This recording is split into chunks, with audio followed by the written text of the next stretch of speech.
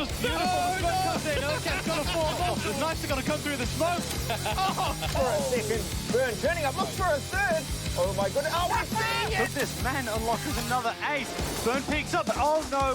Strax, oh, the one tap. Do it. 1v1. Lord, I am absolutely loving this.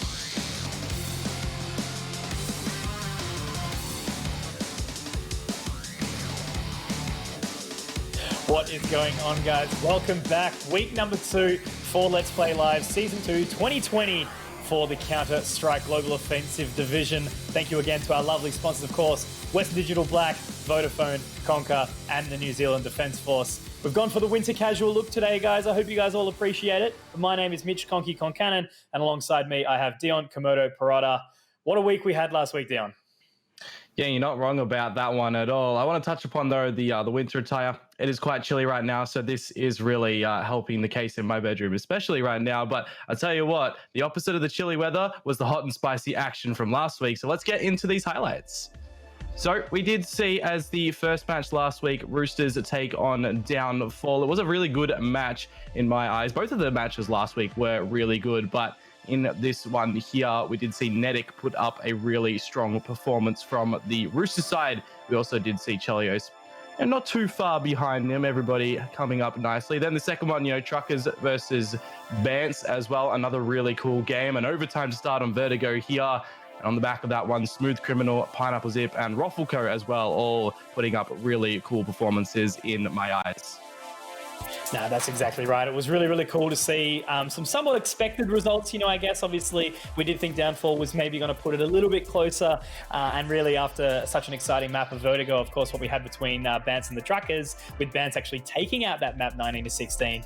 This is what the end of the first week looked like, of course. So Roosters 2-0, and then Truckers will be there as well. So we won't be seeing them till week number 4, obviously going on in that winners bracket. But on the other side, we do have in only 1 week's time Downfall versus Bants going ahead for that elimination knockout round. But we're not focused on that one right now. We are focused on the games at hand, which of course is going to be Paradox versus Control and Mako versus Skyfire. 2 games which I don't really know how close they're going to be quite honest. I guess obviously we'll be able to break that down a little bit later, especially more towards the Mako versus Skyfire discussion. But Paradox versus Control, that could be a very, very interesting game. You've got Paradox tipped a little higher, but then again, you never know what can actually come out from the boys of Control. Yeah, no, 100% in that bit. We've seen a little bit of the roster shakeups between these guys as well. Recently, I say more to the side of Paradox for everyone on that roster. So while we do look at these team breakdowns here, we do see Paradox coming in first. It's Ekal, Herbs, Versa, Badonka, and Danger. Now, Shalvesh is the new player into this Paradox roster. And I got to say, we've been watching this guy for quite a while, and I'm really happy that he's in, this team with these guys. And I'm really excited to see what he's going to be able to do tonight. Yeah, for sure. Sharvesh, for me, he's been on my sort of player to watch list back from the, months and months and months where he just absolutely crapped on me using that Krieg. Obviously a little bit nerfed now, but it's good to see he's no longer, or he's not bad, after the nerf, he's back on the AK, which is really, really cool to see. But a great roster. Paradox have been making waves sort of in recent times, and it'll be nice to see whether or not they can continue that dominant fashion. But Control, now that's an interesting team. There's some players that have been, I guess let's just say players came back obviously due to the restrictions that we had at hand, not being able to go outside and do some things. It puts you back into that position where you end up playing a lot more games. So, BZ, Lou, Dreams, all guys like that, Rewind as well. They've been friends for quite some time. They actually used to be the meme team, obviously back in the former days of Cybergamer. They were the team that was CGA for what felt like about 10 seasons. And now here they are in Let's Play Live Pro. So it'll be nice to see if they'll be able to put up some numbers during the season of MDL. They kind of have, but they also have sort of, fallen out as well. So what do you think we're going to be seeing up in the first match tonight? So I've got really keen eyes on TA from that Control roster as well. I've been keeping my eyes on him from the games that I've actually casted of this roster as well. And I've not been disappointed when it comes to TA being able to do the clutch scenarios. But tonight, in terms of this Paradox versus Control matchup, look, I think it's going to be a 2-0 over to Paradox, but it will really depend on what maps are going to be played with these as well. Yeah, that's exactly right. Obviously, we'll much better know, especially when we move into that very, very first map. But look, it's a best of 3. Anything can happen. And I guess it's always one of those things where Paradox, again, I suppose they've had they've got the LAN experience behind them, and they've also had other things to sort of back them up as well. But at the end of the day, if they're not hot, they're really, really cold. So Control might be able to jump through that hoop and take them out. But we're going to be getting right into it now to see exactly what is about to unfold. And unfold it will. We're going straight into Dust 2, which is going to be really interesting. I haven't seen this map since the changes to B doors. So I'm really going to see how the AWP players are going to play in this game, especially. Now, look, Dust 2, obviously very, very important with those factors of the doors. The AWP, super important to bring the rounds to a close. And obviously Ecult, one of the premier AWPers in the region, I guess you could almost say. He hasn't quite put himself up there with the likes of, your Sickos and your APOC duds and stuff like that. But still, fantastic player nonetheless. But now we do settle. Checking out on the utility. Rewind, double flash. And Lou, he's actually going to be the man to open up here, taking down Danger. Yeah, but it will be the silent round still, kind of just floating around mid for Paradox, seeing if they want to go up towards short A or extend out through mid. They currently do have lower tunnels secured in their domain, so it will really be down to what Badonka wants to do with this utility. We tend to see those mid-to-B splits come out, but for right now, Lou, another pick on to Herbs, not helping the case of Paradox. Falling like flies. Dreams and Lou holding on to that short position. All of a sudden, the bomb is dropped behind the smoke, and Versa, young Riley, left all on his lonesome. Lou, very nicely done to start off with that 3K. Obviously, Rewind still with the kit, and they're actually taking the control of this short as well. I do like the play. They don't have to go too over the top, but it doesn't matter. The kills will come through. Rewind to pick up a first in the round for himself. And Control with a very, very convincing pistol round here on the CT side of Dust 2. Yep, easily done and dusted. Just really clean headshots coming out in the back of it as well. From Lou, 3 on the board. He'll be upgrading straight into that M4, the Scout for BZ, a couple of MP9s as well. And it's actually kind of relaxing to see that Paradox have only done the pistols in this one. No bomb plant, getting that extra money in the previous round. No kills either, really, to extend up that money. So they'll have their AK-47s in the next round, as we do expect. And on the T side of Dust too, you really want to get that first rifle round under your belt.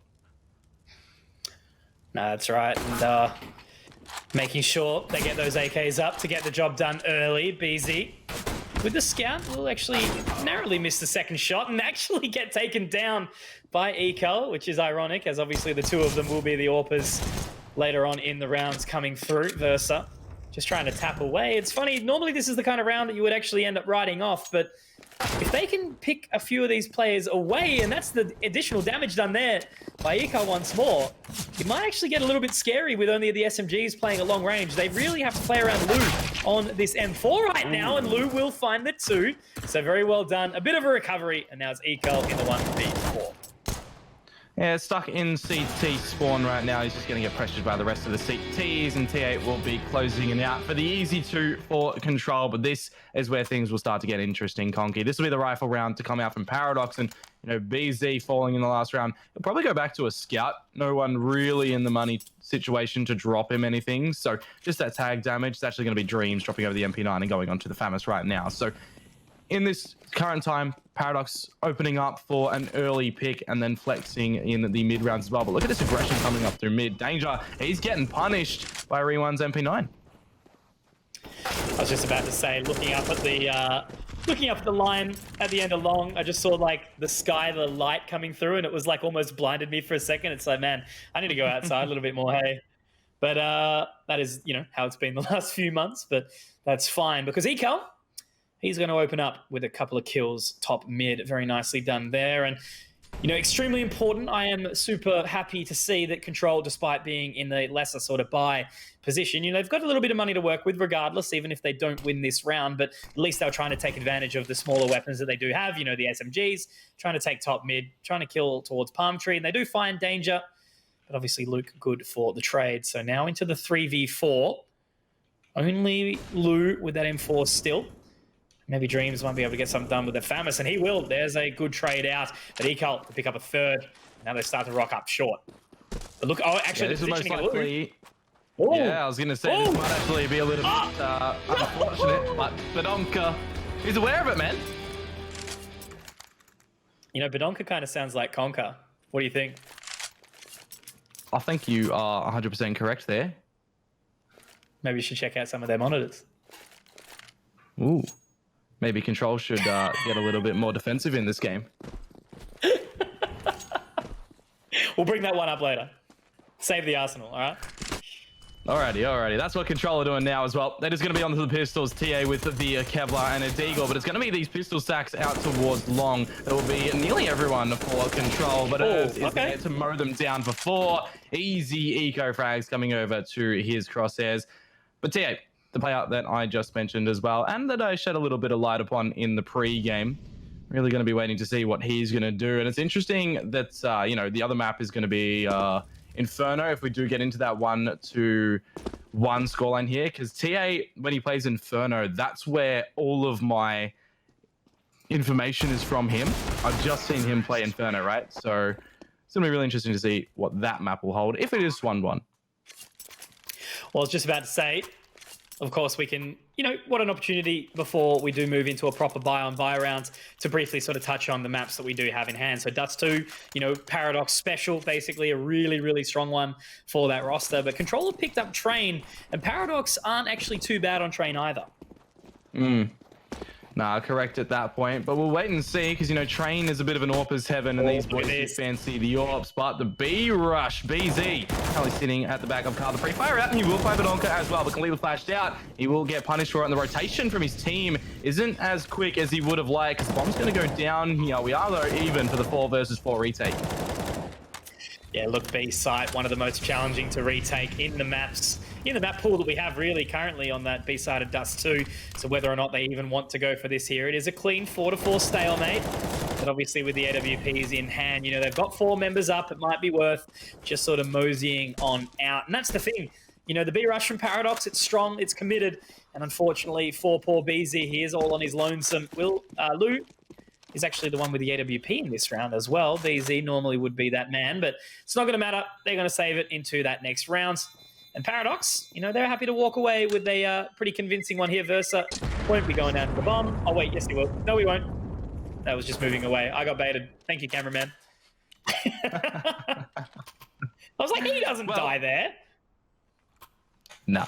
There is a possibility the Paradox do get an AWP out here as well. And as I say that, Badonka is going to be purchasing it and gifting it over to Ekal. So the battle of the boomsticks now. And that's, you know, one of the big things that we love to see on Dust 2. The early shots through mid, we usually see if there is a bit of a landslide, you know, those Dak-Daks coming out too and just trying to spam through. But Lou a bit aggressive through short. Badonka will be punishing him. And that'll be their extension up towards A if they want to go for it.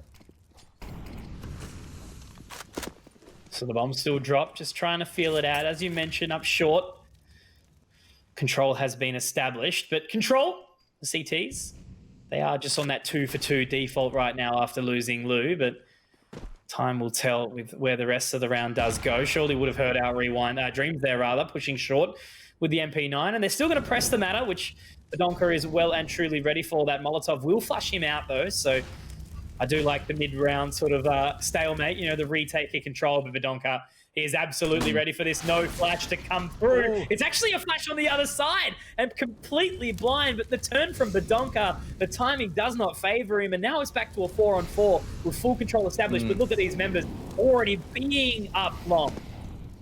Yeah. When Control do release their control of the A site here, we need to find more words for control as well, because, you know, it's one of those words that we associate with Counter-Strike. Control. When Control release their domain around the A site, Paradox just waltz their way up through A, and they control the... No, I've said control again. It's hard. It's difficult, but we'll learn. All right, what do we do? Google, control... what's the thing? Synonyms? That's the one? Yeah. Well, it looks like Control are trying to get a couple of exit frags here as well. They will fall to the bomb at this current radius, but Dreams will find danger. It's not going to be any escape for the remainder of the Paradox boys. We are going to see Versa fall to the explosion. So it's just Ecol surviving over with the AWP into the new round. Paradox, they do importantly gather that round on the T side, and All right, the money situation and control as well. They can shuffle over a couple of these weapons, still come out with a pretty strong buy. Control, noun. Jurisdiction, sway, power, authority, command, dominance. I'm liking these. Mastery. These guys are taking mastery of the B-bomb site. All right. Taking rule, reign. This is why you cast Dion, because you learn. Exactly. Well, speaking of learning, Badonka. Yeah, one thing that I've seen in Counter-Strike, especially when it comes to Dust 2, is when you try to plop that smoke on the little corner of mid doors, you know, the one that kind of gives you the big sound cue and blocks off the vision to short. Yeah. Every time I've spec'd Paradox, I usually miss it, and I'm gonna point a finger at Herbs. It's a tough one to hit, but you know, when you sit in a server, especially the amount of time these guys must have spent on D2. But look, it happens. It does happen. But nonetheless, 4 rounds for Paradox as it stands, 2 in the lead. Now, I guess the map of Dust 2, you know, it is quite versatile. It's very, very difficult to say whether or not it will be T or CT sided, but right now on the CT side, BZ will be able to hold down, dropping Badonka Dreams to find that kill onto Versa as well. So it's a 5-on-3.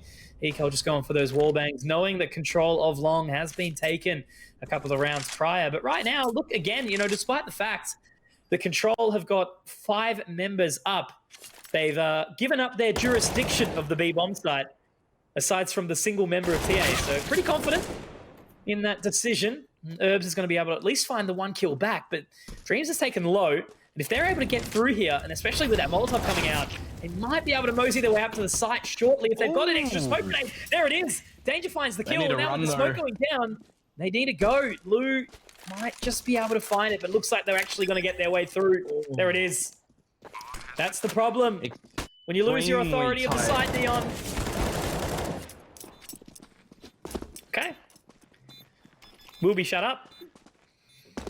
Pretty much. They'll look for those double AWPs you would expect right now to carry them over into the next round as well. But I got to say, Paradox, they did use a lot of that time to try to, you know, gain some momentum in mid, try to recover from the teammates that they did lose in the early battles there as well. So maybe going forward in the rest of this game, they might itch on the side of haste to make sure they've got a little bit of time to set themselves up for an after-plant scenario, because the bomb then only went down with 5 seconds, right? And they had no time to set themselves up to just try and hold off that B bomb site there. There was no utility as well, so they would have had to pick the preferable angles with their dry weaponry. So a bit unfortunate there, but they did have the funds to get some good weaponry into this round. The AKs, the AWP, the Galil, and the timing for Herbs is going to get punished because both of them had their knives and utility out. And Dreams is just 1 millisecond quicker to find the frag.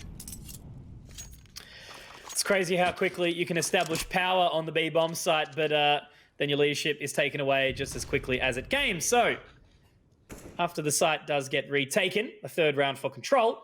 And as we saw just there, of course, the stalemate at Long, aside from that initial kill onto Herbs. It's always the CT side that does get there, I guess, slightly quicker, you know, unless you're just beaming out of the long doors. You can always maybe find that opening pick or the AWP quickly, but it doesn't matter. Smoke grenade over from Loot. But that double AWP, especially with one of them sitting at the back of the site in the hands of BZ on B. They're going to have to defend it once more. Will they be able to lock this down again? Will Paradox be able to overwhelm? The reign of B, it is looking like Control are going to be overthrown here, as the bomb will be planted in the 3 versus 3 scenario. 2 Molotovs for Paradox to play with, although as Eco falls, it is only going to be 1. And now, as I mentioned previously, Paradox, you know, they will have a little bit of time to situate themselves on the site right now. They don't want to be peeking any of these aggressive angles. They don't want to give themselves over a free frag, and Danger, he'll be making things 1 step harder for Versa right now. At least these doors are kind of going in his favor, that he can get lots closer than previously he would have been able to. Line up. There's no! That's a bit unfortunate there. Close, but no cigar. It was funny. Were you watching ANZ last night, the champs? A little bit. No, because I was casting myself last night. Oh, that's right. No, of course. But there was a round where Valiance won. It was a 1v4 with an ace. I didn't even realize at the time. because the 1v3 was so sharp. But that was around just then. I saw the exact same thing where I was like, Valiance wins these. And I was literally in the same mind right there. Like, Versa wins these, dude. And he almost did. Almost did. The flashbang came up, took him a little bit off guard, but now they're going absolutely hard in the paint here out towards B. But TA and BZ going to lock it down with the first couple of kills. And Herbs, he's also taken extremely low. That's the thing. Once you go in with that hard commit onto a B-side rush, it needs to go. And unfortunately, the bomb has been dropped out on the site, and it's going to be very, very hard to regain regain government over the B-bomb site. Yeah, chipping away at the paint to reveal the undercoat here in toward the B side, just making things extremely difficult for Paradox there. Herbs is going to fall, Ecal as well, to Dreams finding a good correlation or connection to.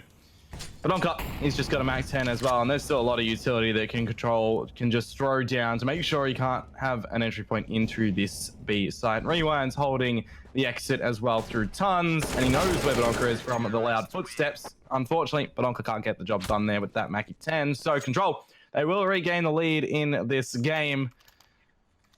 And look at Dreams, actually. He's on 13 frags right now.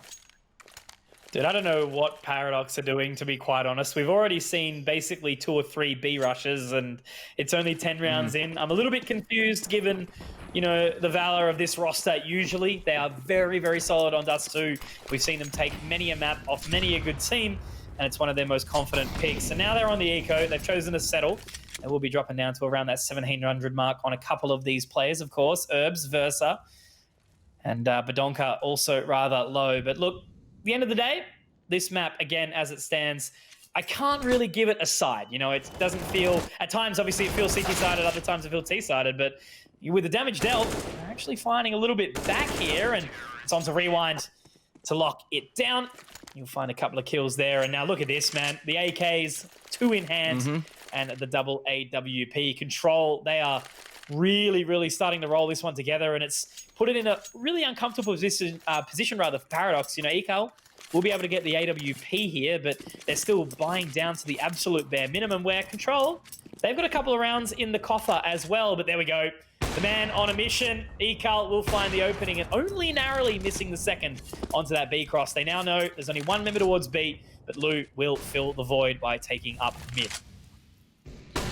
Yeah, the defensive Control has been looking pretty good in this game so far, and pretty, you know, is what we like to see when it comes to Counter-Strike. You just have to be really careful right now for Versa, because if he makes any noise, Rewind might be able to push up if he hears the retreat, but Riley will be locking it down, just making sure that no one will push on through. But Rewind, he will do just that. Versa to decapitate him. Things are starting to come back for Paradox, though. Dreams is in a really interesting position right now, but he catches one. He can't quite get the damage done. BZ needed to hit that shot there as Herbs has ripped his head off on the way out to the site. Versa also finding one as well. So a very, very nice round for Versa, as Paradox will solidify their 5th. So finally, at least able to bring something forward. You know, they were able to live on with all but one there in the round, which means that they do at least chip the economy away from Control. Obviously, we move on into the 12th now. 4 more rounds, or 3 more rather, including this, of course, before... Wait, no, my math, 4. Yeah, that's right. That's the one, including this one. So 1 more round, 1 here, and the economic reset onto Control does come through. So Paradox leave themselves in a pretty decent position to sort of string together a couple of rounds in the remainder of the half. I don't know if I would call that a whiff there from Badonka. Not able to find Dreams. He did put a lot of bullets into the body. But Dreams, you know, 26 HP. There's a couple of AWPs that he could offset that predicament with right now. As Paradox, they start to creep up long. So maybe he's going to have to rely on this utility. The HG grenade could really resolve the issue right now for Control, dropping on down. I'm not sure if Paradox is going to be ready for all of these CTs coming on for the rotation right now, because the bomb hasn't even made itself up to the site. Herbs being flamed down to 54 HP. And look at this. The boost is starting to come up as well. But finally, Paradox is starting to get these picks. And now there's a lot of angles to watch, but a great shot from BZ. The bomb still dropped, still on the ramp, and BZ to find another one. I don't know how this is happening right now. Lou already looking to take that Control up short as well. Man, oh man, if they don't manage to pull this round through, it'll be an absolute blunder for Paradox. Just not looking like themselves, not looking confident. A typical team that, you know, relies on heavy synergy to get the job done, not just off the back of big individual performances, although we do see it from time to time. Now Badonka has to try shoulder this out. I mean, look, the dynamic duo, the Donk and Ekal, they can definitely get this done. And with the flash coming out, Ekal narrowly misses the shot. But still, this is a little bit out of character from what I'm used to seeing these boys pull out. And with 8 seconds, has to try to get the plan. Oh, we're going to see the jump. Oh, he does try to go for it, but it's not quite going to happen. But now Donk, is he going to be able to find the damage? He will find one. Not quite the second, though. Beezy, what a round. People call this man burnt, but certainly not looking at here on Dust 2. No, not by any means right now. You did mention that it was interesting seeing Lou take up that AWP early on, but BZ putting in some great damage to find double digits on that scoreline. He's now sitting in second place in the frag department right now. But, you know, Control, they're one round away from making sure they win out this half. And if you're Paradox, you're kind of getting a little bit sweaty right now as well, because, you know, the T side on Dust 2 can kind of get really even right now in this game. So a brief tack obviously comes in now. And yeah, look, what are we sort of seeing right now? You know, the game is obviously very, very close. You know, we're seeing some big individual numbers put up, of course, by Dreams, Lou, and BZ. Very cool to see because Paradox, you know, again, they're such a good team that are usually solid on this one, but I just haven't seen their full form come out. So hopefully, you know, they've got the rifles back in their hands. Maybe they're going to be able to bring it through in this round. Ekal looking for the opener, won't quite get it. And that's actually 3 that have rotated across onto the B side site. As already Badonka's straight up mid. Yep. And if you look at Control, right, they won the previous round, but they've got a FAMAS and an MP9 to play with right now, and really scarce in the utility department as well. So there was good punishment dealt by Paradox in the previous round. Though, if these rounds do keep alternating, Paradox, they're not going to be happy with the result of this half. You know, they need to at least try and make it 8-7 here to really get the ball rolling and put them in the good situation in their next half. But if it does result in a 9-6 and they find Pistol, they can definitely look formidable to bring it back. But for right now, they are kind of pincering over to this B site, and with Lou on that AWP, he can quickly look over towards the cross as well. Look at this locking down though. BZ swings wide, finding the first. Shavesh will go down. Unfortunately, not exactly having the spiciest game of now, but it's not quite going to matter. Ekal only with the Glock, but he's able to find the kill back. And with a sight locked down once more, Badonka in his prime position, not being where anyone should on a map, whilst his team is on B, but he tries to lock down the flank, and Lou has smelt him out very, very quickly. So once again, we go back into a 2-on-2. This time, Versa and Ekal, are they going to be able to hold this? As the last time we saw Lou on the retake to the B site, he was able to find it. I think it was actually Rewind that was joining him too. So 2v2 being held down. Versa good for the 1. Now Lou trying to flash his way over the doors. He knows Versa is just behind that car, but he doesn't have to peek. He will give away his position, and he will go down, but there's no time. Bomb ticking fast. And whether or not Ekal will be able to survive, he would like to hope so. And there he goes. Very nicely done by Paradox to lock down the B site, but they've lost all but one member. However, the money is at least good enough that they will be able to recover and likely buy into the remainder of the half. Whereas Control, now they've lost some money. Yeah, different story for them. They're going to force up here and then hope that, you know, they get some weaponry, maybe look for a save, or coming into that last round, they'll have a little bit of that extra loss bonus money into their back pockets. And that'll be the aggression being seen up to short for Lou as well. You know, Control, they want to offset this round. They want to get the early opener, but they're going to be denied that by Ekal sitting at Suicide. And Paradox now is just against the lesser pistols. They should be set up nicely to even things up at 7-7, but we have seen pistol rounds like this go to defenders before. Well, the classic, isn't it? Australian Counter-Strike and a counter eco, it just doesn't work out right. And luckily, Rewind will be able to pick up that AWP, a crucial factor. And whilst they do line up for him, Shavesh, the sacrificial lamb. But BZ's actually found one and a second, not quite going to be able to pick up the third. But now Dreams, he's noticed a member here will be Badonka, but Badonka onto the headshot will only drop him down to 3. And a TA into a 1-on-3 situation here. The double orb setup has been secured by Versa and Ekal. Going to be important for them to keep these both in hand. Member on ramp, member in Goose, and of course the member down long to play the long haul. Oh, the timing of Versa. At least Eco will close it out there, and Bononka surviving with 3 HP, of course. But as we say, it's going to be 7-7, and still the money is really in the bin for Control right now. They're at best going to be with a couple of upgraded pistols. Maybe a Scout would be the best weapon as well here coming through for Lou. Famus could be there, and it will be the latter as well. But there's going to be no kits in this round, so if Paradox get a bomb down, it's going to be 30 seconds that they have to get that retake going, because as soon as that 10-second mark hits, there's no time for defuse and start things off in true consistency. Eco starting off with the AW. Oh, not even. Yeah, this round's done. That's it. Very quickly it will be over. Yeah, look, that's basically the half as it is, and Let's Rewind pulls off something unbelievable, and I don't think Eco's going to want it to happen, but he might just give it a little bit of a chance of a possibility, but it doesn't go through in the end. So Herbs to find that final kill in the round. And there we have it. Paradox bringing it through 8-7. A very nice, I'm not going to quite call it a comeback, you know, given the fact that they were able to sort of maintain a couple of rounds here or there, but they definitely did let it slip compared to what I expected the half to go. So they managed to get that very late in the round reset, take down Control to that position where they had to force back into the last 2, and Paradox will close out the half in the lead, 8-7. And now they move on to the CT side where Badonka, the kit, the double flash, whereas Dreams and BZ will be holding onto the utility here for Control.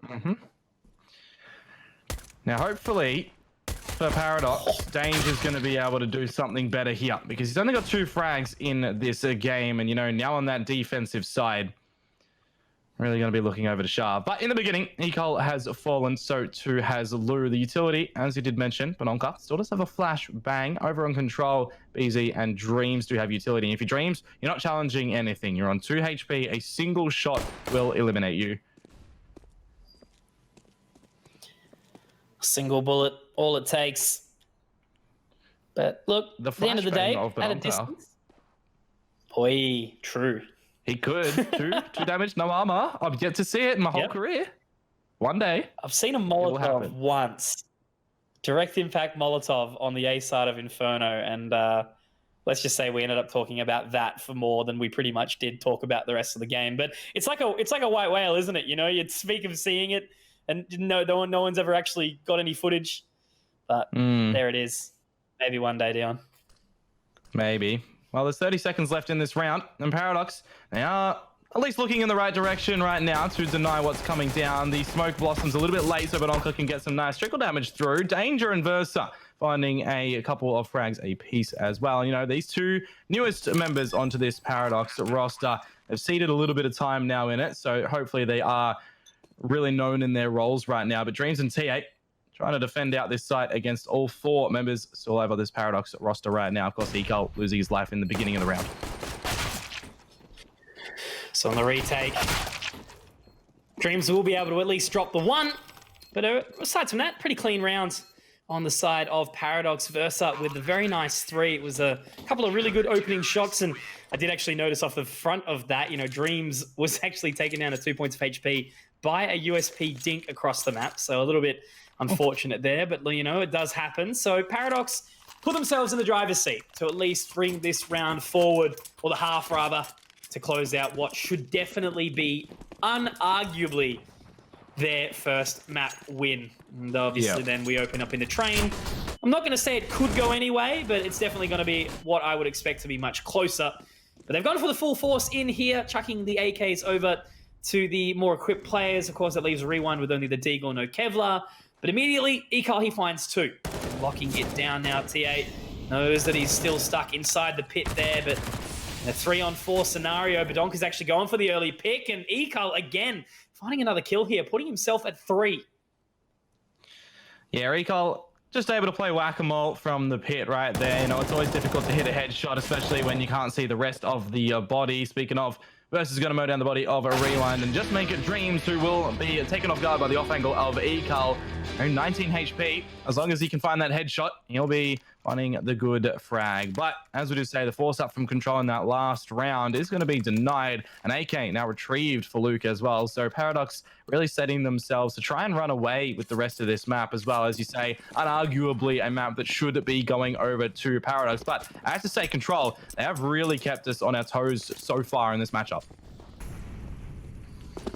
No, they have. Yeah, and look, I guess I'm really excited to see where the rest of this series go. Whether or not we'll make it to Inferno, which, you know, I suppose by that point, you know, if this kind of matchup goes to a third map, you can already sort of go, all right, you know, maybe Control deserve this. Not to say that Paradox don't deserve a 2-1, but getting to that position, it's kind of like, oh, you know, maybe Paradox just aren't playing their finest. And again, that's no disrespect to Control. I guess at the end of the day, whilst they are a lesser experienced team, rather, all these guys, bar TA, have been playing together for, like 5 years or so.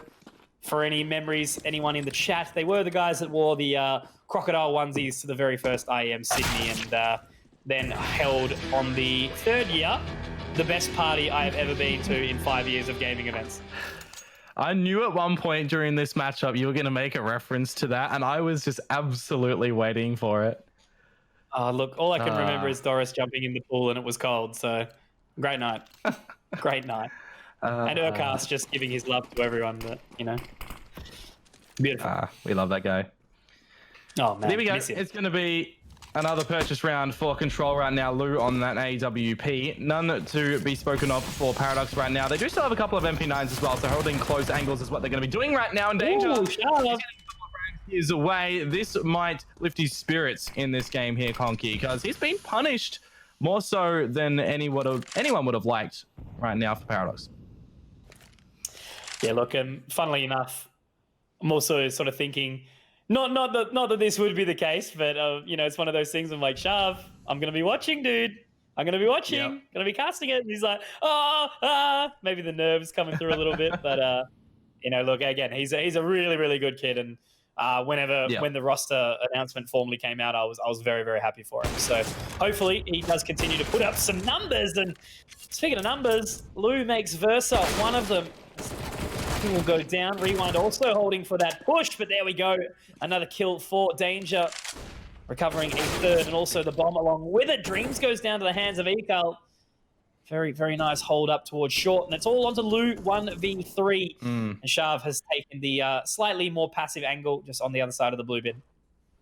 And it doesn't really matter with the HP department of Shav right now as well, because if the AWP does miss, which it doesn't, unfortunately, to a no-scope, you know, that's where the vulnerability does show for Lou, and Shav would have been able to finish it off. But the footsteps they know he is going in towards this A site right now. It's just all going to be about Ekal catching the right timing, and the right timing he will as well headshot for good measure and an upgrade to the AWP. He will take that with open arms. But yeah, money of Control.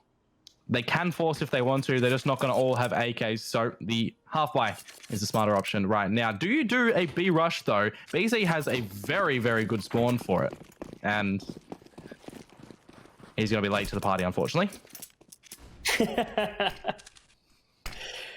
Clearly didn't get the early call, I guess you could have said. If we were on Vodafone, maybe it would have connected a little bit earlier, but we'll have to pass that one on to him later in the broadcast, later on after the broadcast, rather.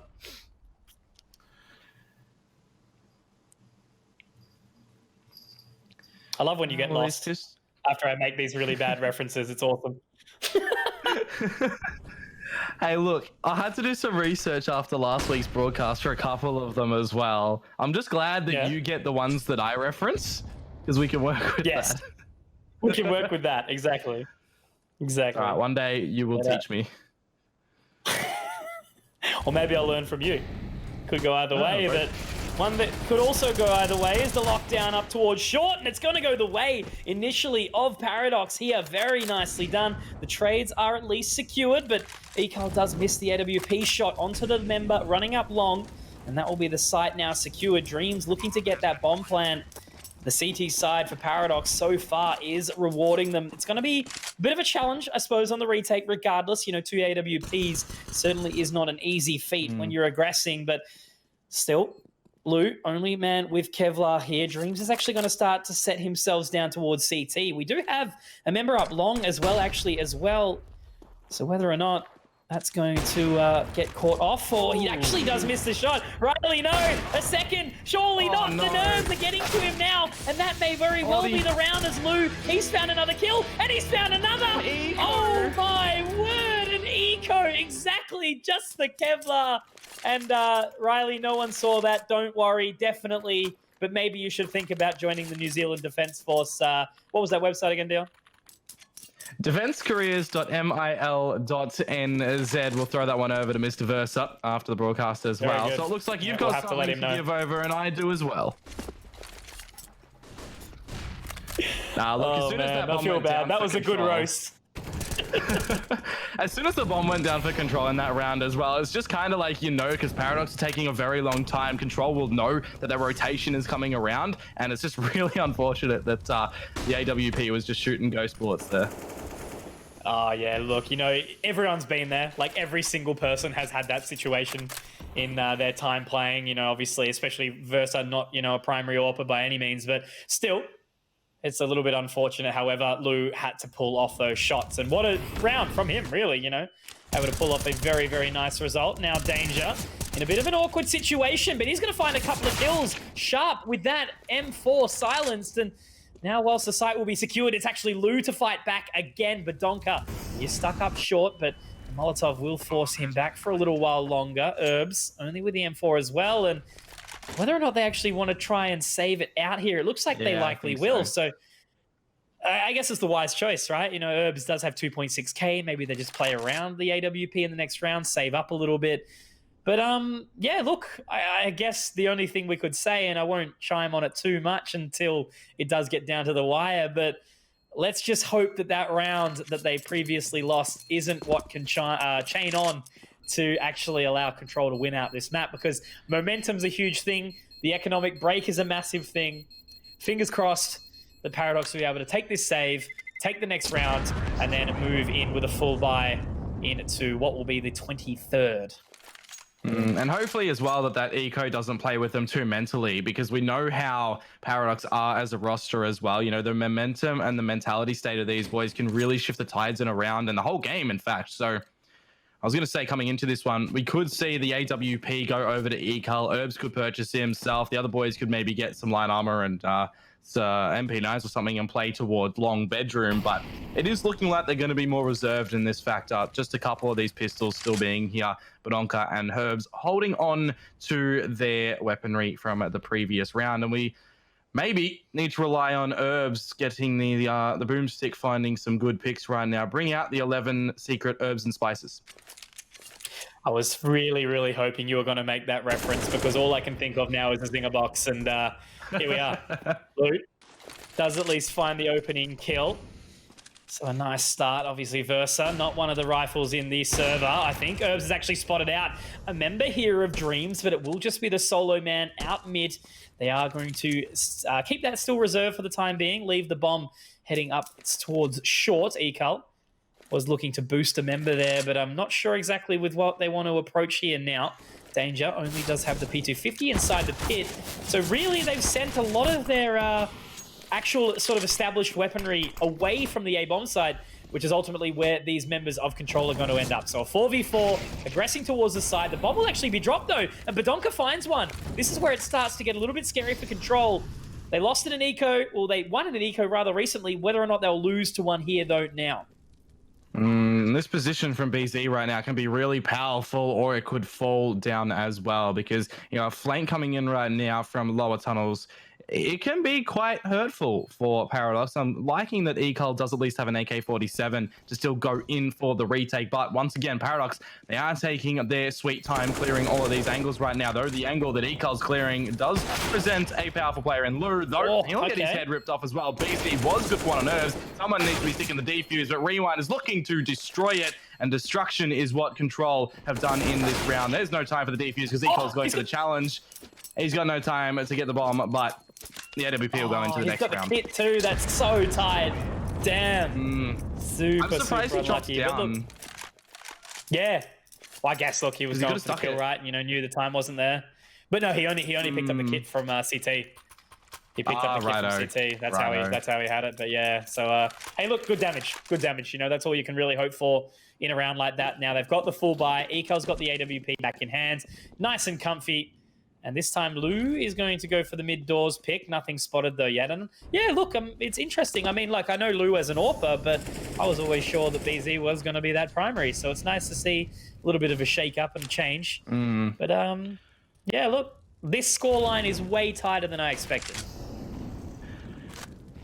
You know, it wouldn't surprise me if they put the AWP in Lou's hand just because he said he's feeling it more than BZ tonight. It may just be that we go on to train and BZ will be the primary AWPer as well, you know, in AWPer's paradise with the double AWP being really hunted upon for, I would say, both teams in the next map as well. Just Paradox, you know, they really want to secure this map as well as Control, right? But if Control do take this, then as you did touch upon earlier on, you really got to give it to them, and you got to maybe expect, you know, if Train goes their way because they picked it, could be a 2-0 for them and a bit of a mischievous night.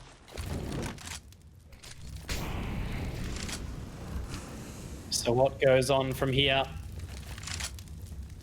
4-on-5, Control in the lead here in the man advantage, and now with that utility going out, we see Ekal facing off, but the Molotov and the flashbang will be able to at least force him back, and man, some missed shots, which just, again, it's not even a criticism, it's more just I'm so not used to seeing it, really.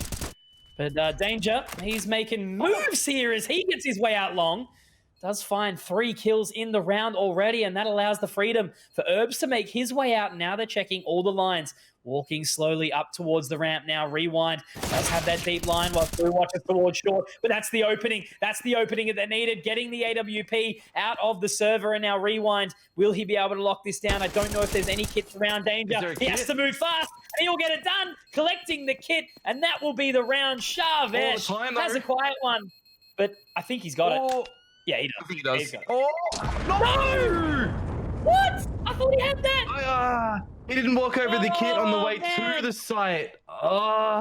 Look, this is just again for Paradox, man. Like the time that they take during the rounds as well, whilst they do find all of the impact, it's just sometimes the time ticks away just that millisecond too long, that 1 second, you know, the scenario where he did be able to pick up the kit there, he could have had the timing to just get on the bomb to defuse it as well, like if you just ran over it, but having to go back there, and then I guess, you know, if he jumped up a different way onto the side, he could have been able to get the defuse. But you got to feel for Paradox, like the amount of times that these unfortunate situations have happened in this game, it is more heavily weighted to Paradox having it happen to them than it is Control right now.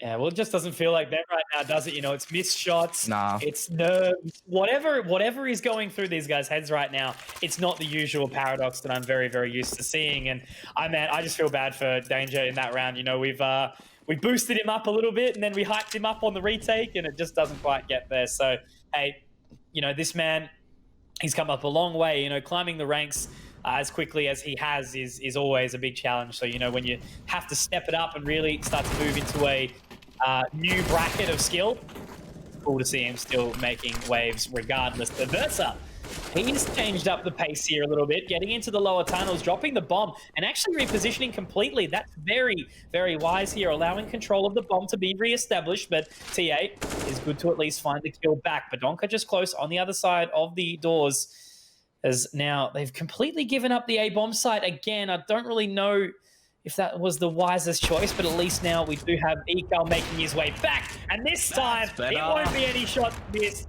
Very nicely done. I mean, I've jinxed it at the end, but look, it's down to a 1-on-4 now.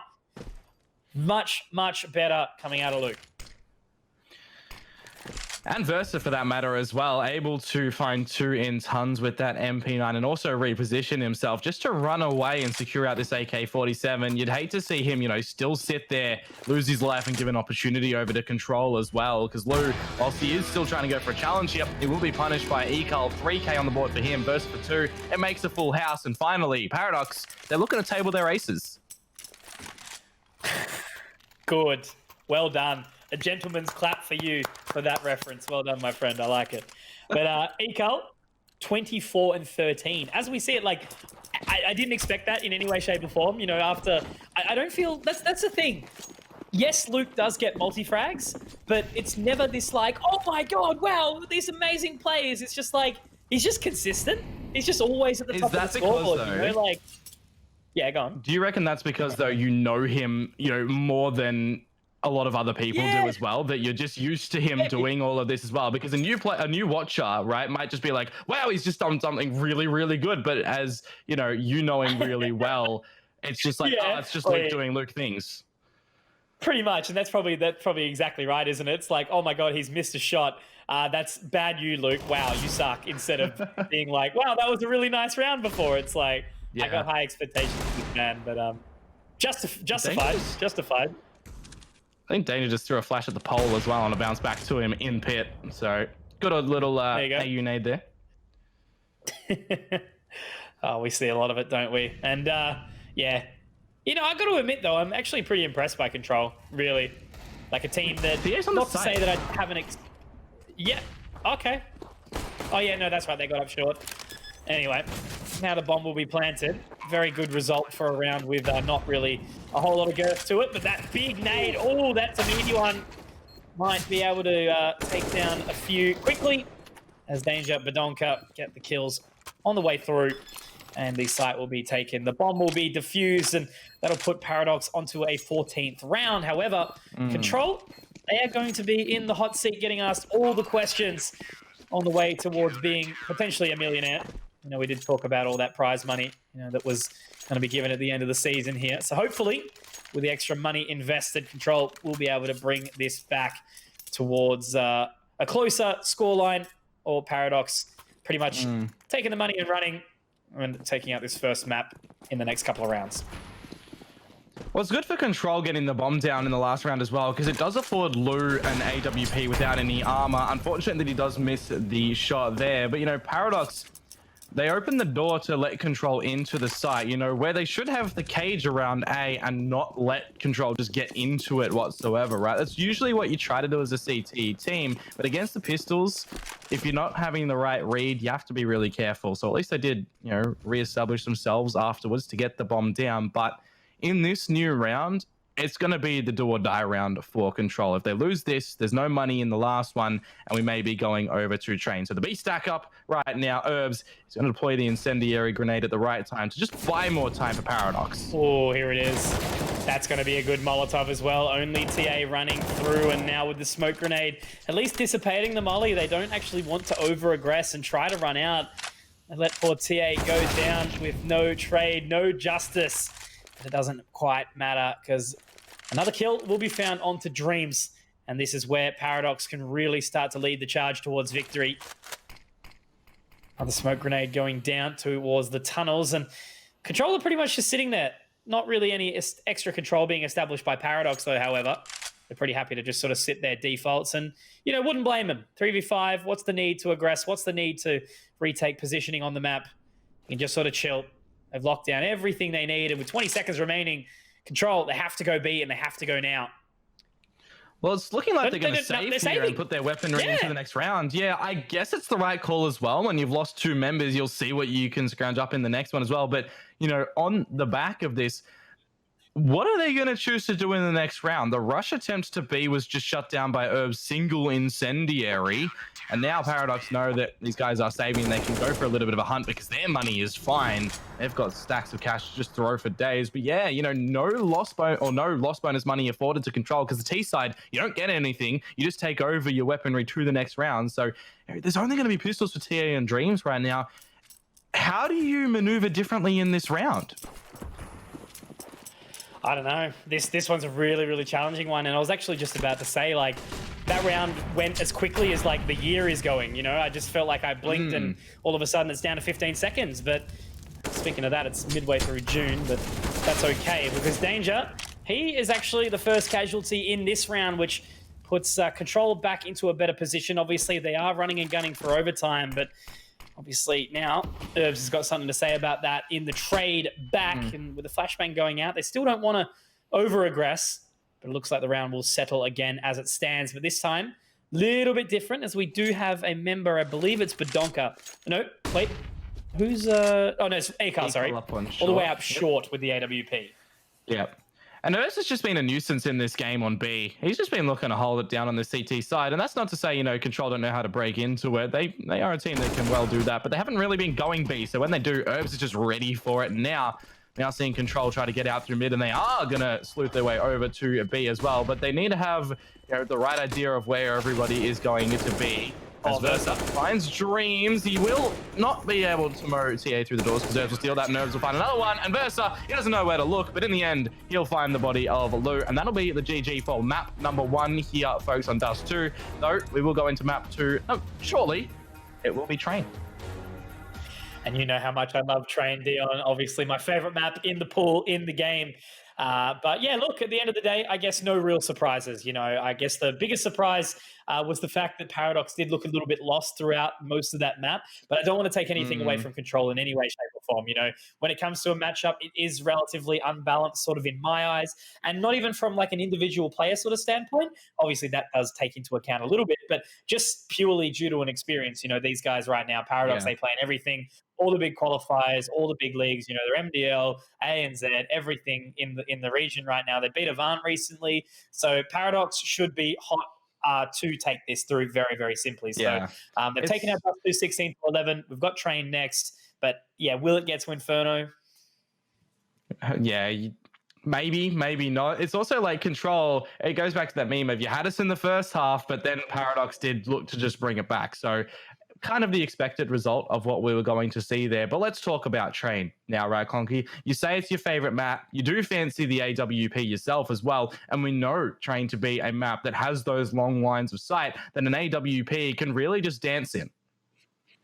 Well, it's just a map that has so much sort of, you know, tact in that regard. But I mean, there's so many ways that you can try and take that out of bomb site and everything like that, that doesn't end up just being a B rush. And that's what I really like about it, I think. You know, the fact is that there is so many different ways that you can sort of make your way towards their site, so many different smoke setups and everything along those lines, that it makes the teams usually think. And obviously a team that doesn't have that sort of, fundamental understanding of the map, they do end up just running down B and obviously getting shut down most of the time. So the AWP, very, very crucial on this map, of course. So the people that we're going to be seeing will be obviously Ecol. He's going to be my man to watch into the next one for sure. And then obviously BZ and Lou, you know, on the other side. So super crucial for them to pick up that double AWP as early as possible. But yeah, whether or not, you know, we actually see much of it this time, obviously now we'll be seeing Paradox actually start on the CT side. So we actually might see this series wrap up much quicker than what the initial map sort of held on Dust 2. Yeah, very possible that will be the case here. You know, Inferno, it's that kind of map that we usually see as the third map as well. It's kind of like, there's a best of 3. It's just going to be Inferno again. We know what we're going to be expecting here. You know, control mid, control through, well, not the team, by the way, control through mid, control through banana, and then it just goes around that. So I don't know. I'm kind of like excited if it will go to Inferno as well between these two teams. But at the end of the day, if it goes to just Train to close it out, it wouldn't be anything out of the ordinary. Yeah, exactly right. That's what we're trying to sort of, you know, work down. But again, you know, obviously it's, you know, Control's first season inside this Premier, you know, division, I suppose, around the sort of stuff are good. They've had some interesting results, you know, with some good wins on MDL. But then again, you know, a lot of one-sided ones in the exact same merit. So there's a lot of shift in that sort of Div 1, Div 2 space within the Australian region right now. And obviously, yeah, Control are sort of a part of that. Whether or not they'll even continue to, you know, move on as players, I'm surprised that BZ is still playing, to be honest. And he can bully me back for that one if I'm wrong there. But yeah, look, I'm super proud of them all for actually putting in the work that they have. But it just has to be sort of, kept quite clear that there's no sort of thoughts of bias here. It's just the Paradox, you know, they are the better team, and really they should be walking away with no less than a 2-0 here. And if it does, as we spoke about, get to that map of Inferno, not to say that they don't deserve to win it, but it will be a little bit surprising and take us back. And it is a map that they can potentially slip over and fall at on Inferno, like we see so many other Australian teams do. So yeah, hopefully for Paradox's sake, Train starts off well on the CT side, get those double AWPs up nice and quickly, and just continue to lock down A and really just force Control out of this series altogether. And don't forget, it is not like they're going to be disappearing from the LPL season, right, as well. It is that double elimination stand, so they will be going down to the lower bracket, and we'll see them later on in the season as well. But we'll have to wait and see who they are going to be playing against. It'll be the loser of our next match later tonight, Mako and Skyfire. But yeah, it's not like they are disappearing, which is really good. Yeah, no, of course. The way that this structure is set, there is always that dual opportunity to make your way through. Going through the lower bracket can be a bit of a challenge, can be a little bit tough. But at the end of the day, it sort of builds you up. You build some strength and don't even have the right word for me right now. It's been such a long day, but you know exactly what I'm trying to get to. Yeah, I know. Regardless of wherever you end up in this one, we've seen so many teams make their way through the lower bracket to actually get to that grand final. So whether or not we'll see that happening again here, but we've got such strong competition this season. Yeah, no, 100% agree with you as well. But I guess if we look at it as an overhaul for tonight, Paradox move forward. Skyfire as well. Maybe Control and Mako play in the next bit. We'll have to wait upon what we see in those games later tonight. But yeah, when it comes down to Train here, Paradox starting off on the CT side, I would say if they allow Control, or not allow Control, but if they are able to find about, your 5-6 rounds, I would really see that Control could send us into Inferno.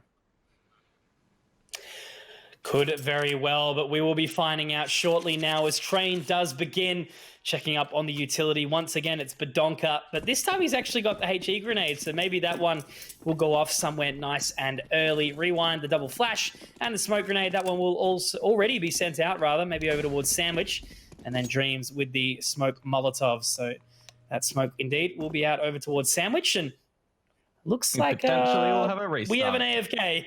Yeah. Riley. I played with this guy once upon a time, a long time ago. And he's the one that's AFK. Oh, look, hey, it happens. Obviously lots of things that are going on. But no, it's fine. Nothing occurred there. Quick restart, straight back into it.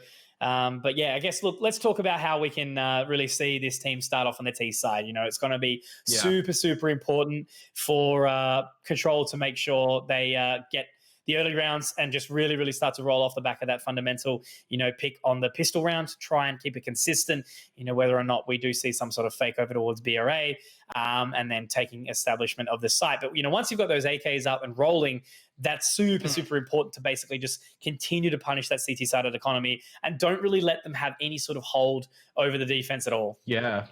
That's one of the biggest things when it comes to Train as well, because if you are keeping on punishing and just finding picks in this map can be really crucial as well to keep them at it. And, to touch upon your point of what we'd like to see in the pistol round, when it comes to the map and Train, I always really fancy just a straight A rush, and especially off the back of one map already here down, Control. If you are just, after this restart right now as well, just going straight into the A side of the get-go, Paradox might feel a little bit loose.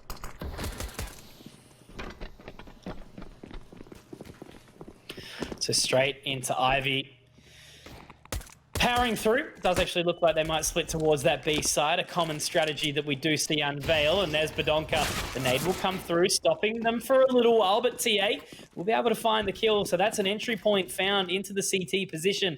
And now the Ts do start to march on in. Danger watching over towards Cloud, just sitting inside the CT connector and Control. They're just going to wait. They're not going to over-aggress at all. And I think they're trying to play off the information that Lou is providing here.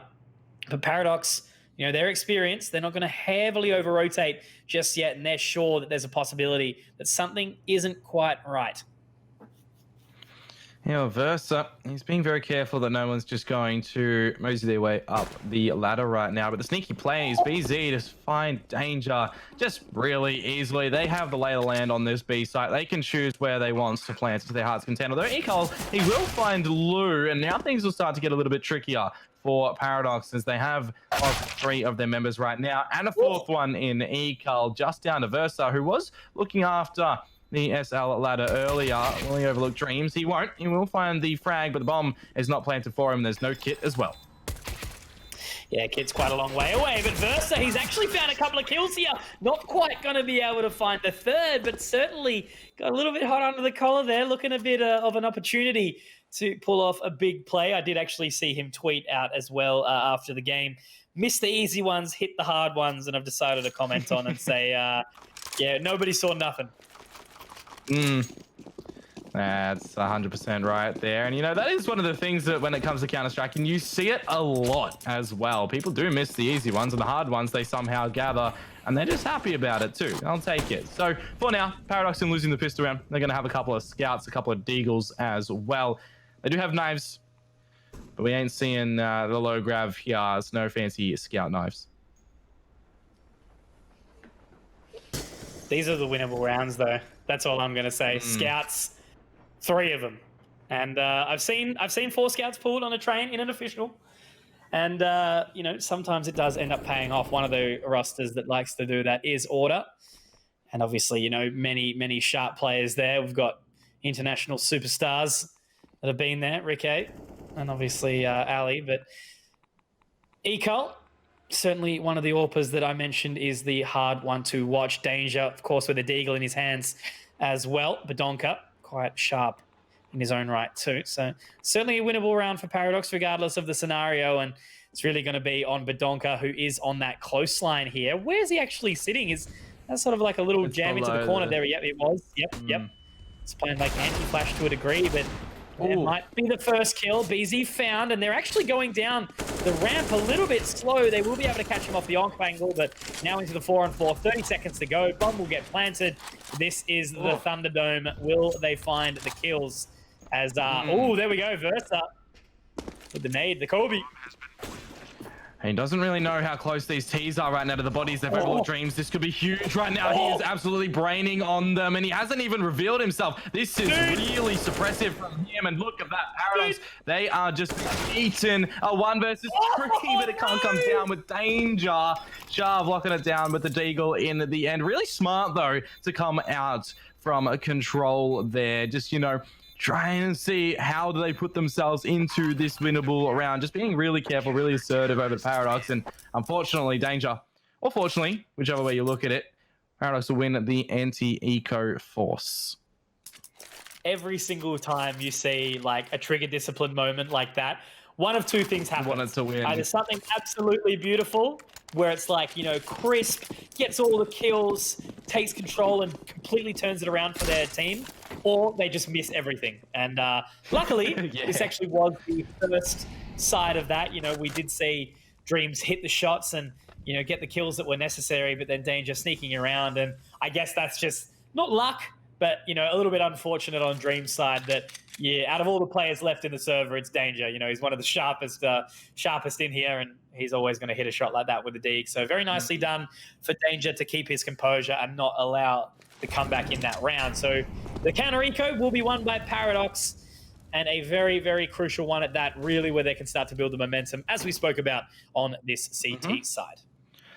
I think it's good for Danger as well mentally for winning that round, because his performance on Dust 2 isn't the Danger that we normally know, right? We know, we love, we see. So really finding the first one here will put him in good stead too. I guess hold off on this side as well, but it's going to be Badonka to find the first frag, realigning himself before the second potentially. He'll be dropping the bomb as well with BZ, getting the trade. That'll be okay because Badonka has done his damage. Now it's going to be on a Paradox, so just make sure that they are watching their backs as well, because they still don't know where all these control players are.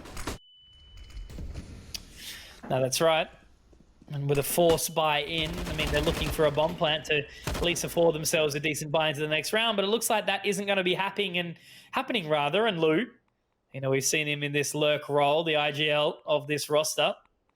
Whether or not he's going to actually be able to, wait, is he? I actually got to think about that. I'm now questioning myself whether or not he would be in that position. Maybe I thought it would be rewind. Yeah, it might be rewind actually, and it doesn't matter. Doesn't matter. We will. Regardless, Lou baiting last alive, dude. Well, sometimes if you do bait and you are the last alive, you can set yourself up for a glorious play and hopefully become the superstar. I guess that's what every baiting player does maybe think in their mind, but I digress. There's still the pistols here for control. They're waiting to get these AK-47s, and I guess you'd say maybe an AWP in the next round as well. Paradox, they'd be maybe contemplating, is there going to be a purchase here? Is there not? Now that the Deagles are just shooting bullets out from BZ, they can probably guess that it is just going to be these pistols, and what positions they do sit themselves in just making sure that they're not opening up to be destroyed by these pistols. Well, they've left themselves in the position, not finding the plant, maybe going a little bit too slow towards B. Badonka, his W key was broken off in that previous round. So Control, unfortunately, not able to buy into this one. They've gone for that save, as you mentioned. So just chilling inside T connector now, waiting patiently if there will be any members facing. But that's what you got to do as the CT side. You got to defend. You got to wait for the Ts to come to you. And that's exactly what we'll be experiencing now. Versa, Danger, opening up with the first couple, and it's clean. TA, the last man standing as the Glock, but Versa will find him. Not a single point of damage expended onto the Paradox side. Control, they will be able to buy now, but they are sitting only on that first round. Always a little bit, discouraging to win the pistol and then lose the force back. But then again, it is Train, the T side, still challenging up there with the map of Nuke on the hardest maps to play on the T side. Yeah, I do agree with you 100% on that point. But if there's any time to get around on a T side, it would be when your opponents are looking semi-weak. And in terms of the weaponry right now, there is these MP9s from Paradox, but look at this from Badonka. He has managed to sneak his way all the way up into the brown holes right now, and if he's allowed to walk on up any further as well, he could potentially do some really large damage, but he's going to opt to fall back just a little bit.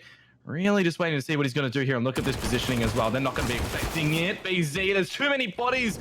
Badonka will do a great amount of damage, but no frags there. Control can still have bodies to play with. These MP9s, man. 7, 8, 10. Already low as anything, but Ecal at least be able to clear house slightly. Danger playing the off angle towards Idiot Wall, which is a little bit ironic at this point in time, as he does chill there with his sort of hands out. But 3 on 4. They haven't spotted him out, nor the member out Olaf either. So very, very split around these members of Control. And now it's going to be on Danger, who actually goes for the push. Could he find the right timing?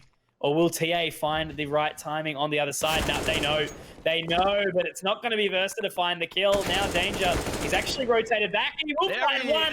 Make that a second Ecal on the other side of the map, but he's put it into a one-on-one. Sharvesh, I'm watching, my friend. I've said you're sharp. Now live up to the mission. They spot each other out, but Dreams has to find this kill. Sharvesh knows that he has to aggress on, and going for that plan now. Goes for the tap, goes for the damage, and Dreams will find it. An awesome clutch there in the 1v1, a 1v2 rather. And Control find it back in a very, very unexpected place. Yeah, those MP9s, they do look to do some damage, but if you don't find 100 HP, a player's still alive, and they can do just that. They can do really good things. Find damage, find the round, more importantly, for Control. And although they do find it, we still do have the good money for Paradox to get this purchase that we now do see. The M4s are here, the double AWPs are present. They got a little bit of utility to work with. The kits are there as well for that 5-second defusal. And now we do see Herbs go into SL. But will he get jiggy with it and look to go up?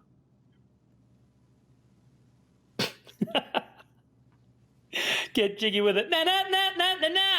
Great tune. He's just missing the Zeus to get the lightning up in here, the electricity. Oh, Theon. Mate, you've gone back to the 80s. You have been doing your research right now. I love it.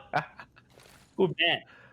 But the double up setup, as we spoke about, Versa. Oh. Got to hit some hard shots, not the easy ones, as he does have the AWP in hand. So Ecal on the other, but it does look like we do see the B site being aggressed towards, and that's a great opening pick there by Ecal. Badonka, here's the footsteps now, the piddle patter of the toes on that site, and Ecal just waiting to see what else will come out. The bomb is being planted, so Badonka, he could swing wide. 1 and 2, gonna make it a third, and that's an awesome play there from the Donk. Lou to find at least one back, but Paradox, they will find their 4th round, and Control getting the bomb plant. Their money will be interesting. Yep, exactly. Not quite in a position where they're going to be able to buy back. And Paradox, despite losing the previous round in a bit of an uncomfortable circumstance, they're able to keep their composure and bring it into the 4th successful round. That's one of those rounds from Badonka that if Paradox are playing at LAN and he's playing with his Trill Beyond, which he should do because it would look awesome, you stand up and you tip it to the crowd, man. I still can't believe they actually got it his HLTV picture as well. It's so Big good. shouts to Razaza for that one, man. I love him. Love his work. Yeah, nah. Badonka. Still sad that I haven't met the man. He's probably one of the few that I haven't actually had the chance to just yet, but hey, maybe if LAN does happen. It's very rare that I meet someone before Conky does. Oh, yeah, it's true, because, yeah, you were there. Oh, man. I believe it was Flames taking the photos last time as well. Yes. Oh, I miss Flames. He's such a good boy. What a lad. Fell asleep in the club in China. I put my jumper on him so he could have a little rest. Don't know how we managed to sleep during that time, but yeah, oh man, I'll show you the photo another time. It's good. It's safe for work. Don't worry, guys. It's appropriate. Okay. No inappropriate here. But Lou, he was looking to do something inappropriate there, as he does manage to pick up a couple of kills, but will be taken down. So obviously, Paradox in those situations when it is an eco round against them, they need to manage to hold on to as many of those rifles as possible, not lose out on basically just a sort of continuing that steamroll, you know, on the economy, investing round after round, not having to invest, too much, you know, establishing the interest in the savings account. And Badonka is the only member below that 2K mark right now. So the double AWP setup still in play. This time Ecol, though, actually towards Ivy. And the run boost, he's seen it. So Lou isn't going to be able to get the jump on Ecol. And the flashbang will actually blind him up instead. But a nice flashback will force Luke off the line. Yeah, you'd love to see a pop flash from Luke's teammate right now as well, just so we can clear this angle. But as that utility does start to meet its way down to Ivy, Luke will reposition himself with Lou also poised on the AWP line. And they will do the 1-to-1 trade. So the extension out into this A site. Herbs is going to be holding SL with Danger, rotating well as well. Sorry, Herbs, he's only found one frag in this game so far. He's probably on the receiving end of many, many bullets. So he's hoping that if someone does go down the ladder, he will be finding it here. Control. We've still got 50 seconds to play with right now, and a little bit of utility. You know, the best part is that when you said Herbs is only on 1 kill, I pressed tab so I can try to see the scoreboard. But yep, we've obviously got the lovely production team, obviously sitting over nice and happily in that beautiful sky tower right now. Shouts to the boys. Shouts to the boys. So in the 4v4, as it stands right now with Ecol down in the rounds. Danger, not quite going to be able to find it here. The M4 Silence not exactly getting the job done. And now it's all on Aversa in this 1v4, but he's all the way over towards that B bomb site. This is basically Paradox forced out of the round. The bomb will be able to be planted, but there's not a whole lot of utility here. Lou does have the smoke grenade, but whether or not he actually wants to try and expend that, he will be sitting, watching that Ivy push. Badonka can start to creep his way out here if he does so choose. Locking it down, but might actually just be a save, as given the money, Paradox will at least be able to buy into the next. So maybe Badonka just trying to find an exit, but he's happy to chill for the time being. And by Versa, you do mean Badonka in this 1v3 here. Yeah, I was going for that. Sorry, I realized as I realized as we got there. Happens. Do not worry. Do not worry. But nah, good for Control to be able to find another round here. I did have a keen eye that BZ sprayed through the smoke in SL to find Herbs. He didn't even see anybody in that round, which is kind of unfortunate. It's those things that are really out of your hands.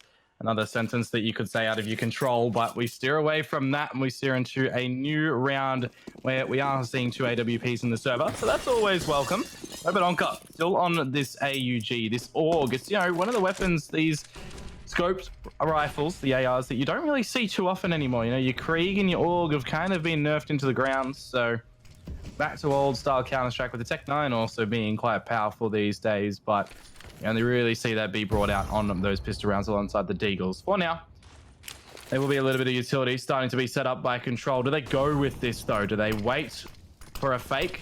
It probably looks like the earlier status there. They're getting out onto the B site now. A site, rather. I'm losing my mind, but it doesn't matter because TA, he's losing his life to Ecal. But now the smoke grenades all over the site. A little bit of control established now by Danger, sitting on the other side of E-Box. And they've taken their time to get out here, but Rewind will be able to find one, make that two. But now Danger, he has given away his position. Lou will be able to find that kill, though. Herbs repositioning, but a great shot from Lou. This is clinical from Control right now. And a little bit of damage back for Badonka. He finds himself in a 1-on-3, but they're low. Look how low they and this are. all of a sudden, becomes a winnable prospect now. He's still... Surely he knows. Surely the call has been made that the members are low. Correct me if I'm wrong, but at the end of a round, you get to see the HP of your opponents. I don't think so. Not in officials. Not in officials, no. Interesting. It would have been really weird. It would have been Would he have tackled that differently if he knew as well? Maybe search for a little bit of utility on the floor. I guess all of his teammates did lose their lives on the side itself, so he would have had to get out there. But yeah, it would have probably allowed him to tackle that a little bit. Yeah, always such a challenge to be like, look, he's low, or, you know, try and save on the next weapon for the next round. But no, look, Badonka does go down, unfortunately. But these have been some really, really nice A-site takes. I say that as Lou unfortunately does miss a shot, and Danger's actually found a kill as well as Herbs. So it is now down to a 3-on-3, but Rewind's been dinked to Badonka. He is about to walk into SL. Oh, surely he goes up here. Oh, the timing. Yeah, of course he does. The bomb, though. Of course Badonka flanks. This is huge. This is actually big. Oh. Oh, if he had a rifle now as well, it could be super... Oh. No. Oh, BL. NT in the chat. If he had a Zeus there, 100% he's got that. Just saying. Sometimes buying a Zeus for $200 on a round is good. But look at this. The AK out to the AWP. They will be happy with that. It was an eco. They get 2 frags. They upgrade to an AWP, which they wouldn't have been able to purchase in the next round. I think you take that. You see 5-5. You see the rounds that Control will be, I guess, happy with at the switch of the half. So we'll really be onto Paradox, trying to see what they can do in the coming stages of this map. Or rather, half. Wait.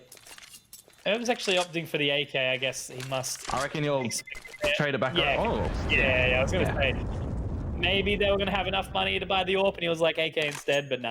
They're gonna go for the AWP. Yeah, Ecol's got that now, so he's in.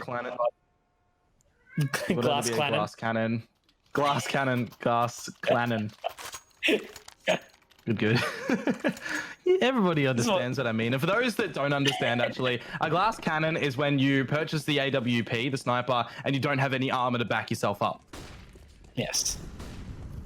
That is actually the one thing I forget. I mean, we usually go into these games sometimes, like, you know, casting to a certain audience that really knows everything about what's going on. But yeah, it's always interesting to look at the game from a completely different perspective and on someone who is much, much newer. But, you know, that's a talent, and we work on it. We learn, we experienced, and something that Danger's learning is that the AK is pretty good. So he will go down. Herbs does actually manage to find the trade and looking to find a second as well, but Dreams has shouldered him out very, very well, and that's going to be Beezy to find the kill. And now it's on to Badonka in a 1v4 again, and he's probably sitting there going, man, why are my teammates at A so bad? Why are they all dead again? Well, that's the sort of thing as well, because, you know, he keeps pushing up through B as well, and Controller's starting to realize that by looking at the rounds, they're either going really slow up at B, just trying to make sure that if he does push, they find him, or they're extending out through Ivy. And in this round, it was that extension out through Ivy, when they do find 2 of those really early picks, and then everyone just crunches onto the side. Herbs is stuck in this tricky situation where he's on the side, he's revealed himself by finding a pick, and he's got 4 people around him just hunting to find him as well. So a really good round going over to Control. Badonka just trying to save this M4 into the next one, where his team will most likely be on an eco. The utility timing for Dreams, but he's seen him, but Badonka's none of the wiser. So that'll be everyone on Paradox losing their lives in the round. Only TA, who will be gifted a weapon in this new one. But more importantly, Control to take the lead once again. Yeah, look, man, I'm impressed. Control you know, they've been putting some serious work in right now, and it's not even at the discredit of Paradox in any way, shape, or form. You know, Paradox, they're just getting overwhelmed. They aren't, I'd guess, playing any worse than I'd expect or anything like that. Control, they're just getting out onto the A site time and time again. They're making measures. They're expecting the right sort of, you know, positions, and they're clearing out what they need to. So very, very nicely done, because 6 rounds on the T side of Train is already good, especially with 3 more to go, and obviously likely another round that can be found here off the back of this eco. You know what I just thought as well? I looked at Paradox's purchase and I saw all these pistols and I'm like, what are they doing? It's last round. But then I remembered this is Counter-Strike. It was funny. I was going to tweet it out earlier. Like, I saw in your Discord, it was like you were talking about, oh, yeah, tonight, you know, LPL again. And it's like Discord Komodo playing Valorant. Luke. Oh, yeah. I played a game when I got home. I won, by the way. CS still the superior game, in my opinion. Oh, yeah. But I do agree. But, CS hey, pugs, it's really fun. Idiots right now? Yes. CS pugs, big suck right now. Herbs is in the tricky scenario of what to do right now. The CZ75 can chuck out a couple of bullets. It is an auto pistol, but it really needs to find the good positioning, needs the early information, and he has heard Dreams going into team main, but Dreams is just going to hold the angle, jumping up on top of the pallet behind the boxes as well. He'll just look to lock down the angle. The AWP is going to be scoped in as well, so I think they know that Herbs might be here. I think they may have heard him run up in the kitchen, the white halls, the showers, an area around that. Just again, man, obviously only the eco here, but how many times do we see just these teams having to save? I mean, luckily this time Herbs will find a couple and will be rewarded with an AWP unless 3-1 can swing. But that's the Herbs we know. That is the Herbs we know. Tight line, looking fine, as he will find the kill. So the AWP over to the hands of Ekal, whether or not Versa wants to pick up the second or if he'll go for the rifle. And they actually neglect the option to pick up that double AWP. They will indeed go for the 4 M4s to support it. So single M4A1S for Danger. And I guess if you're not feeling the AWPs either, you probably shouldn't be getting up too, because if you're not finding the picks with it, this happens. Lou is just sharper on the AWP, and it's been looking like that this whole series. There's his third, there's his fourth. He could be on for the ace right now. BZ's not the primary AWP for Conky. It's Lou now. Look, it's Lou now. Friendship ended with BZ. Lou is now my best friend. Oh, no. Oh. Dude, that's unfortunate. But Lou, man. Yeah, that was sharp. He just ran out there and shot. Yep. I don't think he missed a single shot either. I think he 100% accuracy that round. I hit my W key, brr. Running out team main. But look, you gotta have the gusto and the cojones to do it, right? You know, making the play out. It's always when you're going up against a team like Paradox, you know, they're not going to get caught off by what, you know, the much less experienced teams would. So right now, Control just establishing their dominance, as per the similar words I've got on my Google just next to me. Don't tell anyone, all right? But yeah, look, right now they've just been getting walked all over right now. Paradox, they haven't really been able to lock down a whole lot, constantly losing down this ace site. And I don't really know what to put. I mean, look, it's even critical of me to be able to say, like, I haven't seen them take Ivy, short ladder, you know, T-Con even, but that's not things that you would normally need to take. You know, usually the A site is a little bit more passive, maybe taking control of like upper B, but we've seen Badonka do that, and still all of a sudden he's retaking these site completely by himself and sort of sitting around going, what is going on towards A? I think Control were a little bit gobsmacked at that previous round as well, because it is just them putting a little pause in to let things simmer down. But as we do see the bubbles dissipate, we do see Ekal now find a headshot onto Lou. So a little bit of late punishment. But they only do have the Deagles to back up this AWP right now as well. So they really need to make sure they are finding these picks if they really want to be contested in this round. And there is a second one from Ekal, completely blinded at that position too. So on the back of the scoreline now, Conky, it's 8-5. Control win out this half no matter what. Do they get double digits? If they do, it's going to be a very, very challenging comeback for Paradox. And look, I mean, at the end of the day, this was Control's map pick, you know, and they're showing it right now. They're looking really, really good. They're super confident in their own skin. And off the back of this, you know, the only reason we're seeing the round go so well is because Ekal going massive here, just as Lou did in the previous round. He's going, hey, man, I seen you do this thing. I'm going to do the exact same thing back. And that's Ekal with 4. Anything you can do, I can do better. There is the ace. There it is. Anything I do, I can do better. Very well done. Double digits. You've seen Demon Slayer, right? Yeah. You know, in Osuke, when he like finds out that Tanjiro's just like doing all these cool things and he's getting hell sad about it. That's Lou in this round because Ekal's gone for the 5K as opposed to the 4. Yeah. I can't believe I just made an anime reference on stream. All right, guys, I'm gonna go. I was about to say that as well. Yes. Ekal's looking to open up again, and the bit of utility isn't working for Control right now, though they will just cut through the timing there. Herbs. Now looking to push out through A as well. I think we still have lost Conky, by the way, everybody, so he'll probably be back a little bit later. I couldn't leave my boy like that. Jesus. Come on, man. Couldn't leave the boy behind. I was trying to think of a back like a back reference as well, but it's been so long since I've seen it that I just couldn't.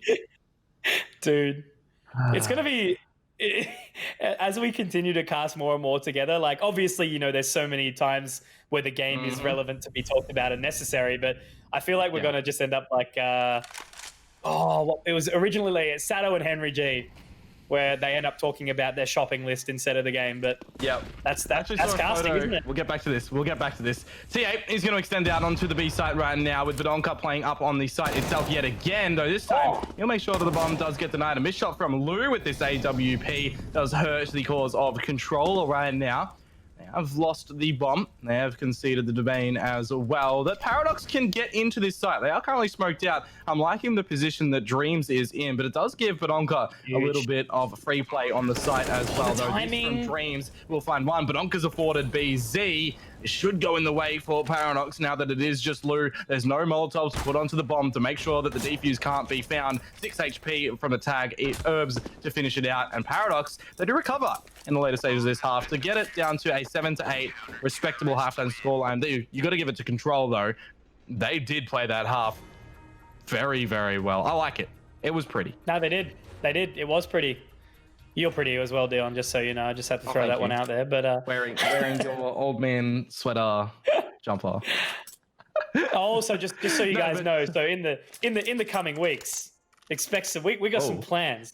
We got some outfit plans, don't we?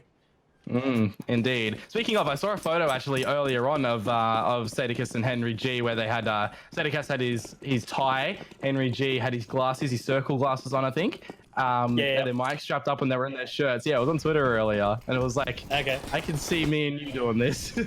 Oh mate, look, just like that photo of the Step Brothers. But anyway, we'll get onto that another time because that may very well be recreated. But something that's being created right now is carnage on that A bomb side. As unfortunately, it's all left onto Herbs and Ekal, and now the position behind the Spools. TA, he's won the round. There it is. Yep.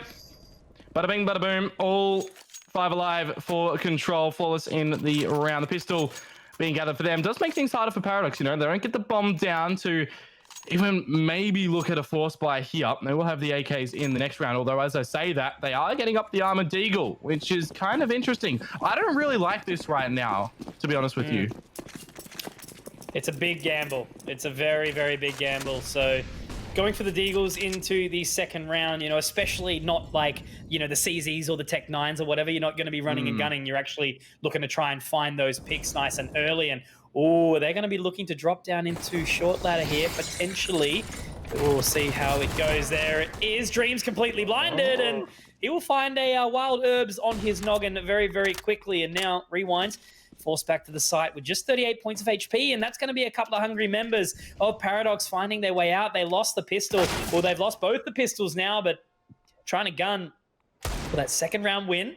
Herbs, that's a second shot in the round. Very nicely done. He does have the MP9 as well, but now they can just settle. They got a minute left on the clock, and they're just going to wait for Control to play into their hands.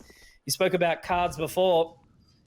Have to see how the rest of the round plays out. We also spoke about gambling, which you definitely should not do in Australian CS, unless you want to lose your money. The round that this has gone through right now is kind of like you get yourself a blackjack, and then you're just trying to see, you know, the dealer's got out that 10. You're just hoping they don't flop over that ace, and it's like pull it straight in their hand. That's how I feel this round is going right now. You've pulled a 20 and you got big money down, and then the dealer just like pulls a 21 out of a 6 or something like that. It's like, man, you can't be doing that. But look at this, the creep up from the site. They're none the wiser right now. They turn around and they are caught off guard. Get the good spray, the max 10, but he can't quite find more bullets onto Rewind. So Control, they will be the first to find double digits in this matchup. But hey, if they didn't do the force up there, they would have technically had the AK-47s right now. Gamble, unfortunately, not paid off.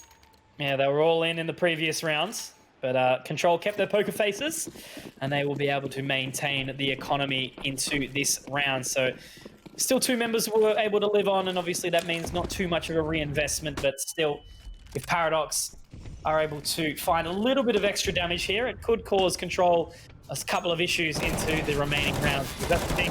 If you keep the CT side economy honest, it is a very, very big challenge. But look at this damage. Already expended Lou. He's been taken down very, very low. And this is exactly what I was speaking about. Conker only has a Glock. Cream's going to take him down.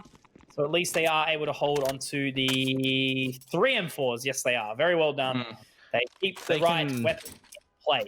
I was going to say, they can get an AWP in this round as well, and TA is going to purchase it up and drop it over to Lou, as well as BZ, finding his own AWP with Kevlar to back it up and a bit of utility. So they're the only team that's going to have the AWPs right now in this round. We stack it up over to Paradox, and they've got these 5 AK-47s. So finally, they are in for their purchase round, though they haven't been able to show us anything yet here on this T side. You know, they've not had the time to set up for a take on towards one of these sites. And from the get-go, Lou's going to find Badonka. That's more importantly a body down, but also a lot of utility. And now that Luke has fallen too, it's the same thing. Control are really establishing themselves on this CT side. Like, you love to see it, basically, you know? Teams actually that were not unexpected, unexpected a little bit to, you know, make a scratch on this series, and they're 4 rounds ahead. And I guess it's just in general another sort of bit of extra sort of happiness that these teams are actually winning their own map picks. Well, it's like the story that we saw the other week with Avant and Paradox, right? You would favor Avant to win that matchup, and Paradox won it. So it's kind of the same feeling in this matchup here. Truckers beating Renegades, same thing. Exactly. And that's definitely a team like Control. They don't come into a game being like, oh, we're worse than Paradox, we're going to lose, or we're going to try our hardest. You know, they go, no, we win this game. So we're seeing that right now. I mean, look, I took a map off Paradox too, so pretty easy, to be honest. Just kidding. I gotta stop making that reference. I was gifted my spot. What is it, 0.67 now? I feel like Misfit telling everyone his LAN rating at parties. But anyway. Yeah. I just say my point, whatever it is, 5.4 or something. Yeah, that doesn't get referenced much. But something that will hopefully be referenced is if Herbs is able to pull off this 1v3, but it's not quite going to happen. BZ and Lou, the men on a mission right now, both securing 2 kills in the round with the AWPs. And that's going to be a 12th round here for Control. Ekal could have a AWP brought up for him by Herbs if he wants to forego the helmet, but it might not be exactly the wisest choice. And it looks like they are certainly prospecting the idea, but they're going to chill for a quick minute and ultimately go into the next round with the AKs. There we have it. So 5 rounds behind Control, absolutely leading the charge here. The train has surely left the station. The Paradox are running behind to see if they can bring it back. Yeah, running behind schedule. It's like there's a couple of tracks on the split track and they just don't know which one to take that'll take them to the gold station. But for right now, they will be going out into the site of A, and they're actually opening up very, very nicely. Herbs is down to 2 HP. They can get an early bomb plant down, though BZ is AWP at this angle. He may be good for one. TA's going to find one in the mix. Creeping on through, though, overlooking the position of Helby. He looks up, vertically finding Eagle. 3 versus 3. This could be workable. Yeah, no, most definitely BZ. If he's able to snap down and find Versa, the no-scope to secure it. Now it's back to a 2-on-2. The dynamic duo here, BZ and Lou, both with AWPs in hand, but Badonka creeping out on the other side of the smoke. BZ watching towards back green, but that will be Badonka opening up. The BZ still can live on for a little while longer. It might be wise to try and save the AWP. He did shot out his shoulder there, but it doesn't matter. He is going to run for the hills, take this AWP into the next rounds. But Paradox, they do find their way back slightly. Herbs will ultimately go down to the bomb, but it doesn't matter. They get the rounds. Yeah, Herbs did have low HP there. The thing is, as well, that with Badonka situation against Lou was in the smoke, and he had to redeploy the smoke there. So he gives away that sound cue, he gives away his position, and in his smoke not blossoming early enough, Badonka finds the pick. So it is good to finally see that Paradox are finding these rounds. But look what BZ just did around the site too.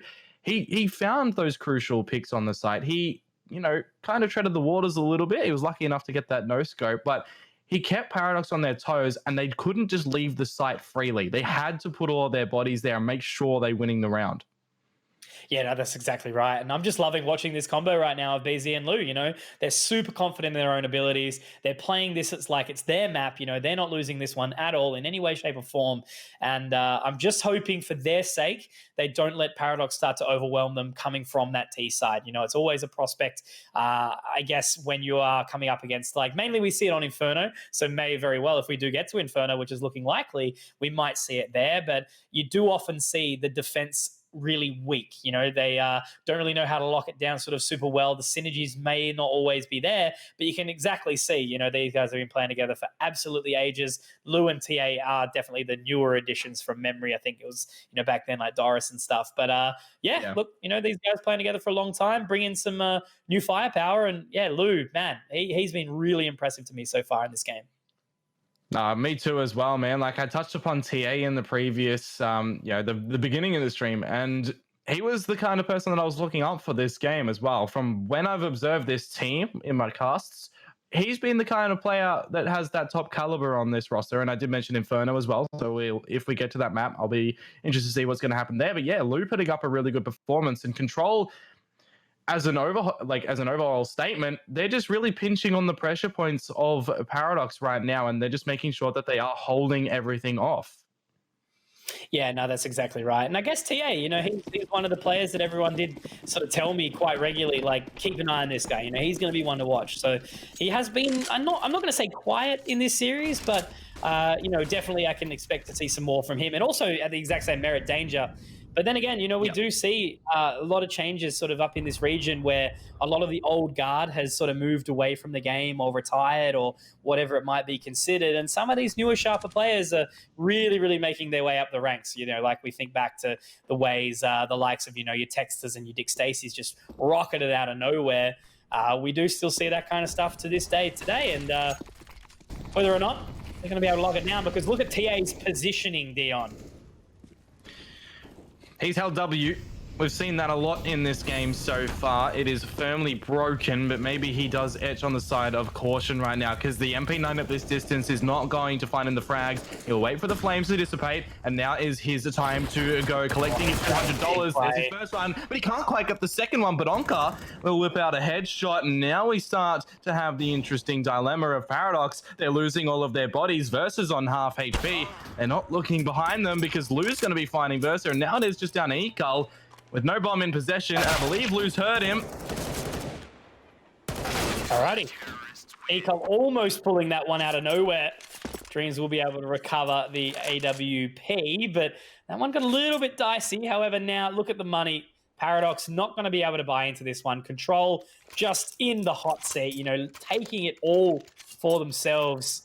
5 rounds ahead, and all they need is the 3 more to bring that to map number 2. 3. Jesus. There we go. I'm not in control. I'm not in control. Get me out.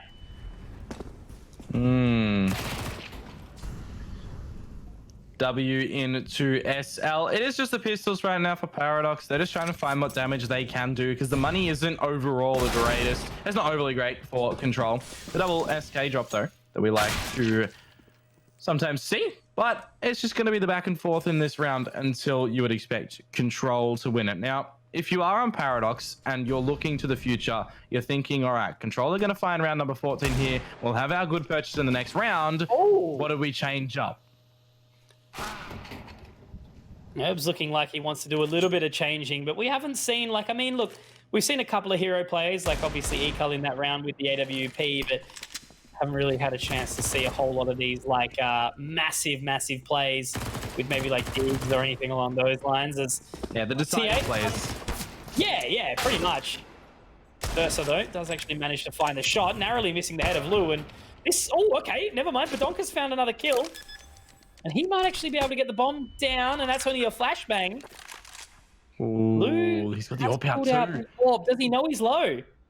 No, What's gonna I don't happen think he does if here. Oh, this could be the timing. It'll have to be a no-scope or the timing, and he will get the timing as well. That's just so unfortunate for Badonka there. He has the right idea to run around with it, or walk around with the MP9, sorry, to try and, you know, not give away his position, but the timing is just on Lou's side there, and would it be for anyone else in this game as well? He's been putting up a stellar performance here. 23 frags in the game. You got Ecol on 22 as well, so they really are carrying the, well, not so much carrying the team on the shoulders, but putting a big dent into that the fragging department there for the team. But yeah, as I said, you're looking to the future now. Controller on 14, Paradox. They have their purchase here. If they lose this, they will have a purchase in the next round, of course, having that full loss bonus money, I believe it to be. But yeah, it's going to be very difficult of a comeback right now. A big challenge. They do have this is not going to be the final opportunity. Obviously, you know, they'll be able to go to OT with the weaponry potentially once Control secure their 15th. But look at this already. Rewind inside team main, feeling it. Control, full confidence going into this map of Train and continuing to roll with it round after rounds. And yeah, not really one moment have I thought, man, Paradox are going to bring this back. You know, it's been the Control show 100% of the way ever since they really sort of, I think they tied it up like 5-5, and then they started to just lead the charge from there. And ever since then, well, remember it's just the been, half as well. It was only one round. Yeah, it was in the end. And even then, it still has just felt like Control have been the leading team the whole way through. So that continues now, and it's Paradox's time to shine. 40 seconds left on the clock. 3 members up on the right side of side in Olaf and Hell. And the Molotov that did do a little tick of damage, but now they need to get their way out of the showers. They have already bathed for the day, and they'll see where they can end up trying to get down onto this A side. Well, that utility is going to go out. They've got no time for recovery either. 20 seconds. They know that they have to go B, and TA is going to be poised and ready for it. He hears all the footsteps. The rotations will come over, but that's going to be a long rotation from his teammates on A. So they've bit the bullets, the players that were at this B site. And now with the bomb going down, Control, they know how many rounds they have to play with as well. They see what weaponry they have. They know that it's going to be quite difficult going into this retake. They're just going to take it off, and they're going to take this weaponry into the next one.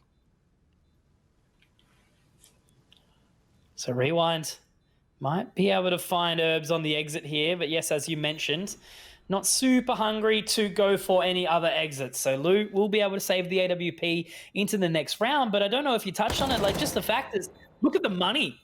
Regardless of the save, they've just got nothing to work with, and Paradox, you know, haven't even really shown any sort of real aggressive force towards it or anything like that to stop it. So that's just the current state of that stinky side of the economy. I mean, you get the advantage on maps like this, but when you start to go on maps like, you know, Mirage and other ones like that that have a bit more of an open T versus CT side, just it almost feels like you're punished for being on the CT side. Yeah, nah, I agree with you there. But at least for the CTs in this instance, they still do have 5 rounds of cushioning. So if something does go the way of Paradox, they can still have, you know, the big opportunities to look to bring it back, right? It's 2 rounds that they need to throw it into map number 3. 1 to at least solidify overtime. So that's what they'll be at least hunting for first. It'll be 1 round after the other. So a good opening pick there by Herbs. This is where these kind of things could make it a little bit scary. Pushing into Team Main, going with that confidence that was previously had. Dreams will give away his position, but not going to be found just yet. So the Molotov goes down from Burster. Nobody home to get tagged up by it, though, as it does look like, once again, Paradox are going to slowly make their way towards B, but I like the position here from TA. Might only be able to get away with one, but all he can really hope for is potentially to drop the bomb. And the bomb is at the start. TA, he could find this kill here, but oh my word, Ninja Pig. That's not even a no-scope. Yeah, Ninja Pig bloody COD 4. I'm seeing it all over again. Well, this is a really strong round coming through from Paradox now, and BZ will be the last to fall on the retreat. So really well executed from them to just, you know, I guess catch control off guard there. And just so everyone knows, Ninja Pig was Ecol's old COD alias, so that's where I was making that extremely bad reference. But the COD quickscopes, you love to see Conky, by the way. I changed. Oh, what did I changed it to something really bad at one point in time. I think I changed it to like, I was trying to be like, nah, Conky's really stale. That's really edgy. And then I think I tried.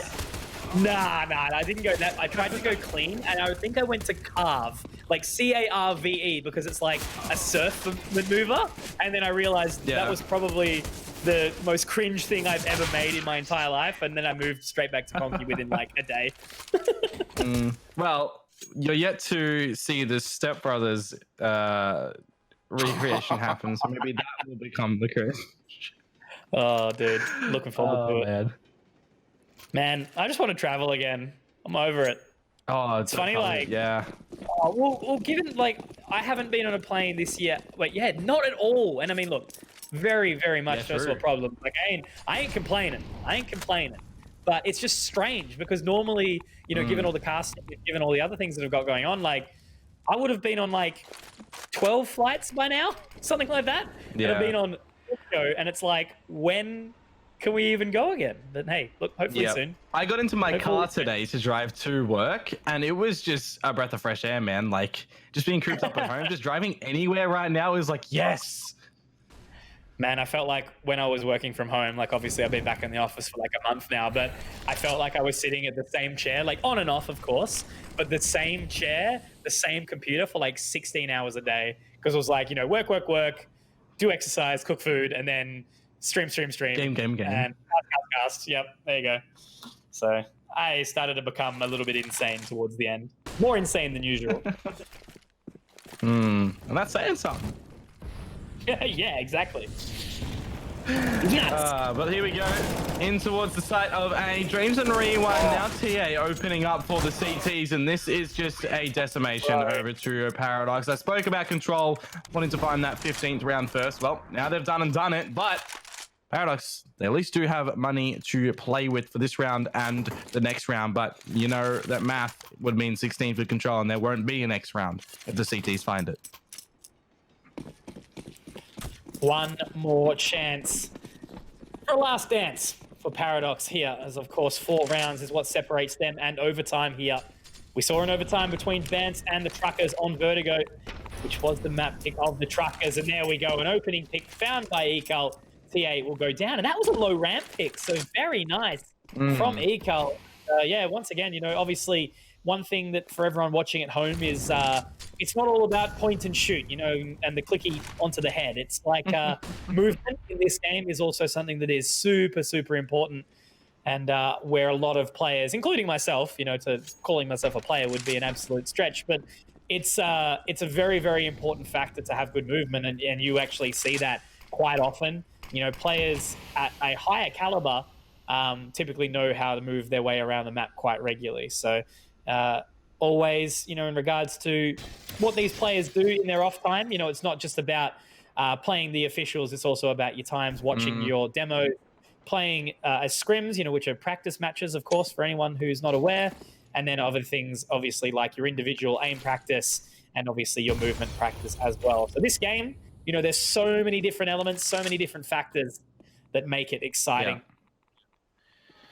Well, We may be on the edge of our seats in a moment if it comes to it. Control are one member down in TA, but they got all the information that the bomb is in SL, and Danger's going to get flashed as well. Dream's trying to line them up. He's going to be punished for it, but Onkel finding that frag, of course, and now Rewind trying to see what he can do, but no smoke to fade away the flames. The bomb will go down here, and Paradox, and now need to try and hold it off. The money situation, though, for Control, they are just going to head for the hills and save this weaponry. And I also want to follow along from the point that you were just saying as well on the movement side of things. In Counter-Strike, you know, if you're moving while shooting, it is very inaccurate. It's the movement, the bullet inaccuracy and all that. Same as an AWP, you know, the randomness of where that bullet is going to go in a no-scope, and whilst quickly scoping in as well, can go anywhere. So when you do see no-scopes happen at a semi-decent distance, it is a big wow factor, because you usually say, all right, that probably shouldn't have happened.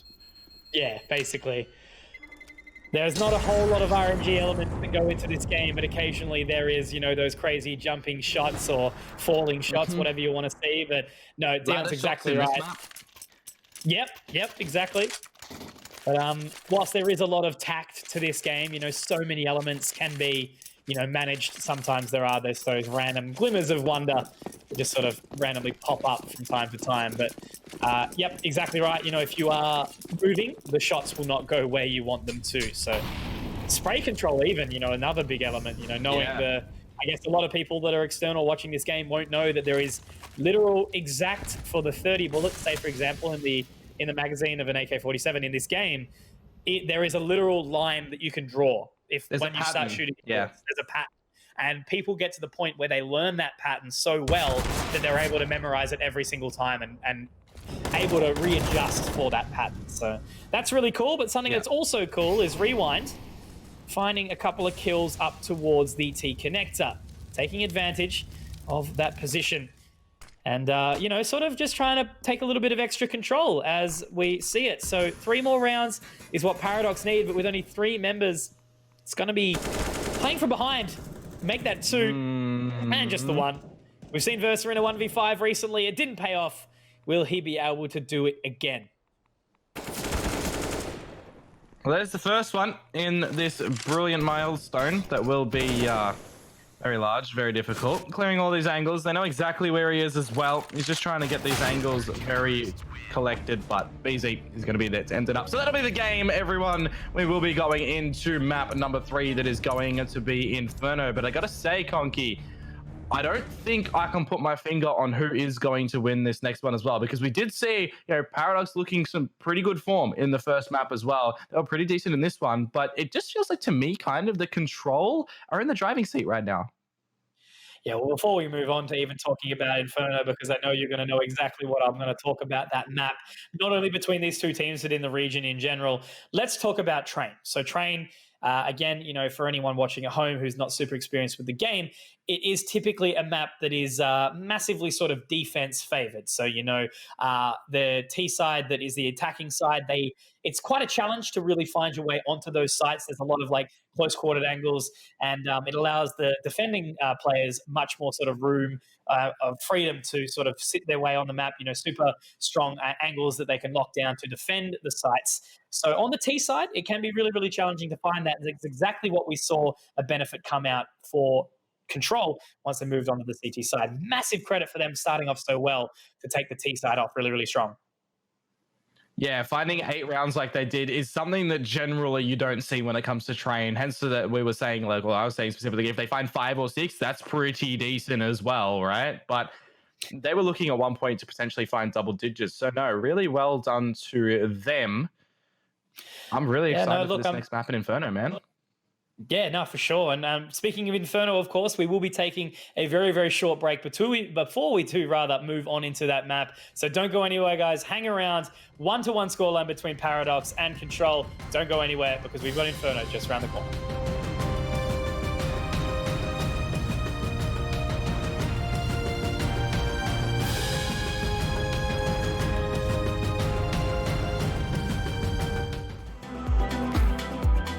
Welcome back, guys. We are here, LPL Let's Play Live, Season 2, 2020. And we are watching right now Paradox versus Control going in to map number 3, which will be, of course, Inferno. Now, Dion, obviously, we've touched on how the previous 2 maps have gone, which obviously was Dust 2. Paradox managed to take that one out.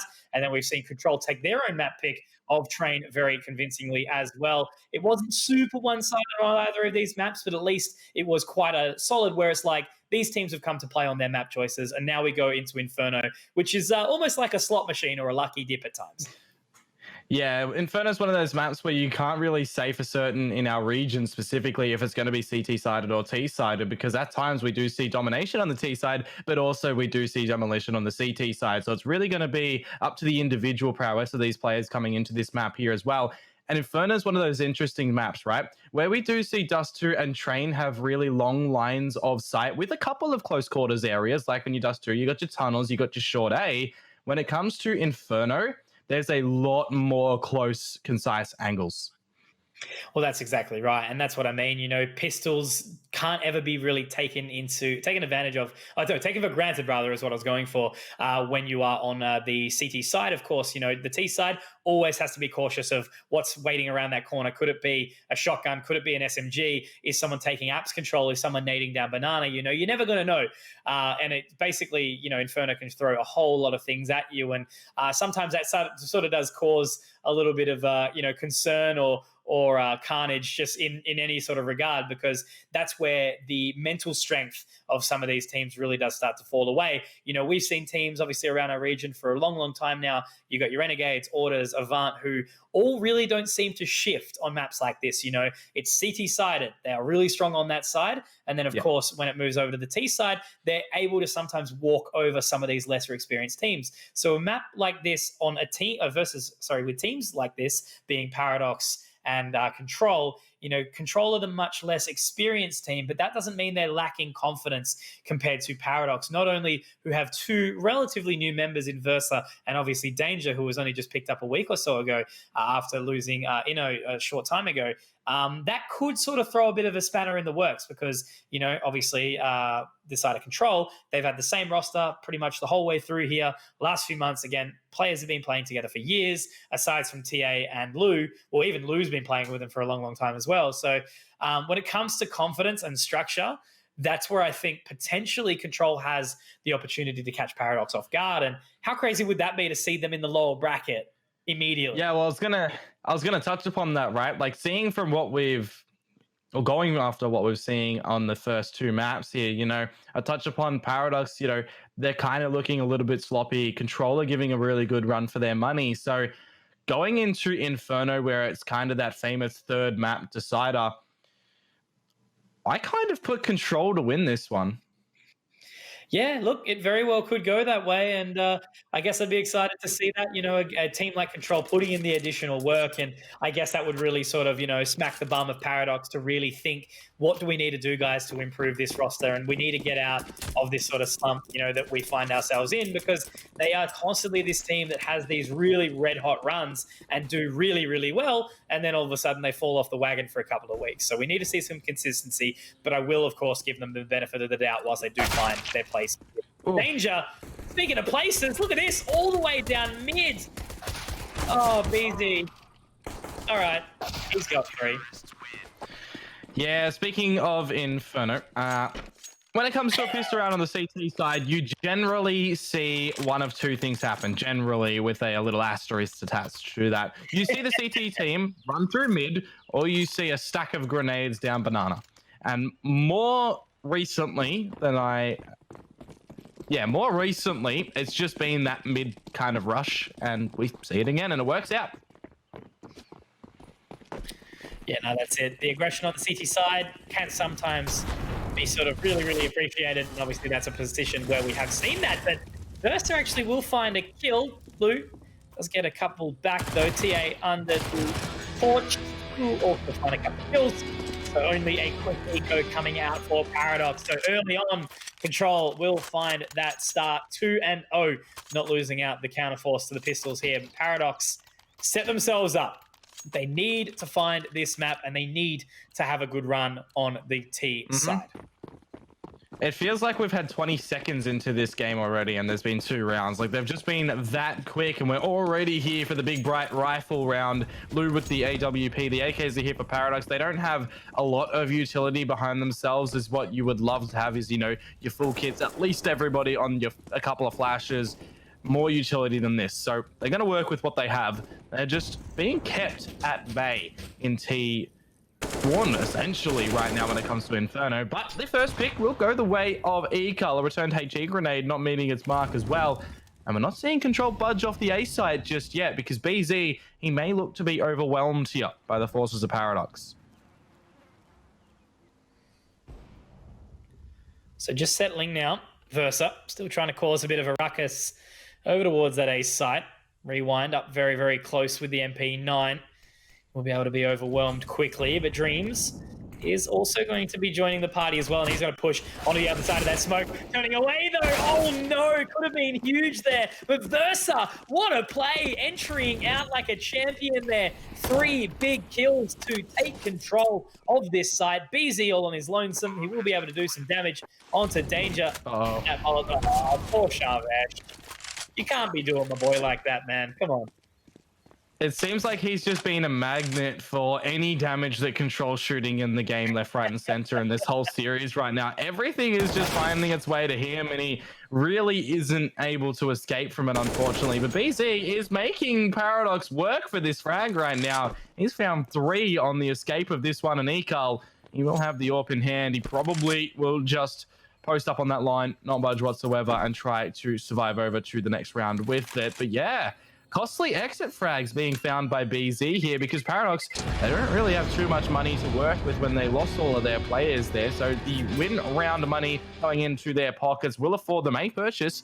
It's just not going to be that big into the AK-47s. And luckily for them, Control aren't going to be able to put forward the best weaponry either. Yes, indeedy. So they can pretty much just run on up now. The MAC-10s, farm over what the side of Control will be putting back. Because the only thing about Lou picking up that Deagle, it's a little bit rough because you're obviously down to that 1450. So whether or not they'll even have a full buy into the next round, might want to go for just the Eco. But Eco will open up the Donker with the Sidewinder. That's something you quite regularly see from this man, the old Mac-10 run. But now Rewind BZ, not going to be able to do a whole lot. It's probably wise. Just let BZ save. The other 2 go down. They're going to go for the boost, but Verse is going to be onto that one. Smelling it out quickly. TA on 4 points of HP. And he's just going to, yeah. He knows He's what just gonna happens do the there. thing. He knows, Yep. he knows he's got no escape line, so he'll just run around and look pretty with it. But yeah, BZ is going to survive with his AK-47 into the next round yet again, where his team will have a purchase, you know. He'll probably hold on to the AK-47, I would say, because he has salvaged it and carried over for 2 rounds, but he'll definitely be dropping over a weapon. I like to see AWP. I don't think when it comes to this map that we'll see too many double AWP setups. Yeah, look, you're right in that sense. Double AWP setup can be quite critical on a map like Inferno, but then again, at the same merit, it's not necessary. You know, it's obviously quite a hefty investment in the exact same light too. You know, obviously 4,750 for each of those pickups, and if you get overwhelmed by a bunch of AKs, you know, you're pretty much cooked. So Or pistols. yeah, or anything that can overwhelm you on a map like Inferno. You know, the investment is a tough decision to make, and obviously, yeah, a very big gamble. But Dreams, oh, Luke, what? Bruh. He doesn't need vision. He's just going to start shooting through everything. Blinded, walls, smokes, it doesn't even matter. Danger is itching on that W key to find BZ as well. And this is the form of Paradox that I've been waiting to see for what seems like all night. Yeah. Pretty much. Now Luke trying to go for that play through the smoke at the coffin, but probably looking like he's not too far away from one. There's only 44 points of HP. Rotator in the TA will be sitting inside the cubby, but look at this from Badonka. He's going to sniff them out very, very quickly, I'm sure, as they're not going to be saving just inside that library position. Lou's going to be hunting out. But... Okay. Okay. By the way, before when I was Nice. talking about that whole RNG element and no scopes are kind of tricky, they're even trickier when you're jumping. Yeah. Just saying. That is exactly right. But Eco does close, find one. though, proximity. Yeah, exactly. Up close and personal there. But no, 1v3. T8 is going to just hope that he can save his rifle. He really done some good damage though. Danger will swing in. No. 2 points of HP. Alpha male. Flexes on him. 3 rounds now for Paradox. And the money for Control. It's just not there in any way, shape, or form. In the red corner, Danger. Can't go weighing up, but I can say, well, scaling up to 5 small. Yep.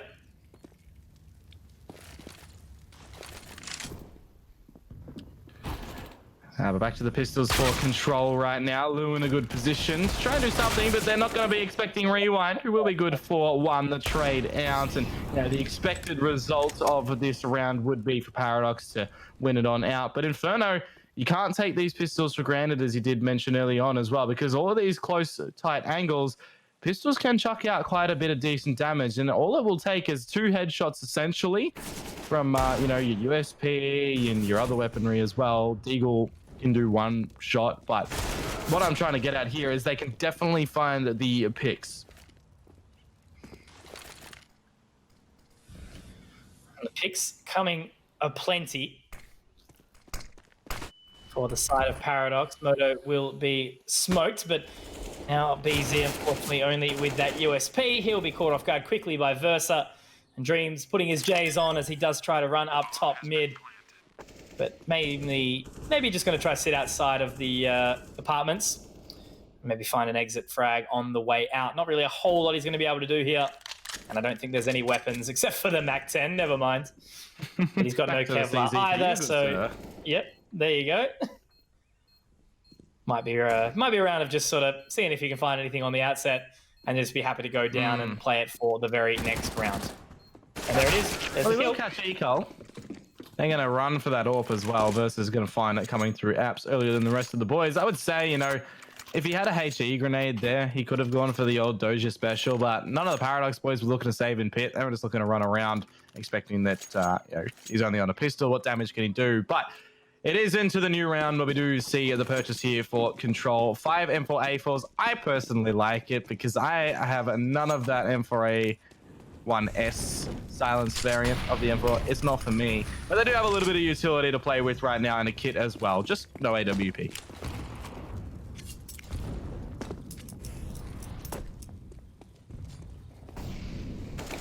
Initial damage dealt by the HE grenades, but still happy to live on. And one thing that you don't often see enough, in my opinion, is re-establishing control of Banana. And there is a smoke grenade down, but Eco, he might find the timing. Not quite.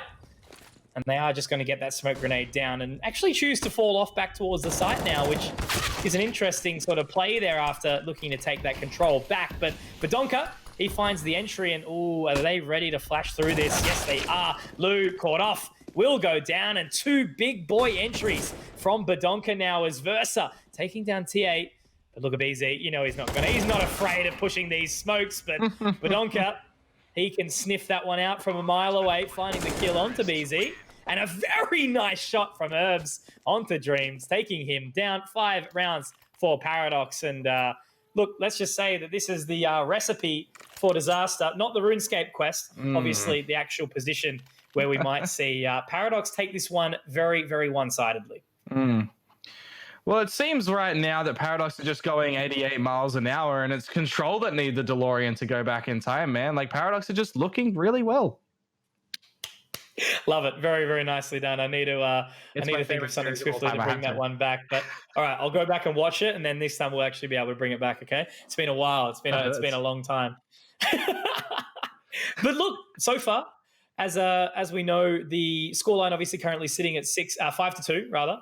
Paradox on that T side getting off very, very early and just continuing to punish the Control roster for not being able to lock down those rounds with the guns. We've seen them on pistols so many times already. So Need to Marty McFly into the next couple of rounds. That sucked. I'm sorry. Yeah, not gonna lie. I didn't even Google that either. I was just trying to think that whole time I was talking. Well, a good couple of trades right now. Guess if we're looking at, you know, more Back to the Future references, I guess you'd say Control are looking to go into that, the second little timeline there where all of the weaponry was going in everybody's hands and everybody was just doing what they wanted with it on the streets with all of their bikes and all of their biker jackets and stuff. The point is, people were shooting, and that's what Control need to do right now. So are they going to be able to bring anything out of this 4v4? Still plenty of time. 40 seconds remain for Paradox to mosey their way up brackets. Rev the engines with those biker jackets on, of course. But obviously, Lou waiting on the other side of the hay cart. 3 members hungry to try and defend this one. And it's going to be down to the wire. 20 seconds to go. This, the position that starts to get scary, but the whiff a little bit. But TA, it doesn't matter. He's sitting on the middle of the site there. Eco to find another kill. But TA, good for more. Luckily, Versary's there, but it's a 1-on-1. And he's only got 10 seconds to find this bomb plant. Luckily, BZ is a long way from home. Going the full 500 miles up top mid now, but no Kevlar to support it. And Versa, just from the position that TA took him down, will indeed sit and wait. The smoke grenade will give himself a little bit of extra time, but BZ, if he doesn't make any sound, what's he going to try clear here? And there's the noise, and Versa's going to close it out as well. Now, Paradox knew they were winning that round against the Pistols. It got a little bit tight, but Paradox, they knew how that was going to turn out. They're back from the future. But AWPs are here, and this is what we're liking. In Inferno, where do you put Lou, though? Through mid, through Banana to get an early pick, because it's just been punishment from Paradox in this game right now. And the T side of Inferno, I did touch upon it in the beginning of this map as well. You know, the T side, it's not strange to see teams get more T-sided rounds on this map anymore. Yeah, and then that's exactly what we said, right? You know, Control, obviously, whilst team synergy and experience isn't something they lack, maybe it is against, you know, the better teams. Obviously, they've got more firepower, they've got more, you know, strategy that they're going to be able to throw towards them. Streams does push onto the other side of that smoke. Danger, got to kiss him though. Kiss him inside the smoke, mate. You're not allowed to be doing that one. You're going to be focused on the video game, but he does indeed find the opening pick up towards this B-bomb site. And now they can just pretty much relax and, you know, Danger after his first kiss can sort of chill out for a little while. He's a young fella, okay? I wasn't being mean.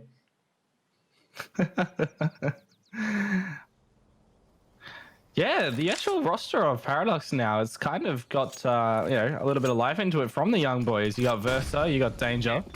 Herbs, Econ, and Badonka have been playing together for quite a while now as well. But as we look to waltz in towards the side of B, Econ will catch BZ at the corner of the smoke. It's not through the smoke. A good addition to Counter-Strike is in that kill feed. You now can see all those symbols. But look at where the remaining Control boys are right now. You got Rewind in construction.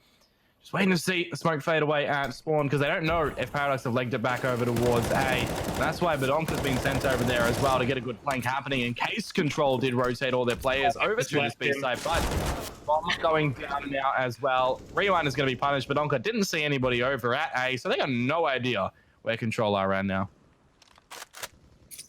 Nah, I sort of feel a little bit bad for Dreams there, but look, it is what it is. You know, there's not really a whole lot you're going to be able to do on the defense. You just got to let him go down and keep those two rifles into the next round. So very nicely done from Paradox here. They are going to be finding their 7th, and they are leading the charge super, super well. And again, just continuing to overwhelm the CT side with these continuous and consistent picks. Yeah, Control.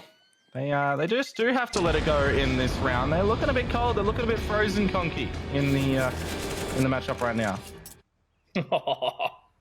Frozen sitting in mini pit there, having a member jump over his head, but they will live on. The AWP will still remain in hand for Loot. PZ should be able to get a weapon dropped over to him as well and buy up all the utility he could ever want as well. The kit to go along with it. But yes, Paradox, 7 rounds in a day. Don't look like they're stopping anytime soon either. We need Paradox to make this kind of play, but I love it. I love it. Luckily, wait, is Eco going to peek straight into that? Is he going to be rewarded? No, Eco, oh, Luke finds the pick. Oh, BL. That's just like him though as well, you know, when he is on the AWP, he just sits at spawn and just waits for, you know, all his teammates to go do their shooting, and then he's just like, all right, I'm gonna drink. It's now time to put my hands back on my mouse and keyboard and click heads. Yep. It's just like, you know, like on Mirage or something when you're holding mid-window and someone just swings out 30 seconds into the round. It's like, what are you doing? Where did you come from? But, this is what I mean.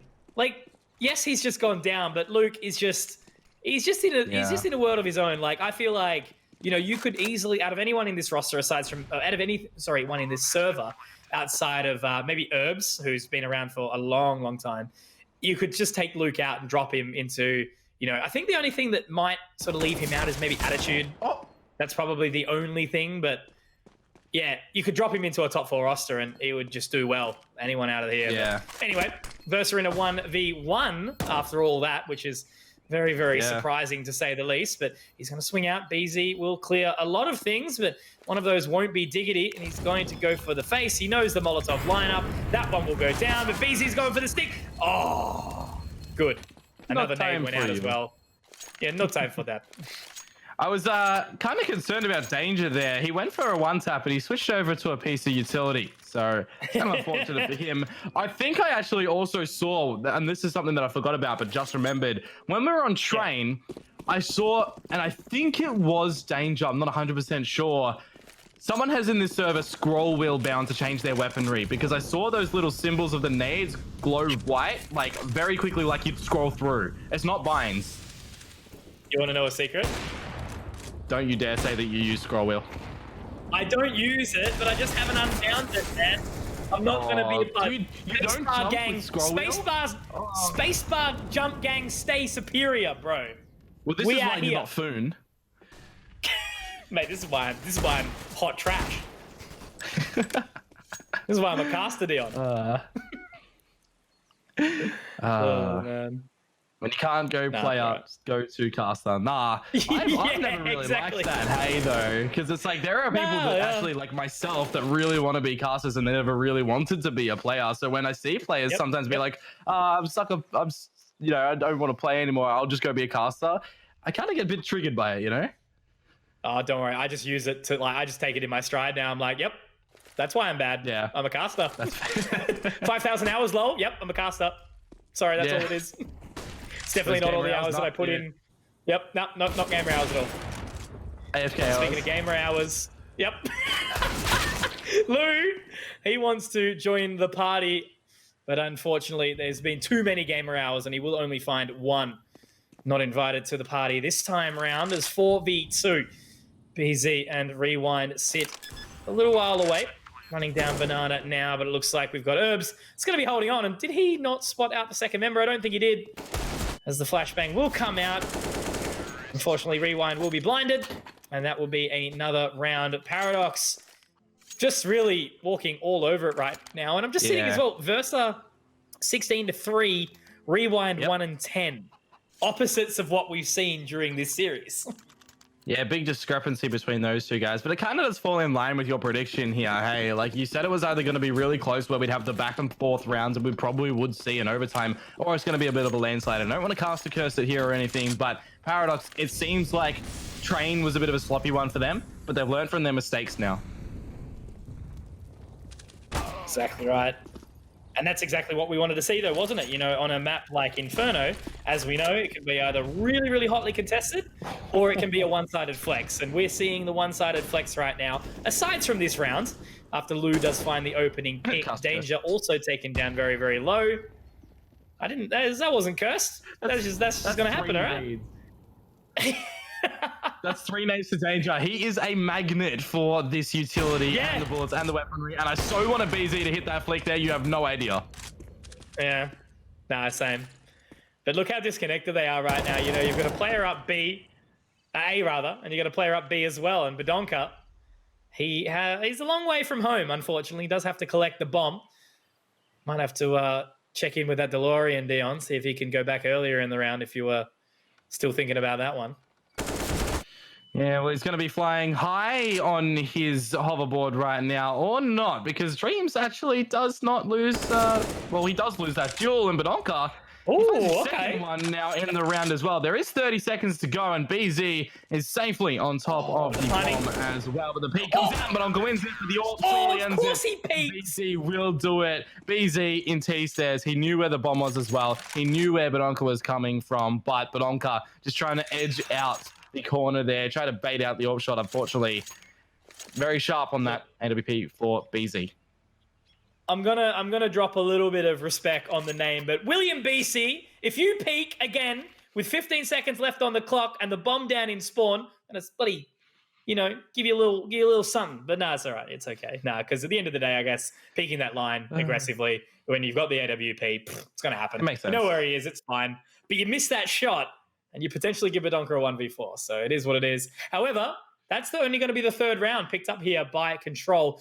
Paradox have just been leading the charge the entire way through, and a team that we, you know, sort of, again, by no mean of disrespect, they looked a little bit sloppy in the first two maps. And, you know, whether or not that was just Control looking really good or them just sort of maybe not being warmed up as of yet, they've certainly started to feel good right now on this map of Inferno. Poor Shavesh still getting a little bit punished from time to time, but again, maybe it's just like, exactly as you said, he's a magnet. Like, it's like one of those things, like, why me? You know, so many different rounds, so... Yeah, no, it's a bit of a combination of both that I feel for that statement you made before as well. Control looking a little bit on form right now, hitting their shots where they need to, and Paradox, they were looking a little bit sloppy as it seems, but now that they've had two maps under their belt, they've got no, you know, excuse to not be warm right now, right? It's always when you take the pauses that you seem to get a little bit colder right now. I recommend getting a little bit of a dad jacket. But anyways, we go back into this game, and we got a couple more rounds to play on this half. These dads do be warm, though. And now, jumping through the smoke, Rewind will have to try and defend from some hungry members of Paradox, and he'll do a very, very good job of it. That position is a very uncomfortable one to be in, having three hungry members of the T side making their way through that smoke in the arch position, but locking it down. So super well done by Rewind, because that one individual play might mean the rest of the round here, as they've already rotated over to try and get this bomb. Lou spots out Badonka, and all of a sudden, it's just Herbs and Ekal in a 2-on-5, but I'm not going to quite put them out of it. Only the factor is here that the bomb is still in the hands of Control. And they've got... Oh, no, they've actually got no more smokes after this. 50 seconds remain, and that's about it. But unfortunately, Ekal, the flash through, will not find anything. And a 1v5... Nah, he's not going to get this here, surely. There it is. TA to find it. And Control, they must have heard us talking smack, Dion, because, I mean, look, it's still a long shot. They're still going to find plenty of rounds, and Paradox still, you know, I guess leave the door open slightly, but 9 rounds on the T side. Regardless of how these next 2 rounds go, that's always going to be a challenge to make your way back from on this, when you swap sides to go on the T side. Yeah, Verse has really been putting in the work in this game. He's on 17 frags. The closest person to him is on 9. So if he gets one more here, he's literally doubling the closest person to him in the server. And yes, there is a couple of people on 9 right now. But the point in play, Verse has been finding the frags. So if Control do eliminate him, they eliminate a very capable player. And that's not to say that no one else is, you know, isn't capable in this game. We know everyone to be capable. It's just Verse is finding the right timings in this matchup to find the frags. There's going to be a 1-on-1 trade coming through with Danger finding Dreams. BZ finding Herbs. Flick again. BZ, I still want to see you hit that, but unfortunately, he's not going to be doing so right now. So the B-bomb site will be established in just a second, but Ekal dinked up, lucky to be living on in that position here. 22 points of HP, does go for the pop shot through the smoke, but Rewind will choose to fall away. And whether or not we're going to see another circumstance where he's just pretty much left for dead, I think we might, but it does look like he will be able to get out of there. There's going to be no stinky Badonka coming on the flank. Instead, he will be able to run away freely and save himself on that A-bomb site. And I guess Paradox are in a position... Oh, yeah, of course, it's the last round. Next round, they can hunt, and they can hunt hard. But I guess even regardless of taking away some of these weapons, we know that Control are going to be able to buy into the next one. So Paradox, they're going to be finding 10 double digits in the first half on the TCs, the T side, rather. Very, very respectable. TC side. Well, in this round for Control, they probably want to take each other's hands and then, I guess, swear that they'll make it right now into round number 5. You know, Paradox have found the double digits on this T side, which is in and of itself, you know, a really stable scoreline. But there is a double AWP setup for Control, and correct me if I'm wrong, this is the first time we've seen it. Eco man, take me by the hand, lead me to the land. Oh wait, no. Where you understand? Maybe. Maybe I did. Maybe I didn't. Did my reference before slip past you? Oh, what? The take me by the hand? That's what I was going for. It was, and we'll make it, I swear. And they swear that they make it. Bon Jovi? No? Oh, okay. Yep, now fair. Close enough. Look. Come on, the effort is there. Dude, I just wanted to sing Ocean Man. Get off me. True, hey. A minute left for this whole half right now, unless the bomb does go down and change up that timer. Lou, he's going to be forced to use the smoke grenade to extinguish the flames. And on the gap underneath, Lou is going to be very difficultly getting out of this situation, but he will cross against the bullet. Yeah, very good flash to come through. But Versa snuck his way into apartments, forced back from the flames as well. I was going to say, though, that Lou wouldn't be able to escape because Ecol holding the line. There's a gap in that smoke, so the flashbang there is really, really well placed. I guess you could say that Lou was living on a prayer. Please. Please, Dion. Throw me a bone, bro. It's delayed, but I guess it's there. Love it. This is caster synergy right here. But speaking of synergy, it's going to be BZ locking down the site, and they will be able to just narrowly get that plant rewind on the other side of the smoke. There's such a disconnect of what is going on. Maybe they need to connect with Vodafone, but that's not going to matter for the time being because Herbs will take down BZ, and Danger and Herbs, the last two here to try and find this defense. But Herbs already aggressing up. Oh, he did spot out the other side of TA, but inside the construction position now. Good lockdown by Herbs. Obviously, Danger's there to help him support it. Rewind to TA. Now trying to get on the defuse, but it's not going to quite work. No, TA, you're not meant to shoot your teammate, my friend. Now trying to defuse, and it's all gone absolutely pear-shaped. Poor TA. Unfortunately, a Valiant effort. Valiant, rather. Sorry, too busy playing the wrong game. But Paradox, they lead with 11 here, 7 rounds ahead on the T side of Inferno. Oh, man. That TK there as well. Like, if he doesn't get that, it's a 2 versus 1. And yeah, they probably win the round and have enough time to get the defuse too. Like, that situation is just like, oh, man. It's just the story of this game, though, isn't it, right now? Like, I feel like Control have done a lot of the right things, but unfortunately, not really a whole lot has come out of it. So, you know, a few opportunities that they have been given in certain different positions of the first half that we just saw. But yeah, look, Paradox have just been miles ahead. You know, it's been a little bit shaky on a couple of those side takes, but they've set their tact right. You know, they know what they're doing, and they've been able to come away with a really, really solid T side. You know, 11-4 on the T side. You know, I mean, I guess we're seeing a lot more of it lately, but just for anyone watching at home who isn't experienced, obviously this game has been subject to a number of changes over the years. And now I'm thinking, got to actually try to remember when the Inferno map changes were made. Dion, were you casting back on old Inferno? When it was I don't even think I was, to be honest.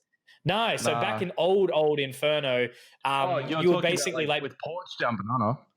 Yeah, correct. Like you would be lucky to get like it's same as old Nuke. You'd get like 2 or 3 rounds on the T side, and you'd be like chuffed. It's like, oh, we might win this game. You know, we're looking really good right now. Whereas on the side of what we've got now, you know, we're seeing a lot more regularly T side do really, really well. It's not T-sided, but still, we do see it a lot. And everything's sort of coming into what I was saying before. We're seeing a much more experienced in regards to who they've versed, what level they play at, roster, basically just locking it down on that T side. And Eco, he's going to say something about the start on this CT side as well. Yeah, but Onka might be in the position right now to do some damage, but unfortunately, the flashbang is going to fall on open ears and open vision because none of the T's got blinded there. They are going to look to rotate back towards the A site as well, which means on the second flashbang, there's going to be no utility working for Paradox right now. It is going to be up to Ecol, though, playing in the boiler, hearing the rotations through. We already saw one great shot from him early on. There's the second one tap as well, and Herb's in a powerful position to hold them off on the cross right now. This man is looking for more. Another one just walking to his crosshairs, trying to take another battle that he's looking a bit awkward for. The reload will get him in the end, but his teammates are here to hold it off. And Paradox, they will find the pistol round, and this is just looking to be that landslide game. Well, look, I'm glad that Luke was able to find a couple of cool kills there. It does put him up to 12 now. It's been the Versus show for a lot of this game, but I guess across the board, you know, Paradox have actually been doing pretty well, you know, as a unit. Like, you know, Danger in the very, very first map, it was a little bit quiet, but, you know, everyone on Paradox has really done what they've needed to do during the entirety of this series. And now with that nade going down banana, you already know Badonka's down mid. You can barely even blink, and this man's on the other side of the map. Yeah, Ecol going, or Bronca, sorry, going down banana may funnel it into the B site, and just like that, it's going to be all the frags found, and Paradox will close it out in the end. So finally, we will see the purchase be brought back here for Control. Do you see a world where they look to bring this back? Not particularly. But by no means of disrespect, again, you know, I know people are very critical, especially on, you know, the platform of Twitter and everything like that, but you got to remember that at the end of the day, everyone's trying their best, you know, and if their best on the day is not enough to make the victory, that's okay. So we're watching a much, much more experienced team really send it to a team that's probably just happy to be here, to be honest. You know, they've made it into LPLP. They get to be broadcasted by this amazing team from the Kiwi hometown. And look, you just got to be happy to do it. So they do find actually the first opening kills here, which certainly does at least make a bit of a scraping towards a potential comeback. But look, they've got to find, you know, the next 12 rounds, and Paradox only need 3. Yeah, that's exactly right. We are seeing the split for Control right now. There's 2 players over towards A, whilst the 2 that were there for Paradox are starting to rotate over towards B as well. And it almost feels like Control are just second-guessing themselves, unaware if there's going to be some sort of stack, some sort of prior knowledge for Paradox of where this round is going to end up. They are going to start to run with the utility going down on the side as Herbs finds Dreams. That'll be the call to arms, though, to move your forces over to A. There is going to be no CT defense right now. Herbs an upgrade to an AK-47. And with how many rounds of padding Paradox do have to play with, you would probably see them go in for this retake right now. They've got the kits, just the dry utility, this weaponry as well. They could or they could. It's really 50-50 at this point, I would say. Yeah, for sure. Look, it's a challenging retake, and I don't think they're even going to go for it at all. They can buy fully into the next round. Badonka should be able to buy that AWP, or maybe even Herbs because he's got the Kevlar. So yeah, they should very well have an AWP into the next round. Even if they don't, they've got a full buy. They're going to have utility. They're going to have to go. They're going to have everything else to go back into it. And now we've actually got a nice little entertaining game of tic-tac-toe. All right. Herbs is putting the circles down really quickly, but it's going to probably end in a draw here. And there it is, the siren sings. Oh my goodness, rings. Herbs is nuts! Mate, if you ever lose tic-tac-toe, noughts and crosses, however you do call it, shame. Because it's like the idea of that game is you're meant to draw it. You're not meant to lose. Look, some of us aren't all that well switched on down, all right? Come on. Well, Paradox seem to be switched on right now, but with a flick of a switch, it could be the side of Control that looked to bring it back. I was just thinking then, me thinking about all the times that I've cried from losing tic-tac-toe. It's setting in. Nah. Alrighty. Back to the real game at hand. I'm sure we'll be sitting around waiting for the competitive tic-tac-toe tournament later on this evening. Yeah. That'll be presented by Let's Play Live. Make sure you do sign up for that one. But in the meantime, we've got the inferior game Counter-Strike, which will be a 13-5 scoreline as it stands. But the round has sort of settled for the time being, taking control of top of Banana. Blue and Dreams have obviously taken a little bit of damage early on. Very nicely done from the utility to start it off. And that's the only thing. What we see on a team like this right now is, you know, it's a minute left on the clock. There hasn't been any presence on any other positions on the map. But already they're going for this, and they're going hard. Straight through the smoke, charging into the site, and Herbs will be the man to open it up. Yeah, but now we see what Paradox is going to be able to do. They've got a lot of utility to still deploy into this site as the bomb does go down. Eagle going to dodge the flashbang. The flames you would expect of Badonka to be thrown to Nubox or towards Zar to really push a member out of the position. But somebody here in this round needs to catch a grenade. What are we going to see? Versa coming in from Ruins, clearing all the corners. He doesn't look up, but he does catch the frag as well as Ekal finding TA. This is starting to look a bit formidable right now, as they now know that no one else is on the site itself. It's just going to be Rewind playing from towards Banana, but you don't want to be Rewind in the round right now because Paradox, they do find their 14th. Very nice. Very nice indeed. So Versa and Ekal get the job done for Paradox. So that will now be the 14th round, and fortunately for Control, they do have enough money to at least establish themselves a couple of nice purchases. BZ only will be able to get the Galil, but everyone else looks pretty comfortable in their position here with the utility and the weaponry presented. So Paradox, no AWP for Ekal, just going to go for the rifles as a result. And yeah, just look, I suppose on that previous round, it's not always imperative to show your presence around most of the map or take control of certain positions before trying to sell a fake or something like that. That doesn't always need to happen, but just to show basically all they did was walk up Nana, sit Nana, execute B, you know? And Paradox, despite not even having to send a big rotate over, they were still ready for it. So an opening pick found at least by Control in this round. Rewind to get that one. Paradox still sit pretty as look at this Control. Now Ekal surely going to find Rewind. No! Did he step? They're starting to hit their shots now, Conky. Yeah, they are indeed.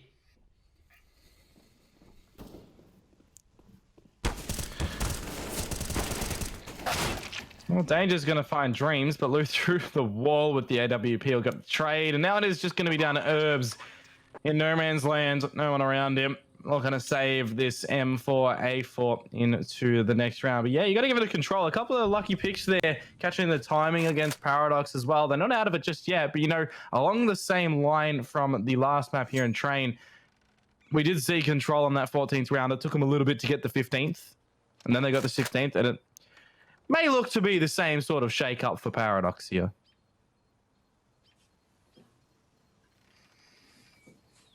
Well, look, it's the time to shine. You know, obviously when you're at a position where there's 15 rounds, it's always a little bit sort of daunting.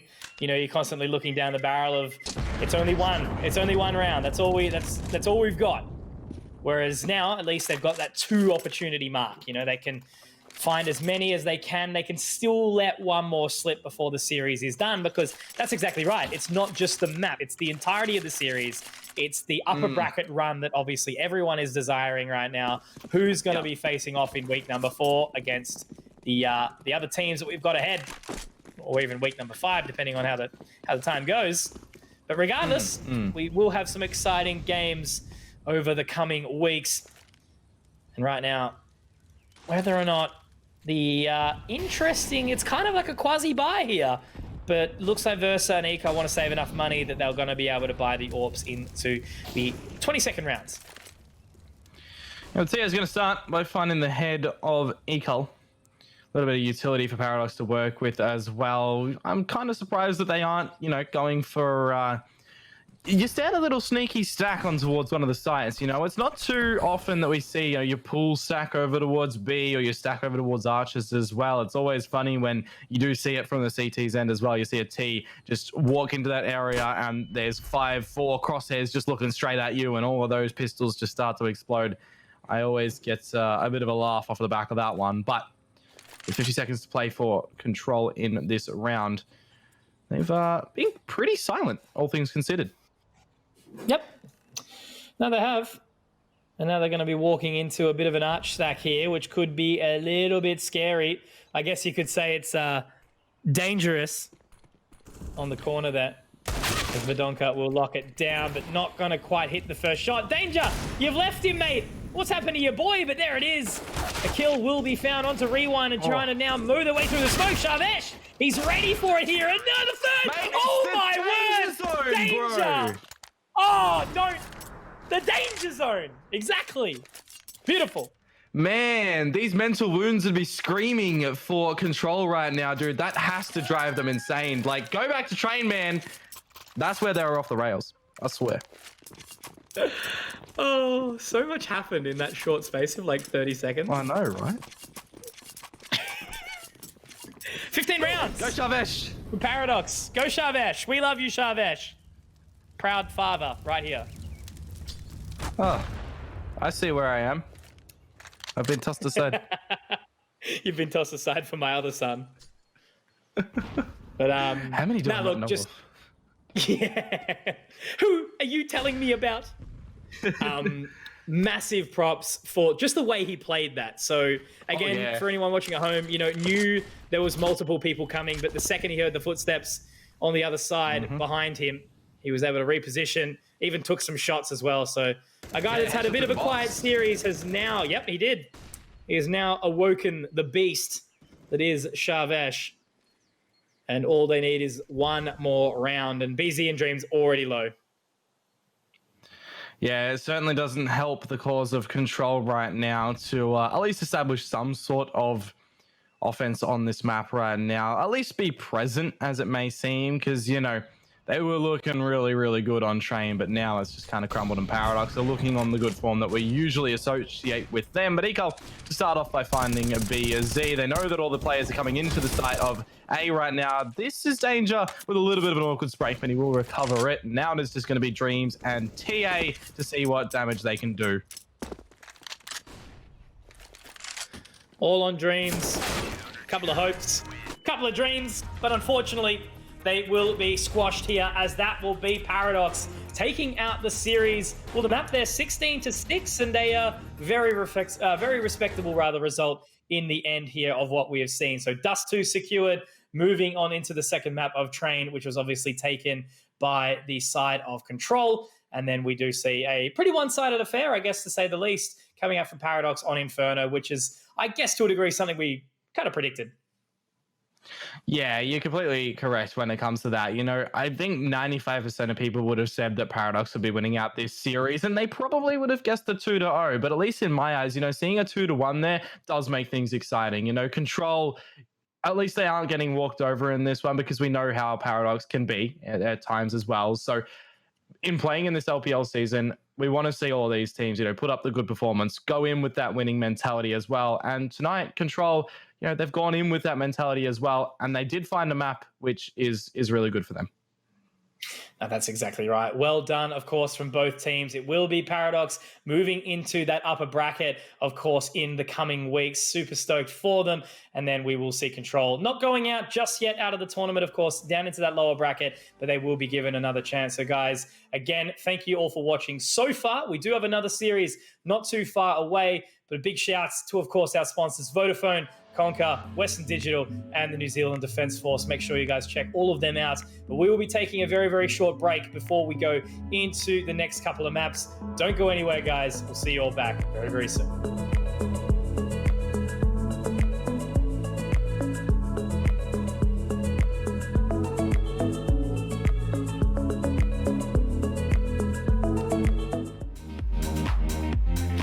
What is going on, guys? We are back. Let's Play Live Season 2, 2020. And what a wild year we have already got under our belt so far. And as quickly as our heads went away, they are straight back in onto your screens. And I hope you guys can appreciate that. My name is Mitch Conky Cannon.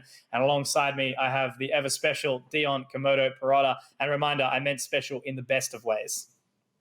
Well, thank you very much, Mitch. I have taken, your advisement in my dress wear tonight, so I have followed along with the winter wear, which is interesting to me. But anyways, guys, after a thrilling first series here, we do move into the next series, which is going to be, of course, played between Mako and Skyfire. Yeah, look, Mako and Skyfire, obviously a team, a couple of different teams that are, Mako is a team that has these really, really sharp players. Obviously, when we think of players, we think Crimson on the Orb. And the rest, they're still sort of, in my eyes, those up-and-comers that have yet to really sort of stand, show some amazing sort of form or anything like that.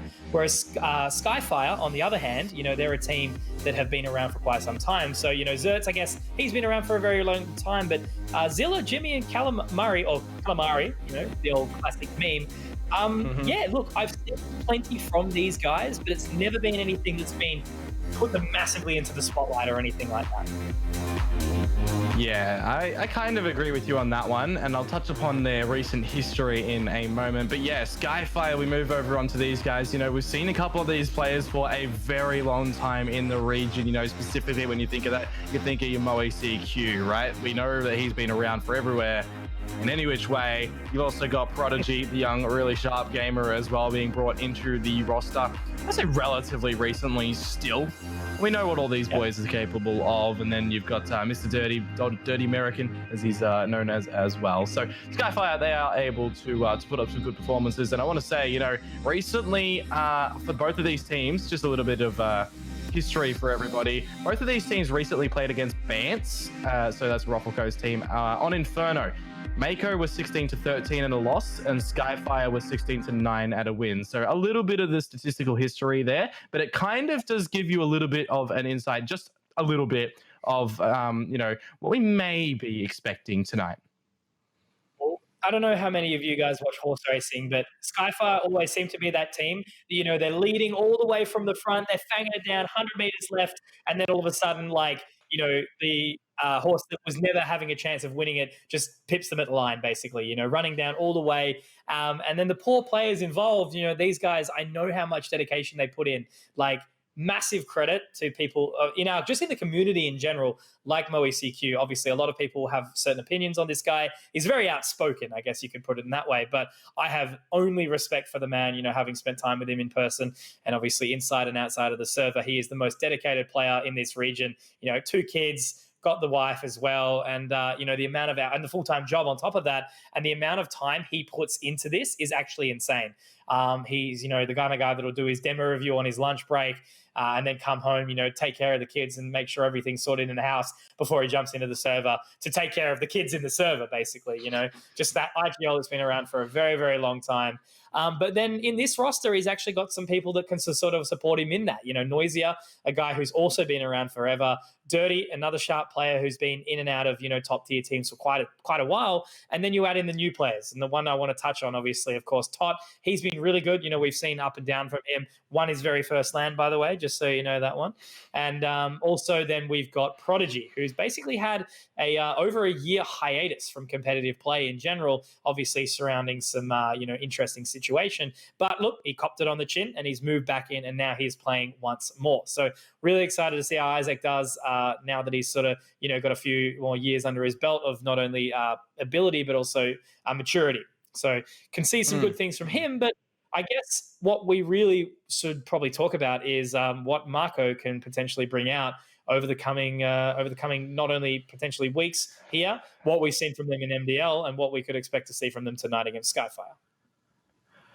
Look, when it comes to this roster, I think the player that comes to mind, you would say, and you might agree with me, is Crimson, right? We've seen him around for a bit. We know what he's capable of doing with any weapon. The AWP primarily, but then you got the rifles, you got the pistols for him as well. One of the stellar moments in his time that I've been casting him is just this this pistol play that he did on Mirage on this going back a while ago though, on that B site through short. So it was a really cool play where he just had the P2K, if I remember, and he just like 5 taps the whole enemy team. It was really, really cool. But yeah, on this roster, I think that we're kind of be needing to see everyone at their top performance when they're going up against Skyfire out now, I would say.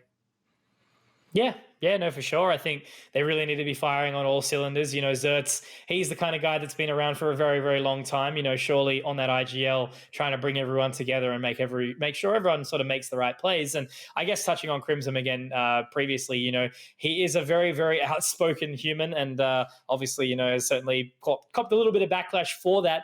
But with that being said, that wasn't the point of highlight I was trying to make.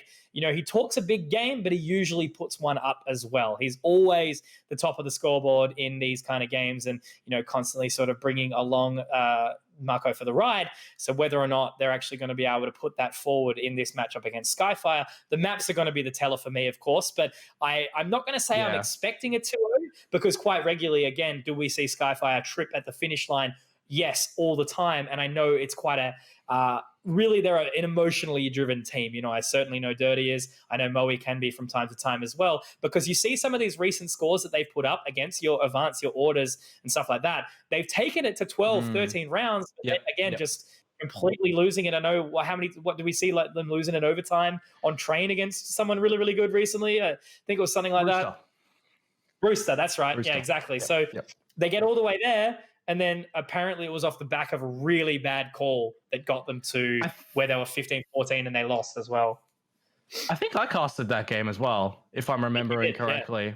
Yeah, definitely. So if we're looking at maps for this game right now, what do you think we would be seeing? I think potentially, you know, Skyfire is the kind of team that's going to try and whip out something that's crazy. You know, they usually will try and get the map score. Well, look, you know, especially going up against teams that might be a little bit sharper than them and a bit more confident than them potentially, whatever you want to call it.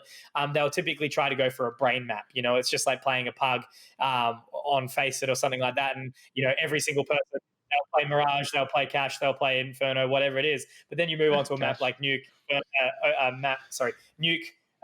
You know, your Train, your Vertigo, stuff like that, and they'll be like, "Man, I hate this map. I don't know how to play it." Like whatever it's going to be, but I think they will try and flex a map like a Vertigo or a Train. I can't believe you just said the whole map pool except for the best map in existence, man. Well, look, Overpass is versatile. Okay? It's half. You know, they've got a lot of stuff to come through with it. So yeah. But I'll release the information. It's played a bit more. I'll release the information to you. So first up, we are going to be seeing Inferno that was picked by Mako. Secondly, we will be seeing Dust 2, which is going to be picked by Skyfire. And then for the third map, is going to be Mirage, if it comes down to it. So it's your kind of the three maps. I know, right? It's the three, the three maps. Well, that's what I was thinking. I'm just like, I've never been more wrong in a veto. Yeah. Like usually you can kind of work around it, but ever hear like, oh man, you know, they're going to play something smart. They're going to go for it. But look, I guess not Vertigo. Jesus, I'm so sold on that map right now. That's all I can think of. But with a map like Dust 2, you know, I guess there is still some tact and strategy, and you see a lot of the top teams really running the gauntlet on that map right now.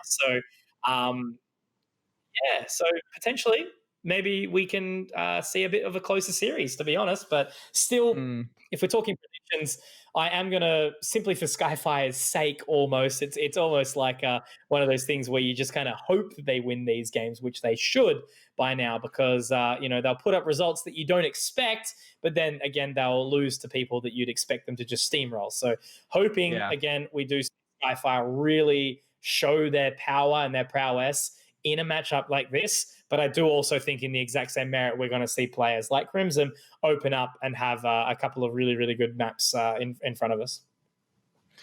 Yeah, to me, it almost feels like if I look at this, you know, from a top-down view, if Mako don't win Inferno, it's probably going to be a 2-0 over to Skyfire.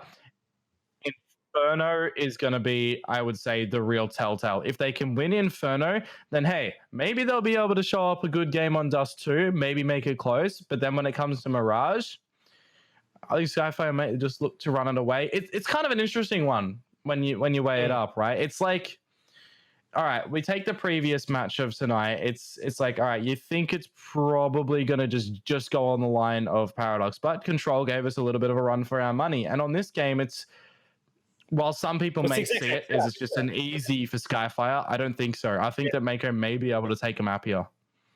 Yeah, for sure. But anyway, guys, we are seeing just like a little bit of time extra to get into the server. So we will go to a very, very short break. And I guess you guys will be just as excited as we are to get into the very first map. Please don't go anywhere. We'll return very, very soon.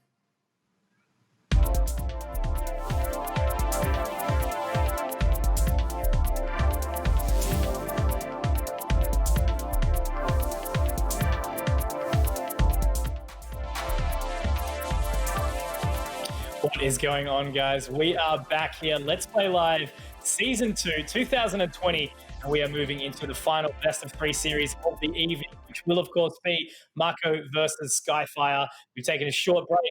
We are ready for the guys to get back into the server, and we will be moving into it very, very soon, guys. Of course, the first map, it will be Inferno. And Dion, what are we expecting from these two teams on this very map? Well, you know, Inferno is one of those maps that you generally see as the decider. So to have it up for an opener here is going to be really interesting. Of course, it is going to be Mako starting off on that T side. Zilla opting for a little bit of the utility, and they're going to go straight down mid. A bit of a different story being told in this one as opposed to the last game where we did see the opener of the T stack down through mid. But Mako, they're going to be opening up with a couple of frags here towards A. Dirty good for one of his demise. That's going to be Noisia and Prodigy in for the retake.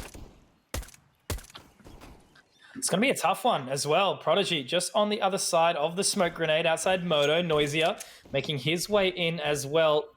It's going to be joining the same position that Prod will be in. Zilla also heading up towards top mid too. So they're going to have to try and lock this one down. But they need to move in quickly because Zilla, he's hard on the flank. He can line up the headshot. There's the initial pick and the second. Very nice start here from Mako.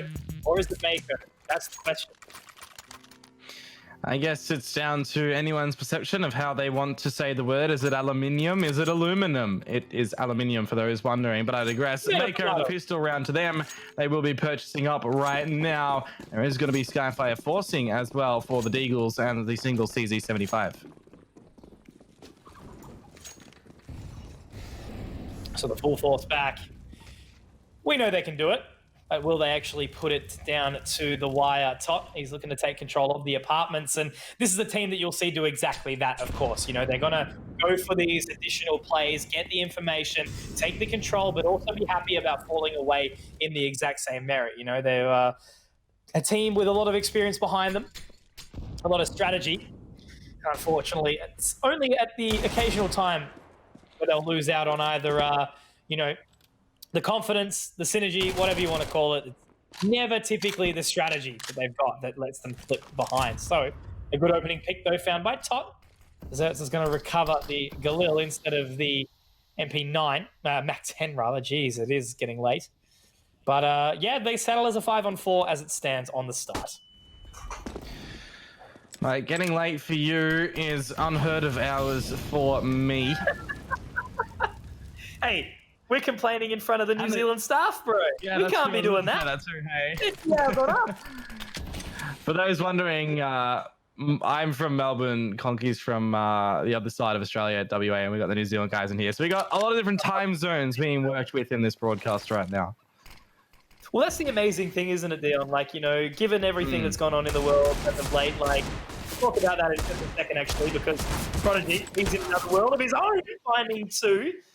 And that was a very, very nice play. Look at his position from Noisia. He was through the smoke. I think he almost wanted to. He's going to go for the spam back just instead. But no, he will actually end up finding that kill. And all of a sudden, this is what I mean. The pistol round. You know, we're sitting at a 1v4 with only a Mac 10. But Jim, he's going to find the opening pick here. Good line him up. Good line him up. Not quite. Not quite. It's almost a crazy round, but it will only stand as 3 before Skyfire do pick up the counter eco. But yeah, that's what I was going to say. given everything that's been going on around the world as of late, it's a blessing to still be a part of esports. We've seen it all around the world. Everything that's been exciting has been cancelled, all these things being closed up shop.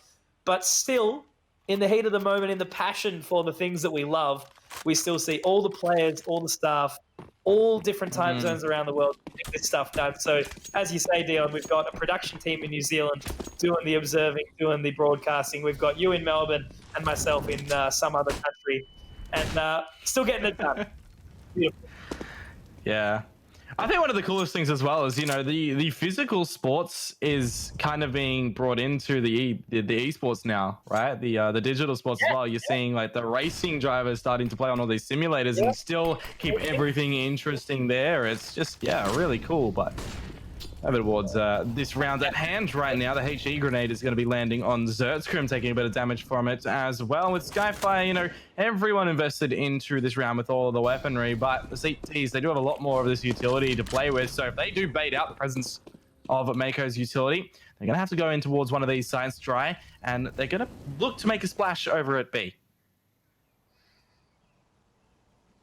Slowly creeping their way up. 4 members heading towards that banana position, and already a motate from Rowie. That's what we're going for right there. Rowie, even Prodigy lines them up. Couple of quick picks, finding 2 chips. Also with just one on the trade back, but now it's left all on to Calamari, a delicious snack to go with some chips.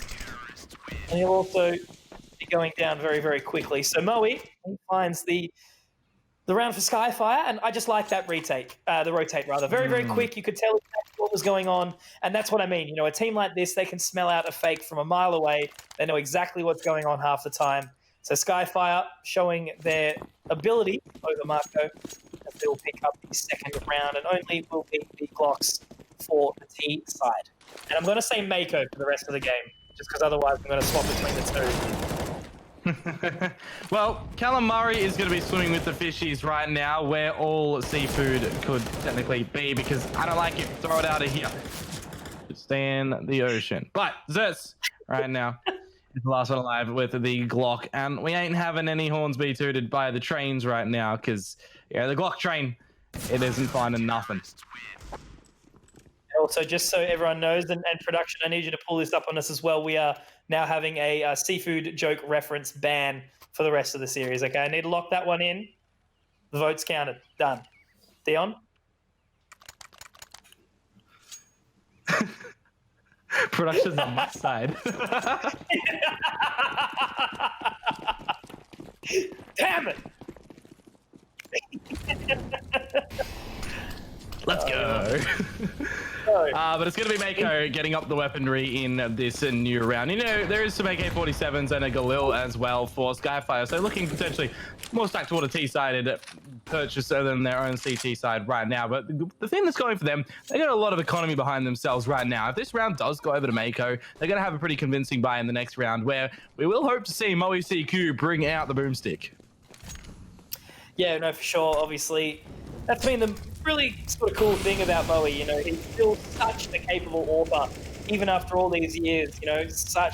He's played at the very, very top team in the region level. Basically, and he's always just sort of found his way out just simply by the commitment that he's got to make to the family at home. So not always can you basically just give up everything in your life and go for gold. Sometimes priority does need to be there, but that doesn't stop you from being a very, very good player. Tim, he's going to do his best at stopping someone, but Noisier, he's got something to say in response, as he will pick up 4. A fantastic lockdown of the B-bomb site. Moe to support, and Skyfire, they are just reigning supreme here all over Mako as they sit 4-1 back on the pistols for the Sharky boys. That wasn't a seafood joke, as they sit here. But maybe they've got an opportunity to bring it back over the coming rounds, but it's not going to be anything like what we saw Paradox do to Control in the previous map.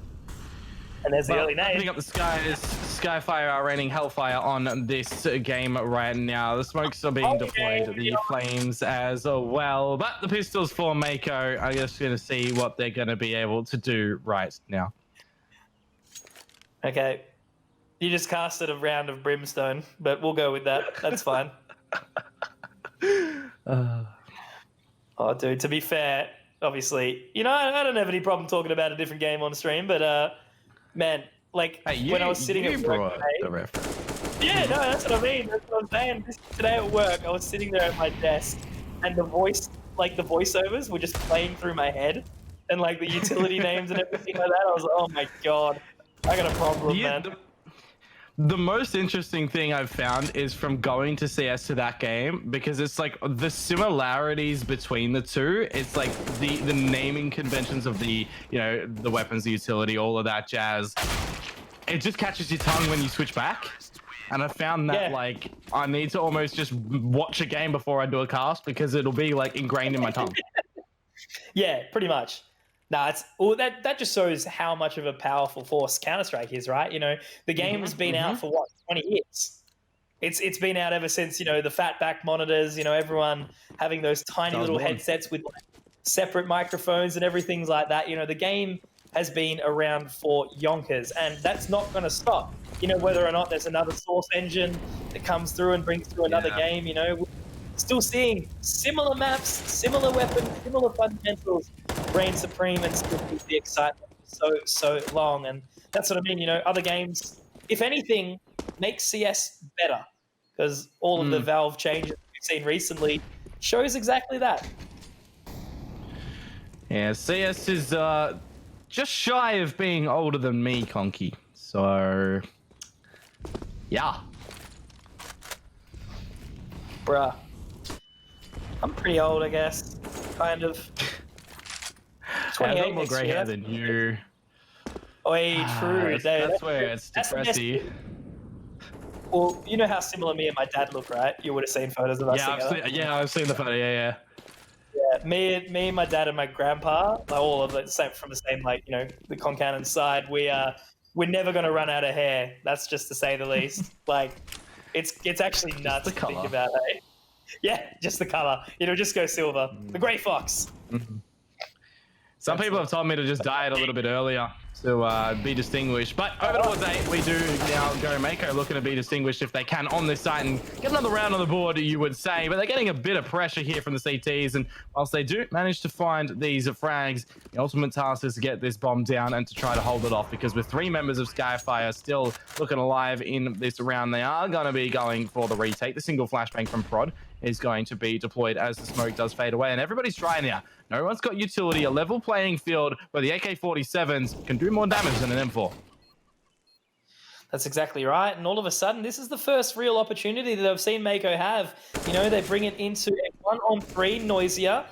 Zerx doesn't have to peek. They know exactly where he is. They've got Jim up on the site, and Alec might just choose to go away, but indeed, Cody, he's going to peek up and take the headshot. The man that doesn't take his stunnies off will be able to find the kill. Very nicely done there from Mako. 2 rounds now on the board on the more challenging T side. But the money still is, I think Calamari does have an AK on the ground. Yes, he does. So the money is actually, no, it's actually better than I thought. Very nice. So Skyfire, they will still be able to afford themselves a full buy and then another couple of buys into succeeding rounds. But at least this is a bit of a tip away towards the lead that Skyfire currently present. Yeah, and I did touch upon the point early on that Moe would be waiting for him to get this AWP up, and now it has. So for those watching that are new to this game, hopefully we can see a little bit of magic from Moe's AWP right now. Do keep it in the higher standings, but it is a little bit silent in the server. Utility going out left, right, and center though. Everyone trying to extend a hand and hope that the other team does shake it back. Moe, he will be forced back to the site from Diggity right now as Mako are just trying to gain a little bit of control at brackets and then see where they want to go with this round. And Moe's been deleted. I was about to say, Grim, that's his first kill in the game so far and dirty. We'll be able to do some damage, but now Grim's woken up. Molotov though will come through some cold. He does get it through for himself some additional time, and that will be Zilla swinging around, and now it's a 2-on-3. As it stands, it will be a very, very challenging retake.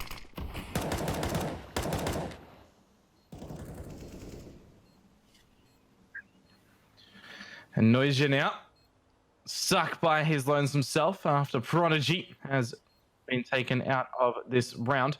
He'll just be holding for some exits here as Mako on this purchase will get their third one found. And look, there will be another purchase from Skyfire on the back of this, so they will be able to still have another great purchase in the next one, regardless if Noisia survives here or loses his life, as he will do.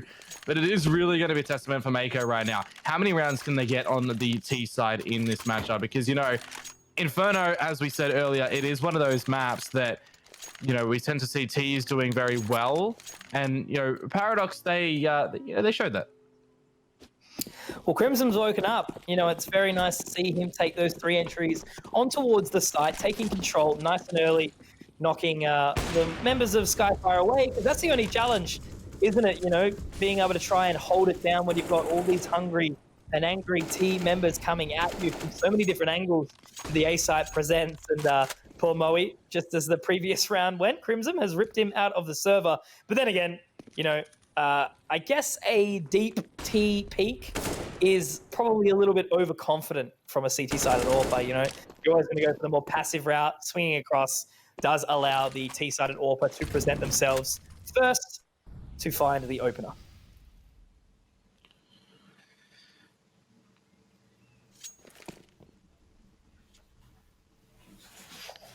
A lot of time to still play with on that clock right now for Mako, but I do like this boost up on the quad for Dirty. He just has to be very careful of the flashbangs to go to his direction, and he will be dodging one, although he's not the one to do the damage in the round. It's Todd for his second one right now as well. But look at this extension from Jim over towards the B site. He may be able to hear the footsteps rotation from Noisia, but in this man advantage for Mako, they are starting to maneuver this bomb over to the B side as well. And Noisia now knows that he shouldn't have left that site, which is very unfortunate.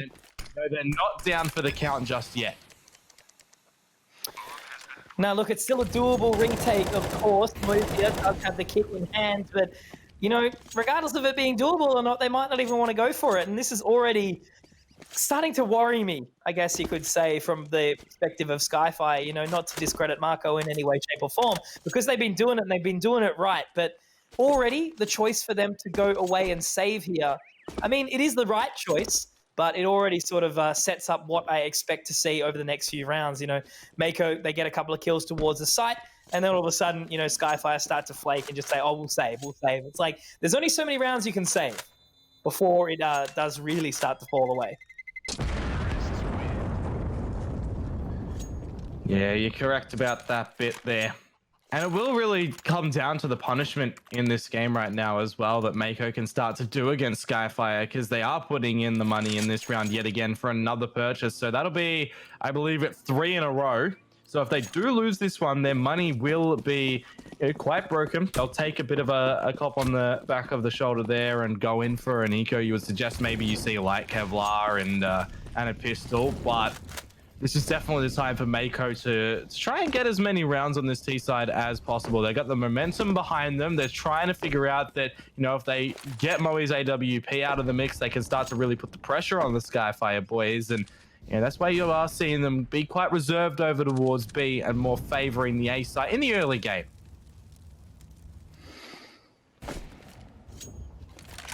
Shouldering out, trying to get that shot out from Crimson.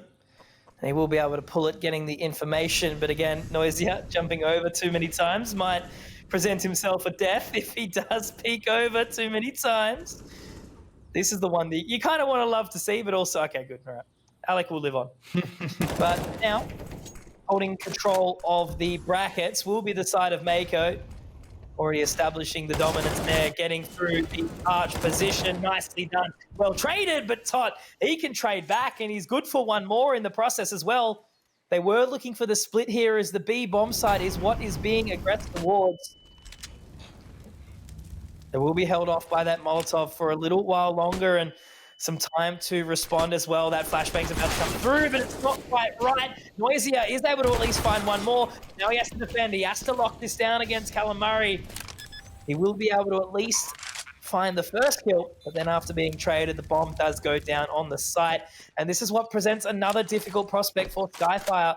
the smoke grenade down towards Nana from Dirty, and now they can get pretty easily inside that construction position. Both of these members have been locked off, but there's a gap in the smoke. Oh, this is where it does start to get a little bit dicey here.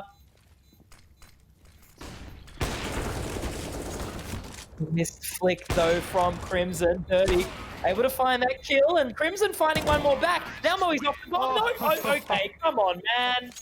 How do you let him win that after that initial shot missed? Dudry would be the one to keep your eyes on in this game right now when it comes down to Mako's roster. And the other person I said was Moe. And it's, you know, whilst he has found these frags, he's been severely punished more times than not. So 5-5, better weaponry for Mako. They will technically look to overtake the scoreline of Skyfire and just try to win out this half, you would say here. Look, if they get like 10 rounds against Skyfire on this T side, it's just going to be brutality. And that's, you know, from the interest of the best of 3, I still kind of do see Skyfire winning it. But Mako, you know, I said if they win Inferno, then it could get really interesting dependent on the remaining maps. Oh, another hot tip from Conky and Komodo. Anyone who is new to the game still, communications, voice communications is, which obviously we can't hear as the casters, we can only hear the in-game sound.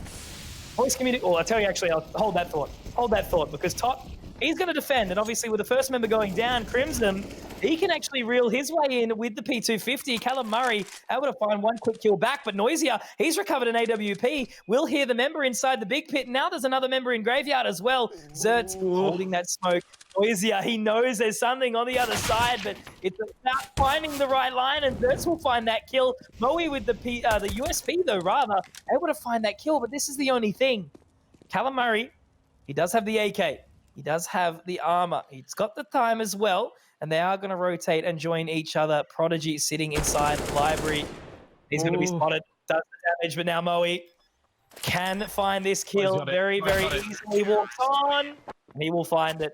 There we have it. A much better round coming there from Skyfire. The nade stack, the strike bomber into Banana, securing that one.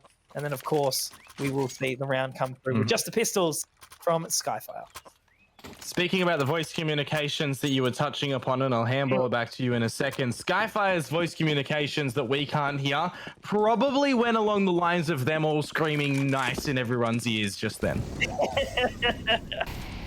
Well, that is exactly what I was going to touch on. So, Skyfire, they're, again, a phenomenal team, lots of experience. But I just always wonder what is actually going on inside that team speak. You know, you never know. Yeah. Because always seems to be like these rounds is just off sheer disconnection, which of course wouldn't happen if you were connected to the Vodafone network. But Prodigy clearly is at this point in time, as he will pick up 2 quick defensive kills. And now they will head their way back over towards the Dirty American, who is sitting on the railings on the apartment's position. We'll get the Molotov down, having one come back though, but Crimson's making his way through quickly, that Molotov, and now it's a 2-on-2. Bomb will go down, and the 2 rotating CT members start to head over. Yeah, Molly on the AWP, it'll be a little bit difficult to go into this retake. You'd expect him to post the line as Prod does creep on up. What's happening though, the flank wrapping around right now from Zertz could be quite huge, as he does manage to find one in Moe, and Callum Murray to close it down onto Prodigy as well. So the back and forth action is now being spelled out for this game. You may see it'll be the half-fight for Skyfire once again. They can't get everybody on the M4s. They can't get the AWP out. We may see, you know, some armor and maybe an MP9 at best, but it's just going to be down to these pistols. And Mako, they walked into the stack last time, and it's what undid them. Now they're looking to retie these shoelaces to not trip over themselves. And as I say, those stories about Molly. Look, it happens. We've all been there. But yeah, like, you could just see, like, so that previous round, literally, like, perfectly displayed of my commentary. You see Moe and Prodigy trying to get out library together, and you can just tell Moe's going, push, push, because Prodigy was, like, too scared to get out of the door, which, you know, fair play there. So it's just, I always wonder what's actually going on in regards to the comms here, because some of these rounds that a team of this caliber lose just should not be happening. And I mean, you know, that kind of round, you can't really undo too much of that, but a great couple of openings. So now, Tot, it's cool. Unfortunate. I thought that could have been a really, really big round, but the damage won't be done. Pot gets taken down, and now it's all onto Moe swinging out library. I was kind of surprised that Jim didn't lose his life instantly over at B because he was completely flashed out. You know, the other boys that were there, they could have shot at him a little bit earlier than that. I guess, you know, they didn't swing, and the blinded, technically, when we see that blinded tag on the screen, he isn't completely without vision as the flashbang effect does fade away. But to the point of play in this game, it's now 7-6, and Mako, they've done what they needed to do on this T half. We are finally having the purchase come back for Skyfire when Noise just got up that AWP, but we can get one as well. So potentially we do see two, but we'll wait and see what is going to happen on the back of that, as we do have a little bit of a pause coming through right now. Yeah, man, like I just don't really know what to sort of expect for the rest of this game. You know, we're seeing the early signs already of what this really series could end up being. You know, in the end, could we even see it potentially go out as a 2-0 in favor of Mako? I mean, this is their map pick. They are comfortable on Inferno, whether or not they'll feel that same comfort on Dust 2. But Dust 2, you know, it is relatively set in stone. You know, most people know roughly how to play it. Obviously, there's similar lines that you'll always see taken time and time again. But of course, it's just so much more that can be dealt. And Skyfire really need to do their best to lock this one down as quickly as they can to make sure that the potential inevitable doesn't occur in what could be considered quite a heavy upset here. Yeah, definitely. But that kind of goes to your point that you made in reference earlier on as well. It's like Skyfire will get it all the way down to the tipping point, but then they just can't take it over the line, and it'll literally be the other team that just brings it back and ends up winning it out. So at this point in time, it kind of is looking like that, right? Mako are giving Skyfire a really good run for their money, and this is going to be a really crucial round for Skyfire. They need this, and they need the second one to make their endeavors on the T side a bit easier. Nah, for sure. You know, the scoreline right now is something that I didn't expect because it was 5-1 in favor of Skyfire, and they were going insane. Dirty, luckily, can find a couple of kills here on the defense. Tot with a good trade, and this is a much cleaner round coming out of Skyfire. Zilla, though, has a lot of space. He can make up, but Noisier will find the shot, and now surely Zilla will be spotted out. But what a shot that he is able to find there. Now he gives the information, not going to even go for the AWP. The massive factor is how much time Zilla has. Yeah, that is really helpful for his case right now, though he doesn't have the bomb. It's all the way on the top of balcony, mind you. So he would have to either jump up on the hay bale to get it, or he would have to go through apps. His best predicament right now is to find all of these players and kill them out, or just, survive with this weapon into the next round. But that is a really great shot onto Noisia.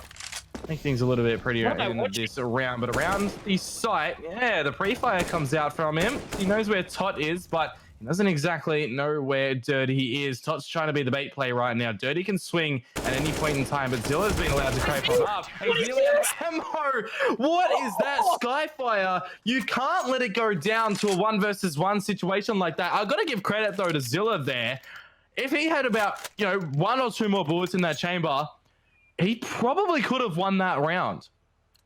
Man, I don't even know what to think, because it's not disappointment, it's not happiness. I just, like, Zilla was running around like confusion. He was a silver, not knowing what he was doing. No, it wasn't even confusion. He's flipping out to his knife, flipping out to his AK. It's like, okay, this guy's about to play smart. He's worked off library. He's going to take control of CT. He's going to kill Noisia from the back. Huge brain play. Very, very smart. But instead, he runs around like a, something.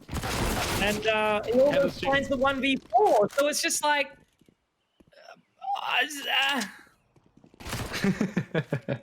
that's Australia, though, right? We've got these nutty players in regards to their aim, but still a lot of kicks iron out. Making the king dirty. Holding aside is one of his, as he will be able to at least lock down for 2. Noisia and Tot on the retake. Again, it is the final round, so they will have to go for this one. Noisia does spot out the member, who is just sitting inside the diggity position now, but he's actually managed to get away, affording himself a little bit more space. So Noisia just waiting for this smoke grenade to come down. They're showing a bit of hesitancy, though, again, as one member in graveyard, one member in pit. Are they going to be able to find this? The flashbang comes up at the side. It's clean, boys. They're going to be over the other side as Crimson and Zerts, they will lock it down. And Dion, Mako lead out the half, bro. Not the result that Skyfire would have been expecting or would be happy with, I would say, at all. You would have thought that Skyfire would have been winning at this half. I don't know whether or not to be concerned for Skyfire still, because it is only the half, and they can look to have a pretty good T half here. But really, this pistol, and I would say the next 3 to 4 rounds are going to tell us if we're going to be going into the next map with a victory over for Mako, because the pistol round that Mako came forward with in the beginning of this matchup was pretty good, and now they are getting pressured down through Banana, losing a couple of their lives. So it looks like Skyfire have been lit up. Nice. But this round, at least we do see the momentum coming from the side of the Skyfire. Zilla locking it down, will be taken down pretty quickly though. Noisia able to find that kill. Jim and Zerts are the 2 remaining members, and look, they've got a little bit to work with here. They've got the smoke in the hands of Zerts alongside the kit, so if they do find a little bit of space, but Todd, he's going to deny any of that as Moe to push in, should find the kill onto Zerts. And there we have it, a clean round. Maybe Skyfire was listening to the broadcast and wanted to prove us wrong. But yeah, man, look, I'm just hoping on this T side, because that's what I mean. Any single form, because obviously, one disclaimer again, for anyone who is new, of course, who is watching the game right now, myself and Komodo, we've dabbled in competitive play and everything like that, but we are nowhere near or will ever be anywhere near the caliber of these players in the server. So the critique that we put down is always simply by observation. It's never by any form of criticism. I would have done this, I would have done that kind of style. Never that. It's always going to be on the back of what we expect from these teams. And we expect that kind of play from him. Obviously the full eco, but the spray down will be secured with the Galil. 4 quick kills found, and the final kill stolen by Noisia. Well, I guess that's a retaliation play there as well from what we saw earlier on in this game when Noisia got the 4K and Moe stole that last pick. So if you add them up, they both got aces there, right? Yep. Sure, why not? Take it.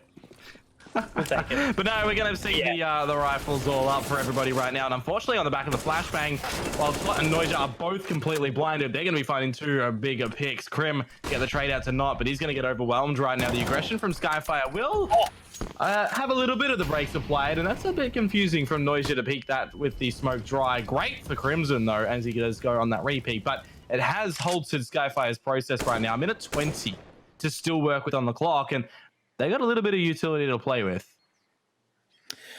Yeah, there's no way Noisia expected that repeat from Crimson. It was quite a bold play, but it definitely did pay off. So confidence is key as usual in a game like Counter-Strike. It's not always your mechanics or your fundamentals, just having your head in the game can always make it better as well. Now, Crimson, he's going to be Molotov away, but the utility isn't quite going to get him. They've sent it over to Oranges, but that's unfortunately not the location. Callum Murray also on the other side, and that's going to allow Crimson to open it up, locking it down. No single chance of the door being burst off from Skyfire. Mako will send them packing. The door knockers will be sent away, and Skyfire unable to pull out a 10th just yet. Both these teams 1 round away from double digits. And yeah, Mako, I mean, that's sort of, and just to finalize the point I was making earlier, it's like, again, it's never any criticism towards Skyfire. It's just being like, you're better than this. Why are you losing? That's always the result that I've put. Yeah, it's like Skyfire didn't get the memo in the mail here, but for Mako, it's no post on Sundays. So they're really just happy to hold on to these letters right now. They're just really looking pretty decent on the CT side. Well, in the beginning, in this game as a whole, you stack up these teams, you think Skyfire, but Mako, they are just looking really good.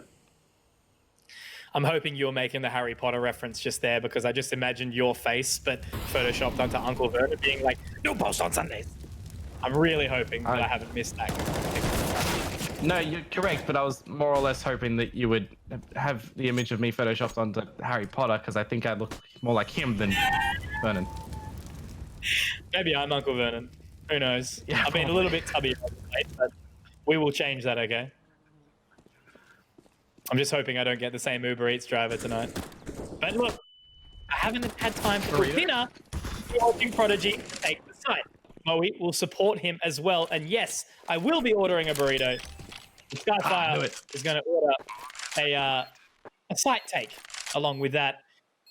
As they should be easily finding themselves at 10th round because Mako, they're not keen on this one at all. And don't blame them. You know, they've got the AK, they've got hits, and of course, they should be able to at least scrounge together something into the next round. But it could be off the back of a little bit of an economic reset. You know, they haven't been able to establish a whole lot to go through in this game. So, yeah, might be maybe just a gentle save around the rifles.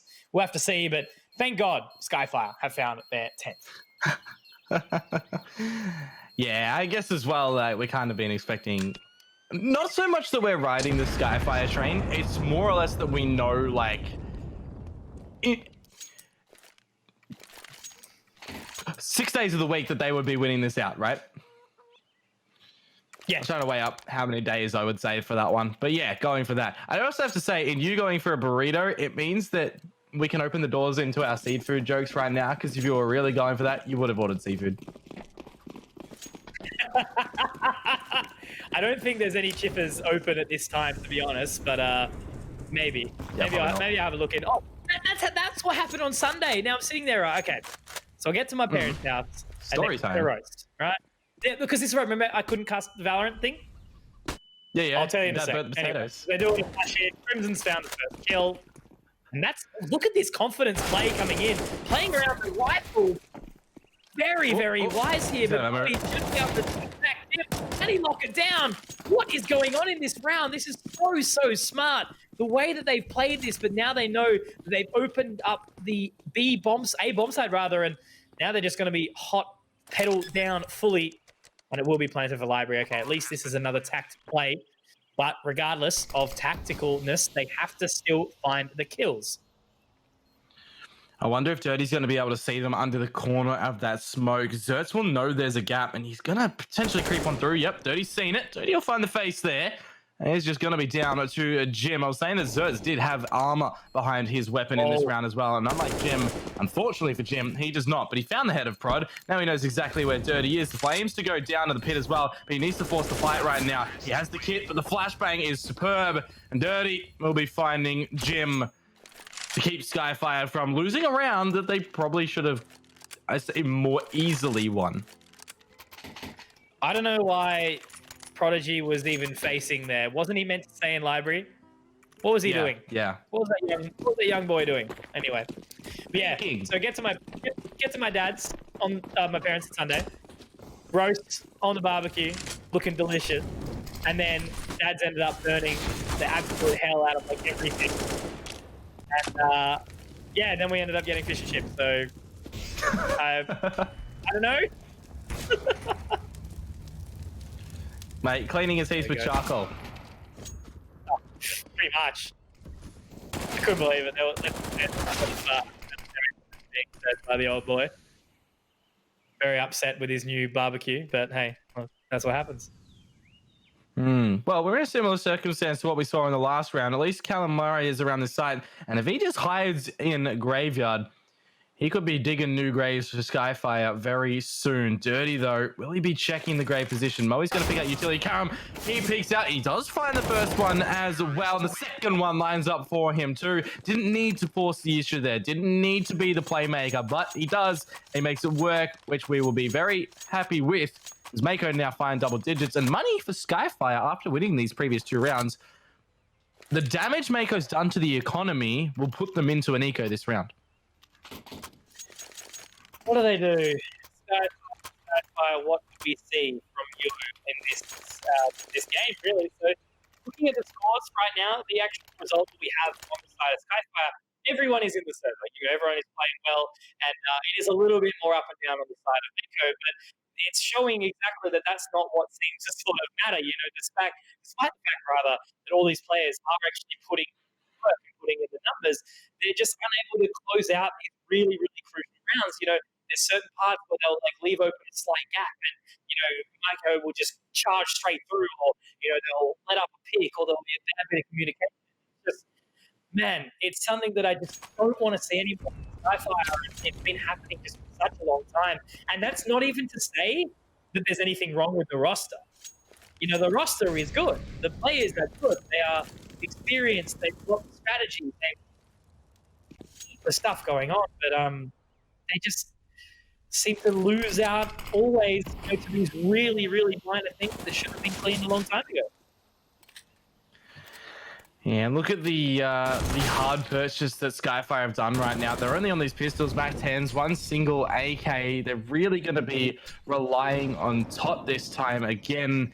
Grim on that AWP, maybe one to look for, but look at this. They've worked their way into brackets. Prodigy completely blinded finding Zerts. I want to see Callum just waltz his way through the smoke right now, but he's not going to be doing it. The waterfall play to come out from Skyfire, but they're not going to wrap around to B. They're actually going to wrap Mac around through A, and they're not going to see anyone from the CTs right now, who are going to wait for reinforcements to go in for the retake. There's an M4 that's been salvaged by Prod.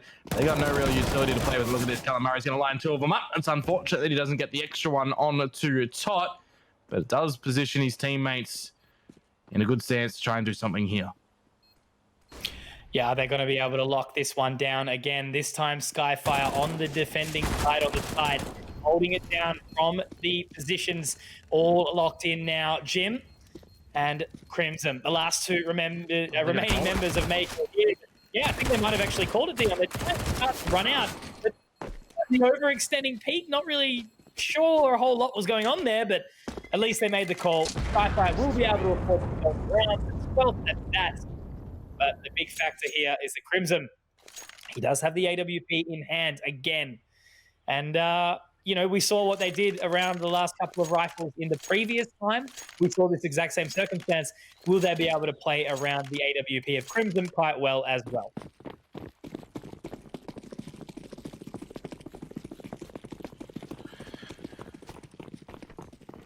Well, they're going to be relying on Crim in this round. Oh, I love this boost, man. It's going to catch him off guard. Oh, Moe might have seen it, and he's got no AWP to play with as well. But luckily for him, Crim is going to drop on down, and after revealing that the AWP is here from the weapon that was saved from the previous round, of course, they're going to see what they can do. And Zilla, a little bit ambitious to peek through mid-window. That Prodigy will rip his head cleanly off. A rotation from Crim is going to go over towards B with a little bit of the scroll wheel mouse hops to get him there a bit quicker. You don't get them from spacebar jumps. No, sir. Probably missing that shot, though. Unable to take the member down. It was peeking from first oranges. Now the rotate starts to come through, but yeah, obviously they're going to be immediately trying to save that AWP Crimson, and the rest can pretty much run up and charge, try and find anything that they want. Obviously, Jim only has the CZ in hand, so the rest of the members aren't going to be losing a whole lot, and all they can hope to do is try and chip away at some of this money that Skyfire has in hand, because there's not a whole lot of it. You know, both these teams are in kind of uncomfortable situations, and there it is, the kill found onto Prodigy, and now three members looking hungry. Can 30 farm the ball down, 1, 2, and 3. Noisia will get that done alongside him. That means they can recover the AK, I believe, which was somewhere in the hands of Prodigy. Yep, there it is. 30 will find it. But it's a 1v4, of course, Crimson saving that AWP.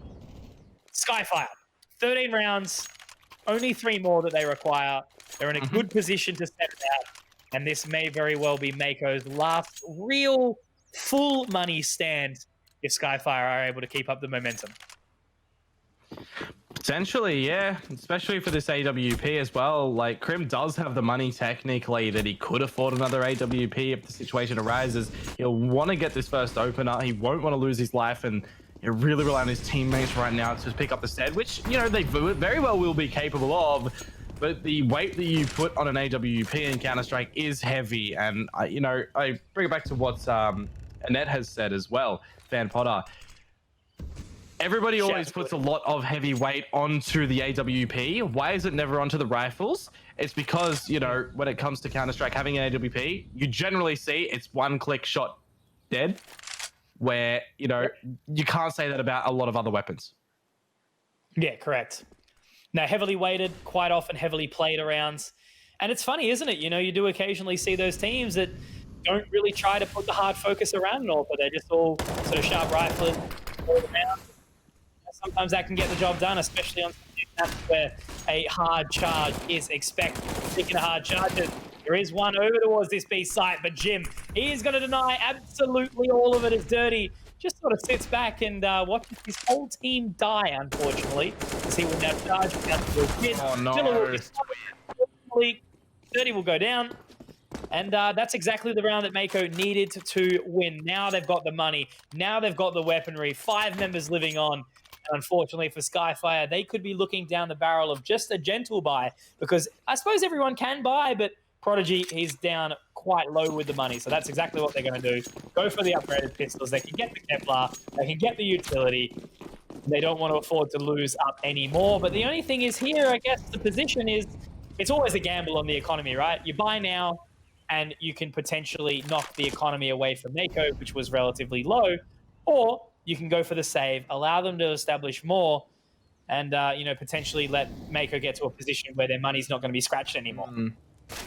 But it's also then you'll have more money to play with in the next round to get a substantial purchase to see what damage you can do and get numbers on the board. But the pistols seem to be doing the damage that they needed, although a bit hungry for the M4 as Maui extends towards spawn, where Krim will punish him. And that's the overzealous plays we've seen time and time again, where a couple of these players do lose their lives. Unfortunately for Krim, the flashbang doesn't work, but the pistols are once again, and now it's going to be Tot and Callum Murray, where the information is being gained from Tot. Though I think Callum Murray might have seen him go over to this position, so he will be forced to hand. Look how much util Callum has to play with right now, as well as smoke down onto the bomb, and they know that they have to try and get it right now. That's going to be the stick to defuse from Callum Murray. I don't think Todd can deny it, although it's forced him off the bomb. There is enough time to once again re-get on it for the defuse, and Mako will win the round. But very close, and very, very big damage coming through from Skyfire.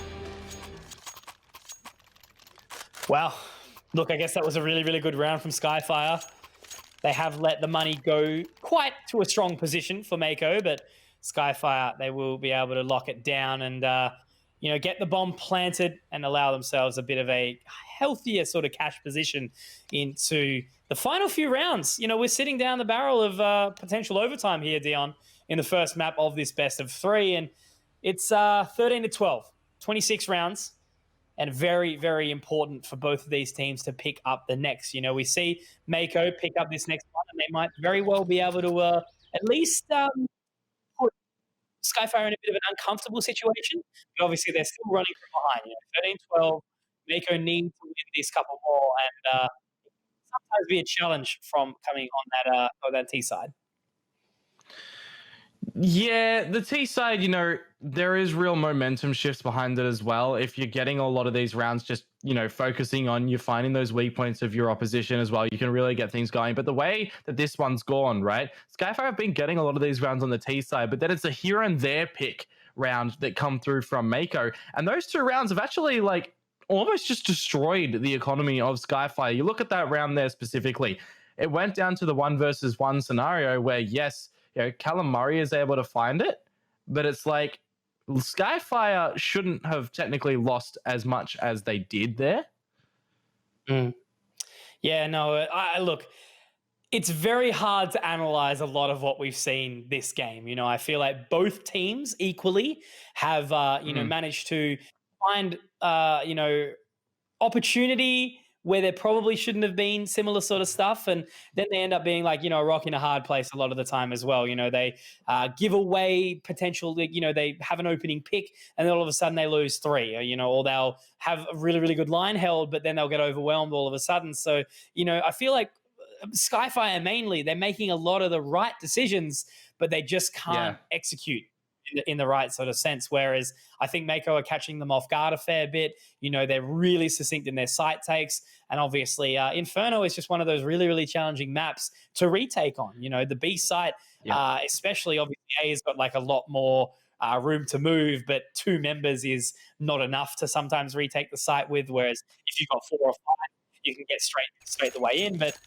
B site on Inferno, even when you got 5 members, that can just be, really, really challenging to try and re-enter. Yeah. Well, Skyfire, they really need to win this one, because if they don't, their money is just going to be sky fried, man. And it's Mako, they do best when it is fried. So we'll see. Indeed. Fried. A lot of these people in the circle will be about that. by the end of these games, to be honest. But look, that's the way it is, isn't it? You know, if you can't put in these long hours, you know, you probably can't play top level CS. But anyway, Zerd. Oh no! Okay, deserves that to be fair. But anyway, straight through the smoke, trying to catch the member off guard, and this is what I mean. They just cannot find it. They've had all this opportunity. And Moe CQ, he's in a 1v4. He will be able to find at least the opening pick, and there's just so much that he has to do. Checking the boost, nobody's home. We'll be able to get the Molotov down towards these construction positions. But yeah, look, Mako now are playing the brain game. You know, they're waiting. They don't need to do anything until this bomb is planted, and Moe can find it. He should be able to get the CT smoked as well in just a second. And he actually can't even find the bomb. It was in the body of, there you go. On you, Moe. He's found it. And this is just pure frustration, though, isn't it? Okay. All right, he's going to go for the play. See, this is quite experience. smart. But he's got to look back. And it is experience, but at the same time, you know, I don't know what he's trying to go for. Oh, no. Oh, I don't want to look at Twitter after this game. I swear to God. Hey, it's like 11 p.m. These guys are just like, you know. Anyway. I don't know what's happening. Sometimes we have fun here. Yes. Yes, correct. And just for a credit as well, while there may be BM, and if you're not sure what BM stands for, it's the bad manners, the boys are all respective of each other as well. It's just taken with a large grain of salt. It's all fine. Exactly. No, that's right. You know, there is a lot of respect amongst a bunch of these players, you know, in the community and everything like that, especially at the top level. You'll find the players who are very easy to sort of spot out as well, the ones that have the little bit of toxicity behind them. But they're not often sort of, you know, they never really break that top 8. You know, I think about the top 8 teams in the region right now. And how many players could you really picture as toxic? I don't think many, if any. Yeah. Oh. Locking it down now will be Mako. They've got the money, they've got the utility, they've got the weaponry. Basically all the pieces of the puzzle right now to succeed on a map like Inferno. And Nade is going to do a fair bit of damage onto Moe at least, now walking on in to try and find Zilla. I guess if they do get through this smoke, they could clear house, but once again, you know, they're not super confident in it, and Zilla, he's going to peek on the other side of it, doing a fair bit of damage to what is left of Moe, Dirty and Noisy as HP. They are going to choose to fall out now, but Mako have top Nana, and they're happy to hold on to that. So it's very likely that we are going to see Mako pick up their 14th round. But I mean, with that being said, you know, we did see Skyfire with just the Deagles take a round previous, but it's going to be on whether or not Moe is going to be able to find this on the Zilla. All we know is the positioning now. Crimson, though, holding the line, and the opening shot is found on a Noisy up. Oh, he hasn't spotted out Moe just yet, but he is trying to bite the bullet and just wait his time. 35 HP isn't really enough that you would like to be playing with at the angles, but if you are grouped up together, you can certainly find some damage as Prod has just done, and Moe's timing needs to be really crucial right now. He will know that the rotation's coming through. He can jump down safely. Zilla's being very overcautious. He hasn't heard it. I think he spotted it out. Now they know. But look at this. We've been brought back to A. Dude. Oh, they could win this. It's just like all the right choices, all the right plays, but just it either gets out red or something strange happens. And it just feels like we're going around the twist. Do you ever feel like this? Yes. That's exactly what I was going for. Strange things are happening. Yeah. Just all I can think of. I get that one. Have you ever? Yeah, I know, right? Dude, it's just like, it's like those old graphics as well. It's just like, you know, your 90s TV or your 20s TV or whatever. Like your Zero's TV, rather. Yep, correct. Oh, he dies from there? F. Yeah, Prod saved the AK though, so big plays. Yeah, and, but no, you got to give it to Skyfire then, man. Like the pistols, the brain plays to just really wait. Moe to call the rotation back when his team, you know, are looking to do a waterfall play. They get the pick and spawn, which really helps their case, and then they just lock the briefcase after Moe has that information. Well, that's exactly what I was trying to get at earlier on. You know, it was no discredit to Mako. If anything, it was, oh my God, as if Mako read that. Like, that is such a big brain play, and usually you see them barreling down, but whoever was the B site player for Mako at the point in time, he's like, they're not B yet, they're not B yet. And all of a sudden, it's put the brakes on top mid, and they don't rotate over, because usually you see one of the biggest problems in inexperienced or newer teams is... You're exactly right, Dion. So now they do try to wrap their way onto this A site. Will take some damage. 30 can find Murray, and now it is onto Zilla. Trying to lock this down, but look at this rotate. Already over. Already the damage is being dealt, and it's Moe all on his lonesome again. It happens. Skyfire. They just let the rotation come in, and it's... Oh, it's just... it hurts to watch that. See, the expression on my face right now, and this isn't any disrespect to anyone, but it's just... Hang on, I had the word, and I said disrespect, and I think it started with...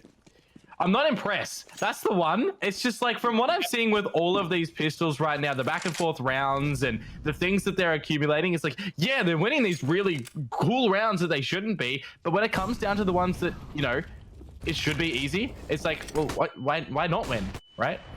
Yeah. Yeah, it's just exactly. like a blank slate. That's what I mean.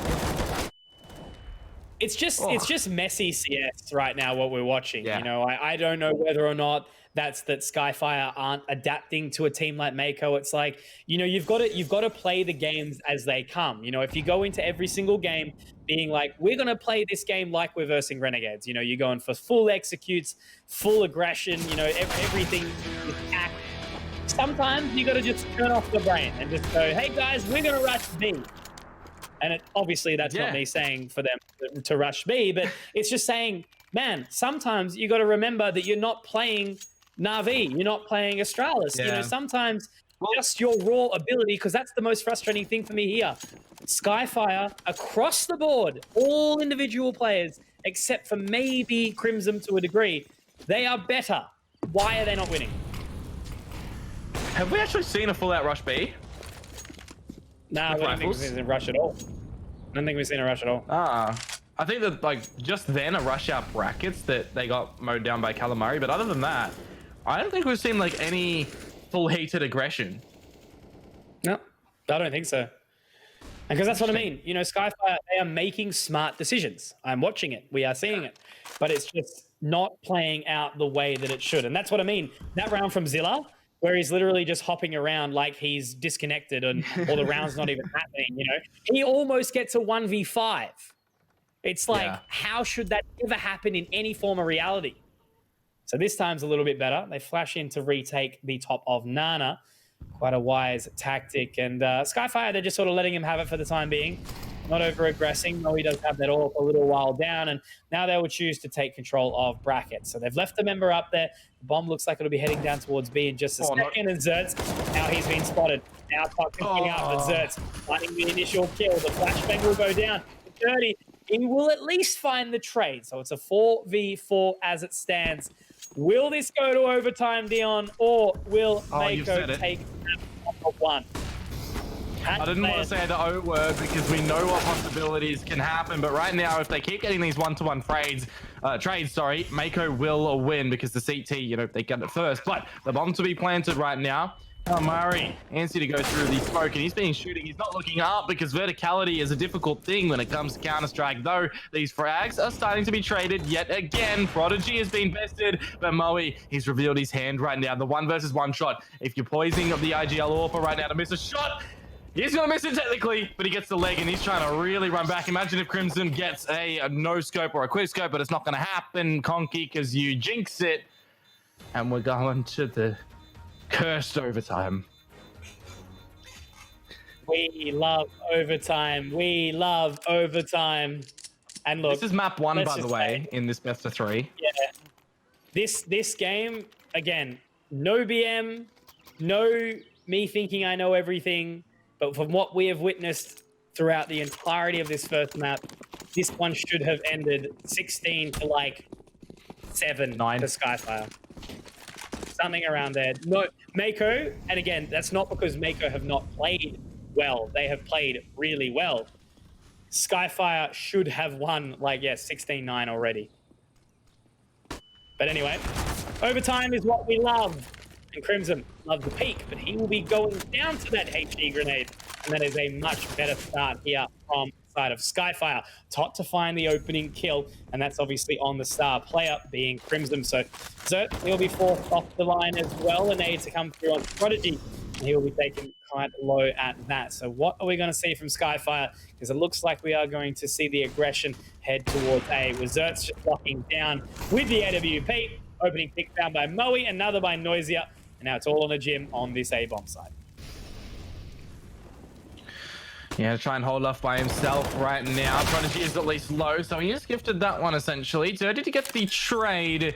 And this here being overtime 10k to play with, I might add, by the way. It's not your 16k, which is your max money. So teams do have to be somewhat aware of their economy in this overtime state right now. You can't just be purchasing up double AWP setups willy-nilly, because if you do get your double AWP in the first round, your second round as well, if you lose it, you got pretty much nothing to work with in your last round. And right now, you know, Zertz just wants to survive with this AWP into the next round to give it over to Crim. And Noise just trying to bait out a shoulder peek one too many times for my liking. But Zertz isn't in that angle. So Skyfire, they will win the first round of overtime. And an explanation of what overtime is, by the way. So when a match is 15-15, because you need a team to have 16 on the scoreboard to win in regulation, you play 6 rounds, and it's first to find 4 out of 6. You do 3 rounds on each side. Correct, and obviously all players in the server in MR3 10k rather, they will all have $10,000 straight off the start, which means that, of course, if you do invest very, very heavily early on and are unable to win those rounds, it can put you in a very awkward situation before the halves do swap over. So here we see Skyfire, they start off well, but already the side of Mako have had to invest very, very heavily. And if they are unsuccessful in this round, they are going to have a very, very ugly looking final round of the half. So the overtime mechanics do tend to play out and can run quite a long time. No casters goes here. Skyfire are going to win this 19-15. Calling it now. So Mirage, don't worry. Yeah, true. No Mirage. Actually, I think the longest overtime I've ever casted was on Vertigo. So I'm thankful it's not on Vertigo too. I think it went up to something around 24? Around that area. That yeah, 24 to 24 is one of them, so it's around there. I think I casted a 70-round Mirage game in China. That wasn't fun. Yeah, true. Hey, but anyway. Asian CS, man, like it's wild. It's literally like not all the teams. Like obviously, you know, there's some tact coming out from like the really good teams like Vici, Tyloo, etc. But even at times, like, you literally, it'll be like watching a silver game, like actually silver, except all of them are the best aimers in the world. Like, yeah, every single player is like Nico, except they don't know how to play the game. Nico on that deagle is a scary thing. Yeah. Oh, man. But here we go. It's the hit in towards A for 20 seconds, and we are about to see crazy stuff. But unfortunately for Callum Murray, he's going to get shut down almost instantly by Tot. The bombs go down to Zilla. He may be overlooked, and it's not going to be the case because Noisia, he is finding the needle in the haystack there. Things crumbling for Mako. They need at least 1 round on the CT side to get things rolling when we do the switch. So they should be going for it here. They've got enough money that if they do lose, they could technically get some scrounge purchase up, but actually I'm going to call the save early. So Skyfire, maybe your prediction, Conky, will be coming true. I'd hope so. Wise, though. Wise from Mako. Good choice to save. You know, Crimson and Zertz, they're going to be able to buy up for their teammates, which are the only ones that have obviously left the server. They'll be able to buy their Kevlar, their utility, and be able to go into the next round looking strong as possible. Whereas, obviously, the side of Skyfire, they're going to have everything that they possibly need. They've actually even gone in excess of 10K, but it's not going to matter because it is the final round of the half. So, again, anyone who is not 100% up to speed with the game mechanics, they will be swapping to the other side after this. So Skyfire, if they are successful to win an 18th round here, they will still need to win 1 more round, which will be on the CT side to find a 19. And then obviously Mako, if Skyfire are going to find this round, they need to go to all the overtime number 2. And Moe, he's doing his best Zywoo impression, running up top Nana, finding the 2 kills, and he'll be taken down to 1 point of HP, but he's still going to keep going hard. You know what instantly just popped into my head? It's that whole copy pasta meme of, you know, Moe activated, blah, blah, overrated, all that kind of stuff. Finding those frags. But through the smoke, Crimson will be punished. A bit too ambitious there. And it's just going to be down to Callum Murray. So we may be seeing the flawless half come out for Skyfire on this T side of OT number 1. They know where Callum is right now. He has managed to get himself out of the library because too many books, too many words for him to read right now. And he's going to potentially read into the positions of Noisia, but he knows in shaking his cross there, he's probably not got a chance in this one. It's all going to be floating in the wind. Man, oh man. If Skyfire don't lock this down and we go to another overtime, I'm actually going to lose my mind. Like, straight up. There we go. Because do you know what? Like, were those last 3 rounds a completely different team? Tell me I'm wrong. Yeah, no. Tell me I'm you wrong. are 100% correct. They had a different mentality in overtime. Oh, I don't even know. Like, it literally looks like we've just put 5 different players into the server that are confident, ready to run, ready, hot, you know, because Mako didn't have a single chance to get into any of those rounds at all. Yep. So that's Counter-Strike. We love it. It's our favorite. Well, money's reset as we do switch sides, of course. Skyfire now on the CT side, the more favorable side when it comes to the map of Inferno, but we haven't really seen that today too much. It's kind of been balanced, to be honest with you. But anyways, utility here to play with. Only a single AWP for each side. But yeah, we talk about the difference in Skyfire right now. Are we going to flip that coin and see, you know, on that other side, are Mako also going to do the same? Maybe.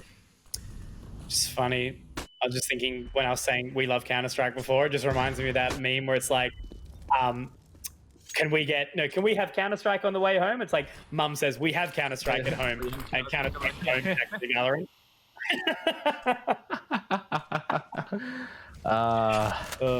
You know, Anyway. What was it? Yesterday, Eco was in my chat, and I asked him what does he think of Valorant, and he had some very, very special words to say about that game. He likes it with an extreme passion.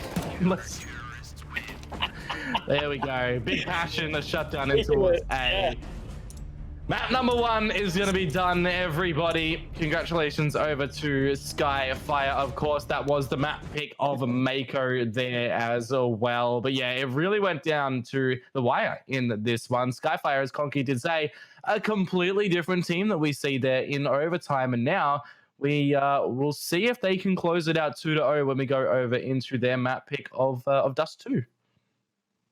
So I'm convinced that we only saw basically 8 rounds of the real Skyfire. In that, it was 4 of the very first few rounds, and then the last 4 rounds in overtime as well. Awesome to see them finally joining back, you know, maybe letting their brothers and sisters off the computer, you know, and jumping back on to actually play out the rest of the game. But regardless, I feel a bit mean saying all that, but look, only the utmost respect for both of these teams, of course. Very nice to see Skyfire actually putting up what we expect from them towards the end to close that out. But of course, we are going to be moving on to their map pick of Dust 2. Not too far away, guys. Don't go anywhere. We're going to run to a very, very short break. Back very, very soon.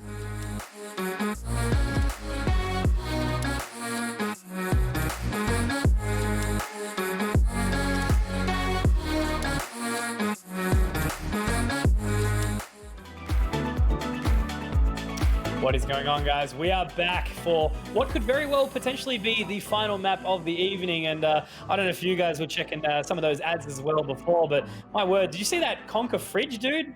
I swear, man, I got to get me one of those for my house. But we're not speaking of that right now. We are moving into what will be map number 2, and that is actually Skyfire's map pick of Dust 2. And given the performance that we saw, you know, in the previous map, of course, it was good enough to close out the map. But given if they were able to play like that for the entirety, I think this one could be over very, very quickly. So we're going to have to see, obviously, how they stumble into the server and whether or not they want to go to bed on time or if they want to run this to the absolute wire. Yeah, well, it's definitely past my bedtime, and I'm sure the same is said for the production guys over in NZ. So if anyone's really liking the timing more so in this broadcast, it will be Mr. Conky here. But what's going on, guys? Welcome back. We're going into Dust 2. So as you said, Skyfire's map pick here. They win it. It'll be 2-0. We're done for the night. My head's going to my food and then to my bed. But if it does go the other way of Mako, it's going to go into Mirage, right? So we've already seen Inferno. We've already seen Dust 2. My dinner is not seafood, FYI, guys. And Dust 2, you know, we've already seen it be played tonight. Skyfire, Mako. I still can't say who's going to win it, though. That's the problem right now, because both teams are on a really good performance in rounds and the other, and times they're not. Yeah, no, correct. Exactly. It's like, you know, any point in time, whoever is best in the server can shift. You know, that's what I felt like we've had for the entirety of this game. In all respects, should Skyfire absolutely dominate through and take out Dust 2? Yes, I do believe so. From what I've seen from them in and out of the server, you know, they definitely should be able to take this map through. However, Mako, you know, they've impressed me. I've got to admit, you know, not to ever think that I was going into this map being like there was no way these guys were going to win. There's always a chance. You know, crazier things have happened inside Australian CS. And the exciting thing is to see that we actually do have another team that is waiting around, taking rounds off these good teams. Mako are doing exactly that tonight. Yeah, it is really good. And we will be now going live straight into the pistol round, of course, being Skyfire's map pick of choice. We're going to see Mako opt to start on the T side. Now, me personally, when I play my very average rounds of Counter-Strike, I love starting on the T side when it comes to Inferno. You know, I fall along the same times as the Mark and Larry boys. You know, they were the team that always liked to start on the T side when it came to Dust 2 as well. Because I feel like if you can get the ball rolling on your T side, and it'll make your CT side, the more favorable side, a little bit better for yourself as well, you know, because sometimes it's difficult to get rounds on the T side. And if you can catch your opponents off guard in the early stages where they don't know what's happening, that's where the real magic lies. No, for sure. And I think it's one of those maps now where when the Krieg meta was the superior item, you know, obviously D2 was almost T-sided, I think, obviously because you could, you know, face down those long lines and contest the AWP with the Krieg. But now, obviously, as it is going back to the AK meta, it is a little bit more even. But you're exactly right. Momentum is key. And speaking of momentum, Crimson will yeet himself into stat pit, as well as Zert's finding another kill. Dirty will get the trade, but it's a 3-on-4 as it stands. And they're actually exiting out long, going back towards what could potentially be the B-bomb side. Can't believe you just said yeet yourself on a broadcast, my lord. Listen. I don't even think it was Crim though, hey. Life out here, Dion, is you either yeet or be Jotun. And today, my friend, I am yeeting in Crimson. He will find the site. Yeet or be Jotun 2, return of the yeet. Wait, who? Oh, that was Sam's team. In, shout out to the admin fan, by the way. Shout out to our boy. But look, Mako. Shout out to everyone putting work behind the scenes, by the way. Yeah, 100%. Tot's gonna just pretty much have to go for the save here. Immediately off the back of that, you know, as we mentioned, the pistol round, obviously getting the momentum behind it, very, very important. And yeah, Mako, they're gonna run off well. Tots obviously found another kill, but that's not really gonna mean a whole lot. Okay, couple of kills on the exit. It's just style points, really, at all we can see right now. But yeah, good opening start here from Mako. Super important for them to win the next round. You know, I do believe that we might see Skyfire force into this next one. And Tot, he's actually still got the armor, and there it is. Immediately, we see the buy from Noisia. They're going to go for this force one. We're going to see the scout from Moe, surely, potentially another. But yeah, there's a FAMAS. There you go. This is a winnable round for Skyfire. I'm interested enough though, because usually when you have a force up from the CTs and you're going to have a scout as well, you've got your options, right? You either go towards long if you've got the spawn. You generally don't see the scout go over to B. What you maybe like to see is a boost up to short as well to get up there. You know, you get two players, so you get a pistol, or in this case, an MP9 or FAMAS behind that scout. You let the scout peek first, and you trade over the damage, right? It's interesting to see Skyfire have gone for that, you know, different deployment right now, where he'll be holding it short, completely blinded. Extreme damage onto Crim as well. But here's that scout that I mentioned. Maui missing out a shot. He's going to bait the fall down with the pistol. He'll probably want to pick it back up right now because he's getting pressured by the Mako boys. Oh, he's missing the shots. He's just so close, but so far. How are you alive, Moe? Please. But this is a round that I certainly felt like could have had the capacity to start to go away for Skyfire. Look, you know, there's been so many missed shots in this round by both of these teams. Jim will at least be able to find 2 on the exits. So now this is Mako basically solidifying themselves 3 rounds to be taken. And Moe wraps around towards, and he's missed. Yeah, okay, he's done for the night, I feel.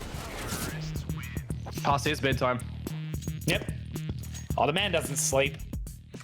He just lives on adrenaline. Well, that will be the unfortunate outcome for Skyfire there. We're on their 4th up. They don't win it. So, of course, the loss bonus, they'll sit pretty on right now. And they'll get up their big purchase in the next round where you'd be expecting, you know, them hopefully to start to get things going on their CT side. But as I did mention earlier, you know, Mako is choosing to start on this T side. They want to get things going their way early. And it's not been a disappointment from that. For sure. Very, very quickly up short. The A site secured nice and steady with not a whole lot of contest. You know, they're going to go completely dry with USPs, nothing else. So there's no point of even going down. I suppose the only negative here in dying in the round for Skyfire would be giving more money to Mako. But I guess, you know, they're better off trying to at least find a couple of these kills, maybe saving a couple of these weapons. Callum Murray will be dinked down. Taking down a 27 with the Mac 10. Not really a whole bit of problem losing that one either. But yeah, look, Mako, this is the thing. You know, when the second round, you see a force come in from the losing side. If you are able to secure that one and actually win it through, it basically guarantees you a third because, you know, you're only going to be facing down with a very, very gentle buy. Prodigy will at least be able to find one more kill on the Crimson. But Callum Murray, he's picked up the AK. And despite taking down 2 members, I don't really think it's going to cause a whole lot of ruckus on the side of Mako. As these boys, they can continue to charge. But now Moe has the AWP in hand. And let's just say I'm hoping that it's a little bit sharper than his scout. Tot will be the one to deploy that over to Moe as well. So maybe it's just that someone else needs to give a weapon over to him and he'll be able to fire on. But for Mako right now, it's going to be the spread offense. A little bit of a split to B. They might want to go through mid again, and they're actually going to go through mid with a bit of haste. So the smoke deployment towards CT spawn, you would expect the rotations to come through from Skyfire. But Mako, they aren't, you know, going in through tunnels too early. They aren't going to be going in too late as well, but they're going to rely on their teammates to try and do something here. As Zerts will finally get into the site, but it's going to be Crimson finding these frags right now.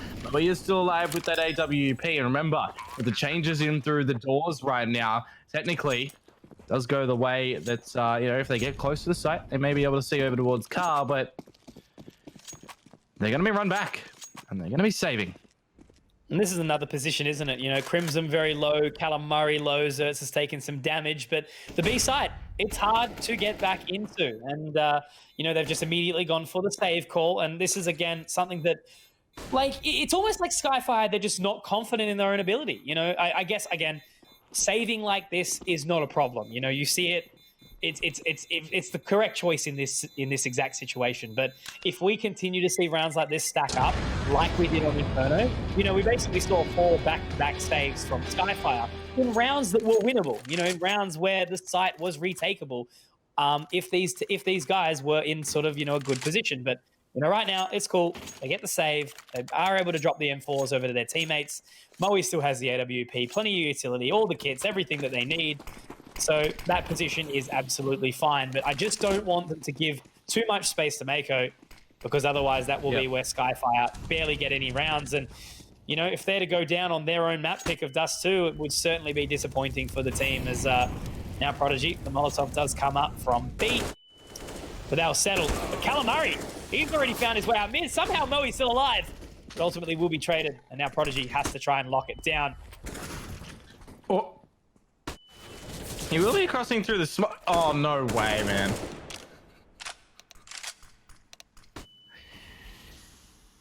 You can just hear the clips going through the chat as well. People aren't pretty happy about what's happened there, or they're just screaming, ha, ha, ha, ha. Bazilla, I think it's gonna be work too. Oh, maybe. It is what it is. It will be the first round on the board for Skyfire, though. And we'll get the AWP. And Moe has done a thing in that round, Conky. He's done mouse 2, mouse 1, and it got a kill. Yes. Did the shoot. Very successful. But yeah, that was very nicely done from Moe to be able to lock that one down, and exactly what I wanted to see from Skyfire there. You know, they adapt. They were able to lock it down. A mid bust and a B split can sometimes be very, very challenging to defend against, and that's where you've got to take your position, switch it around, look to take control of different portions of the site, and that's what Prodigy did. You know, he got up very, very close and personal on the other side of that smoke grenade, was able to lock it down, but unfortunately, Jim, he's read onto that one because Prodigy's gone for a similar sort of play and gone down very early, giving Mako the early advantage. But Todd, control. He'll bring it back into the even 4 versus 4 right now. Moe just sitting where the scout once was, but he will be falling back after some utility from Mako. And trying to gain control out through long. There's Tomby in the pit, but do they clear it? He can play whack-a-mole and potentially line up a few frags, but Moe's being called over here, and he potentially could have lined them both up, but unfortunately for him, Mouse 2, Mouse 1 didn't work this time, and it's not going to be working anymore for Todd either. Things are being broken right now for Skyfire. Yeah, look, a rough one. Noisier is at least able to find a kill back, but this could very well be on for another save call coming out for the side of Skyfire. And Noisier, he's still going for a bit of a creep, but it looks like actually no, Dirty. He's going to go for this. They're confident. No, okay, never mind. Is he trying to? Okay, all right. Yeah, okay. It's like, okay, are you going? Are you not going to? All right, no dramas. It's in the end, it's literally one of those rounds as well where you could say they can go for this, but they can't go for this at the same time. It's like, yeah, well, they've got the kits, they got a little bit of utility. It's long of A. If they find an opening pick, they can run it up long. They can see what they can do. They know that, you know, they got the 5-second defuse, 35 seconds to work with, but smarter option right now is to save this weaponry into the next round. You know, we look at the bonuses that they're on because it's back to that lost bonus now. Noise just got enough to even purchase up an AWP to drop over to Moe if he wants to. Dirty can throw over anything that he wants, whether or not they're going to need to, because Prod would be dry on utility in that regard. I would say yes. The match pause will most likely be from Skyfire right now to count their stacks. They need to talk strat, and they need to talk basically how they're going to approach the next few rounds. You know, it's a wise choice to take these pauses. That is one thing I do respect quite heavily about Skyfire. They're very happy to take a tactical pause. Super often do you see teams just getting absolutely railed and they don't take a single pause to it. Even just, you know, step away from the computer and get a drink of water or something like that. You know, constantly, especially in longer days, sometimes it you need a little bit of a mental reset. So Skyfire, you know, hopefully after Mako have had a very strong start here, you know, they've gone again for those saves. And again, it is a wise choice here and a good decision to be able to save those weapons on into this next round. And once again, we see a very equal position on the weaponry. Hawk for Moe. The rest of them do have just the rifles. But yeah, look, we need to see the Skyfire train leave the station.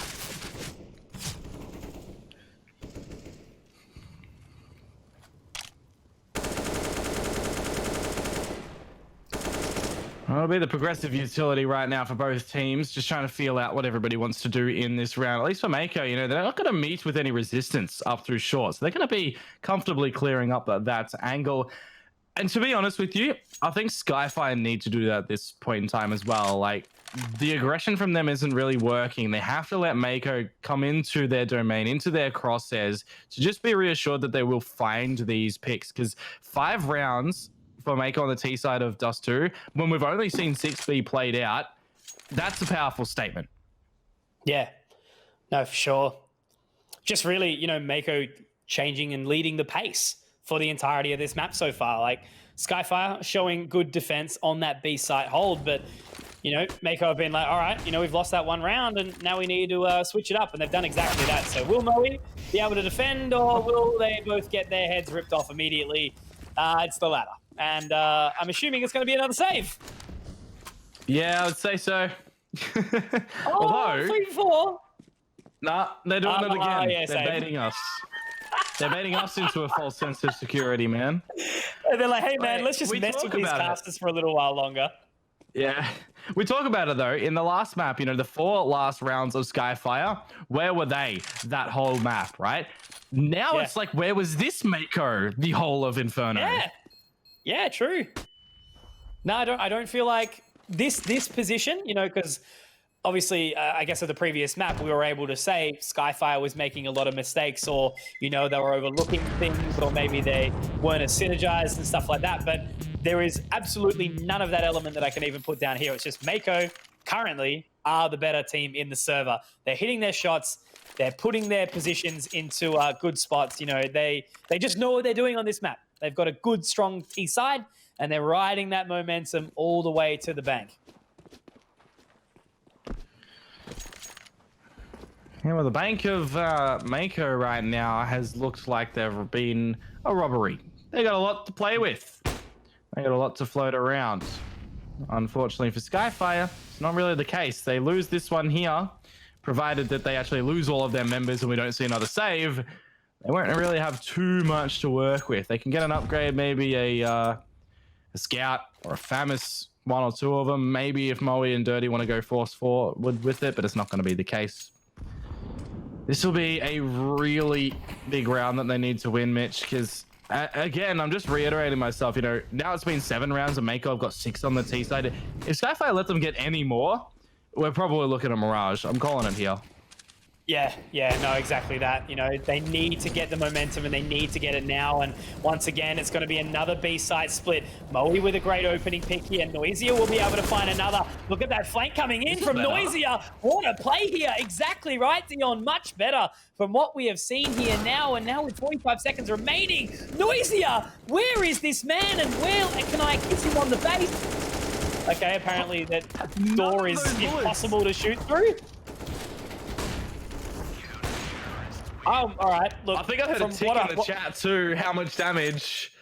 Because they all went on him. Like, yeah, from a really like high intensity round just then, for how quickly we were just floored.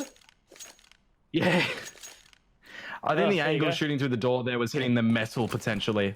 Yeah, potentially. Yeah. Oh well. Hey, you live and learn. It is what it is. For everyone in the chat or everyone watching at home, this is also my first time casting this map since the door changes. So interesting stuff as Noisia finds an opening but quickly is traded, and now Tot left in a little bit of a lonely place, but a much better round from Skyfire in the previous. Now 4v4.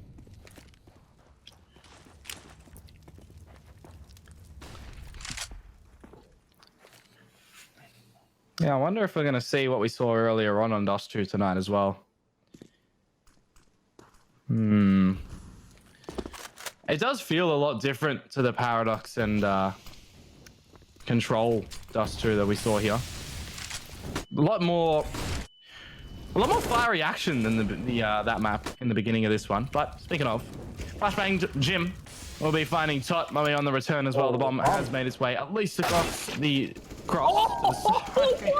But Prodigy finding Jim while jumping up is reassuring that Skyfire might be able to find a third round here. Incendiary goes down onto the site. Look where the bomb is. They have to wait for that. That's actually in a position with the AWP. Dirty here could see it. There it is. Dude. If this round is now won, the bomb dropped in an awkward situation and Moe has to try and lock this down. He's gone for that play again. And okay. I've never seen a man get egoed harder. There it is. There it is. Zilla. He did that on Inferno too. Little guy. Man, that is the because you know that is going to literally give Moe nightmares for the next week. Yeah. Matthew, why? Goodness. Anyway, Prodigy, was that a jumping shot as well? Yes. I didn't see. No, so Jim was in the air, Prodigy wasn't. He was in the air. Okay, so cool. Jim had to jump over the ledge, yeah. Yep. All right, well, luckily for Moe, his metal has been tested, but at least it still remains finding that opening kill. But yeah, again, man, these rounds have just been so close, super tight. And the Prodigy, he will go down, and that leaves Dirty in a very uncomfortable situation. Good flashbang, pushes Dirty back into the tunnels. And look, they're going to swing for him. The Molotov will force him back. But actually, they can sit on the site and try and lock it down. But Tot, oh no! the nade will come back at least, and now Moe will be able to at least do this, but they're retaking Dion with 2 AWPs, but Dirty, oh my word, I thought Colt hit that second shot, but So did I. okay. This is what I mean, like, why can't they just do that every round, man?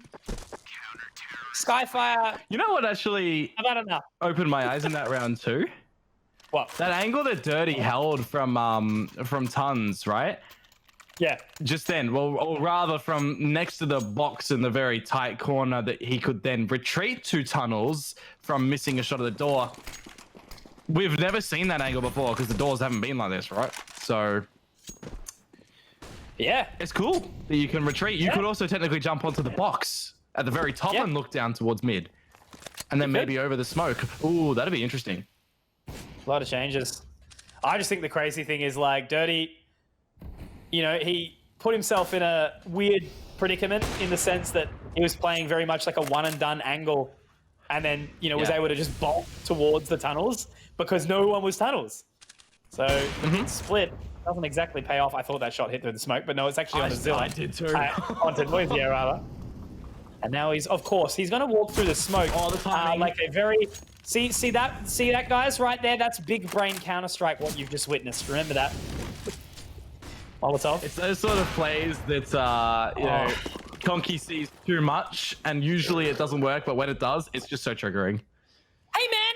I pushed that smoke. It was a smart play because it worked once. All right? Yep. Pushing smokes is smart. Wrong. You're wrong. They're not a solid wall. No. Correct. Anyway, don't trigger me, Dion. I'll start up a big rant, all right? It's not the time. Well, it looks like Mako has stirred up a big rant right now as well, because this will be the 8th round, which means they'll be winning out this half on the T side of Dust 2, and Skyfire just haven't been present. Skyfire literally haven't joined the server at all. Like, we were saying, weren't we? If they were able to keep up the momentum from what we saw on Inferno, they would have won this game really, really quickly. But, hey, look. Okay, he's not going to push it. Good. He was looking to. He was gonna. Yeah. Oh. All right. So Mako, still looking good. I'll give them that much, obviously, here. Double up setup will be established, of course, for the T side. Not something you always see, but I guess on Dust 2, you know, obviously you've got the doors that you can hold and everything along those lines. So, yeah, look, Mako, they are just absolutely the better team right now. They are completely walking all over Skyfire, and they've just not really had an answer any sort of way of the play, I guess. The only really thing that I could potentially look for as a positive for Skyfire is that maybe, just maybe, on the second half, when they move over to that T side, maybe they've got something in store for us and they'll be able to overwhelm. But the way that we've seen these players obviously picking it up, you know, Crimson super good on the AWP. Zilla has been massively confident. You know, they're just putting in the numbers right now. And whilst they do start to make a bit of a quick play over towards B, I've got to admit as well, Prodigy, he hasn't been super present. Now it's going to be his position where he has to try and lock this down. Does get the smoke down. Jim's already found a kill, though, and it's Jim again on the entry to find these kills. Moe to get one wall bang, but you know what we're going to see right now, Dion? It starts with an S, and it's got 4 letters.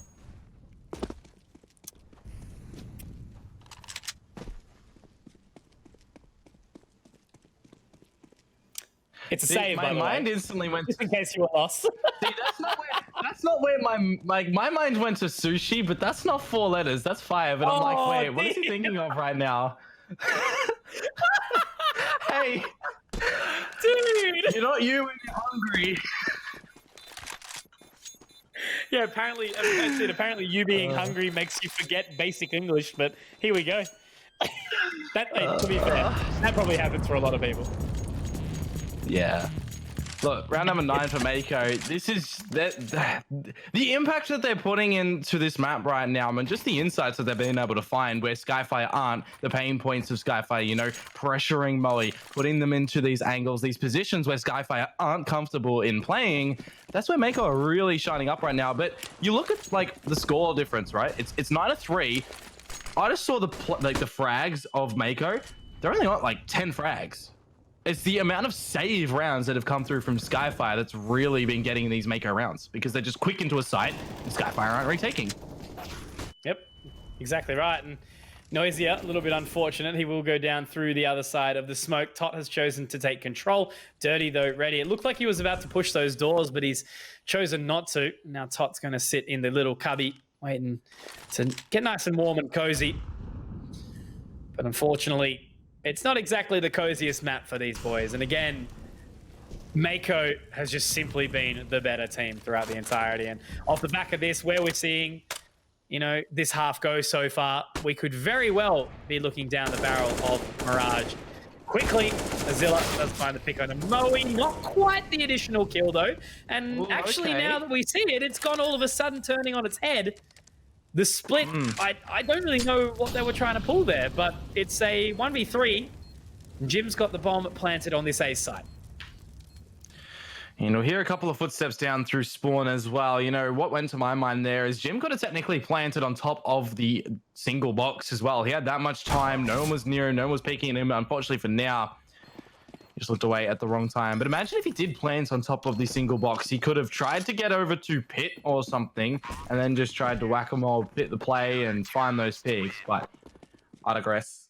Skyfire, they do find the crucial picks in that round. They do get the defuse, and more importantly, they get another round on their CT side, because if Mako gets double digits, Mirage. Mate, Mako has 9. Mirage. I feel like, I just feel it right now. It's happening. But look, anyway, if Skyfire do get 6, I will say that there is a possible chance. Even if they get 5, there's a possible chance of rectifying this, but you know, we never know until the fat Conky sings.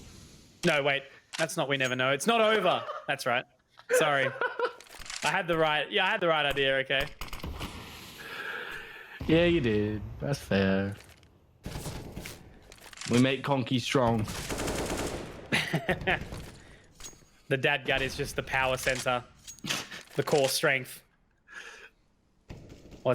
You won't get this reference, so I'll build it in for you, but a very famous strongman, JF Caron, said, no, you won't. If you do, I'll be very impressed. But he said, if you have a 6-pack, it means you're not eating enough. True. Mate, you always have a 6-pack. You're just hiding it with a layer of protection. That's right, exactly. I'm just protecting mine, okay? It's always there.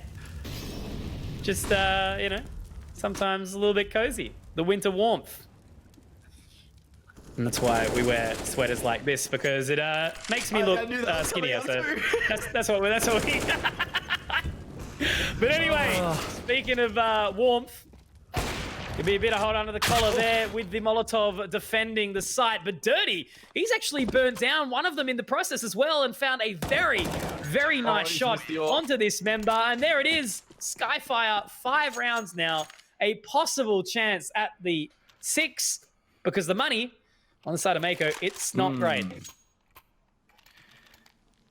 Yeah, it's cooked. Cook shark. Nothing else to add there.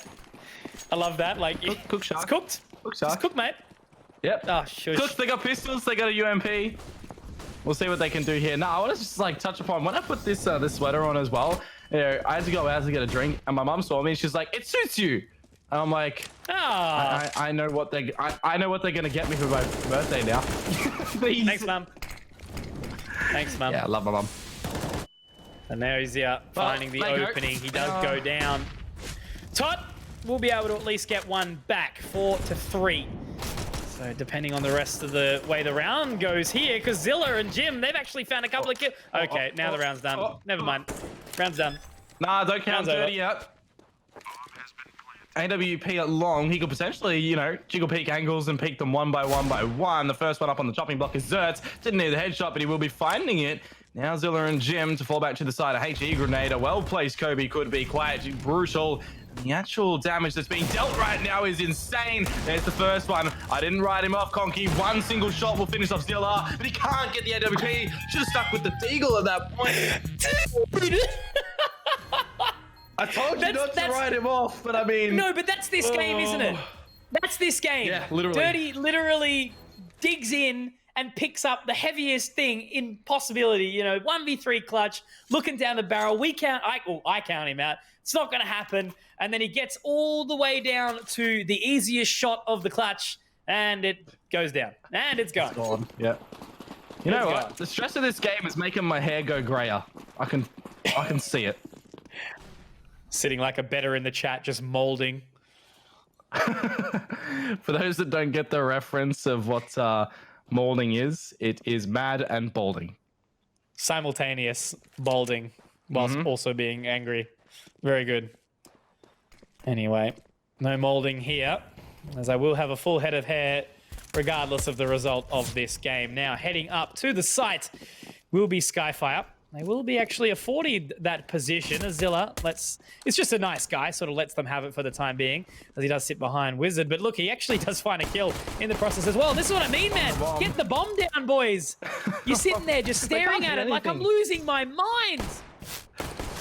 They have literally sat down. No, dude. They have sat down for a goddamn cup of coffee before they went to try and take that site. You know, they've gone off for a 60-kilometer run before they decided to take that A-bomb site. What is going on, man? Does it smell the bomb? Oh, dude, don't you talk any smack about my bagged milk. I will fight you for that. No, you gotta say, like, Mako, let them have the site. We'll give you this. We'll give you an advantage. We'll give you something to play with. But it's like, nah, you're done for today. We're going home. So, yeah, it's like, Mako, like, here you go, have the site. And Skyfire's like, nope, don't want it. Don't want it. Yeah, literally. Oh, dude. And now they'll win this round or something silly. You know, Dirty will get a 4K with the Glock. Oh, God, this game is making me lose my mind. Man, it's nearly anyway, midnight. look. I'm going to have to text my boss and just be like, hey, so sleep it? I got to meet mine at 7:30 for a coffee. But anyway, that's life. But yeah, with that being said, all complaints about the lack of sleep aside, you know what we're here for, Dion? We're here for our love of CS. And massive shouts, obviously, to Let's Play Live for not only giving us the opportunity to do what we love again, but, you know, supporting the players as well. If this league wasn't here, these players wouldn't be able to make an absolute mess of themselves in front of a live audience. So big shouts to everyone involved, of course, around the country. The viewers, the producers, the admins, the world, and even us, the casters. And the world for being a world. Well done, world. Thank you. Because if the world isn't a world, what is it? We're not going down. We're not doing that. No, we're not going that. No, we're not going there. No. Turn around. Turn around. Abort mission. Well, Skyfire, they're going to be brought down to earth right now with the 7-round difference that is in this map where they are on this T side. They're trying to at least bring something back here. They do have the AKs, the AWP, which is the better weaponry in this round, according to the scales against Mako. No, it is going to be the MP9 of Krim to start things off. I think he's just spotted Moe out there on that ledge. Flashbang, though, completely blowing out the AWP, blinding out the AWP of Skyfire, and a second one as well. Now he's the magnet like Danger once was, and he's in a dangerous position too. Skyfire, they are a man down right now. Dude, just that round, like Tot spraying nothing to the point where he just gets shot behind a smoke because, you know, Crimson sitting there going, what are you doing, mate? And just walks up and kills him. And now we got Moe floundering around like a fish. No seafood references. But he will also narrowly miss a shot. Crimson finds another cover. Murray finds one. Dirty now. Ah! We've lost him. I've run out of juice. I've run out of steam, boys. There's too much going on. But Dirty, look. Hey, what did you say, Dion, before? We won't count him out of the round, will we? Okay, this time we have to. 1 versus 3 is different, and he flops like a floundering fish too. Oh, dude. Okay. Zilla, no. All right. So Mako 13. And again, like, it's almost like I just want to push like the end button on this game because like Skyfire right now, like they literally have no business playing this map at the moment. Like in this current map that we're watching right now, Mako have been 50 steps ahead of them the entirety of the way. You know, Skyfire have had a few glimmers of hope or some shining light that I guess we've seen, but they've just been absolutely all over Skyfire. So a massive credit to Mako there. You know, they've just made it such a convincing, you know, victory, potentially victory. You know, the game's still not done yet, but it's basically like, you know, we're already talking map 3 and we have been for the last like 6 rounds. Convincing performance with a standing ovation, it seems, right now for Mako. They're just really making it look like they were born for this right now. In this map, it does too, though. As I say that, Hot and Dirty find a couple of pretty pictures that they will put up on the walls right now. Zilla and Krim. Well, this is an eco, by the way. This is what I mean, though, dude. Like, why are they planting so open? I mean, I guess you could kind of plant for long, but you've got no short control. Like, what is going on in this game? They do take the side. Dirty does obviously have the Kevlar to go with it. Moe playing very, very close and actually taking advantage of this smoke. Now they know where Dirty is, but Moe, he's actually striked and he's found a kill. Very nicely done from Moe. Really, really impressed with his play now.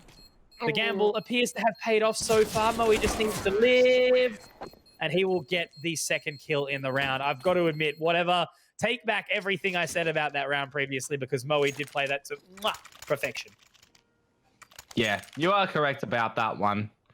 But it's the hard ones that they win and the easy ones that they lose. And now we will see Mako on a little bit of a hard one. So maybe it follows in Quick Pursuit, and we'll see a 14 for Mako nice and early. Another legging onto Krim this time. I did actually peek over in the previous round where Tot opened up with a scout tag. I think it was against Krim. It might not have been, but hey, any damage is damage done, and we'll take it.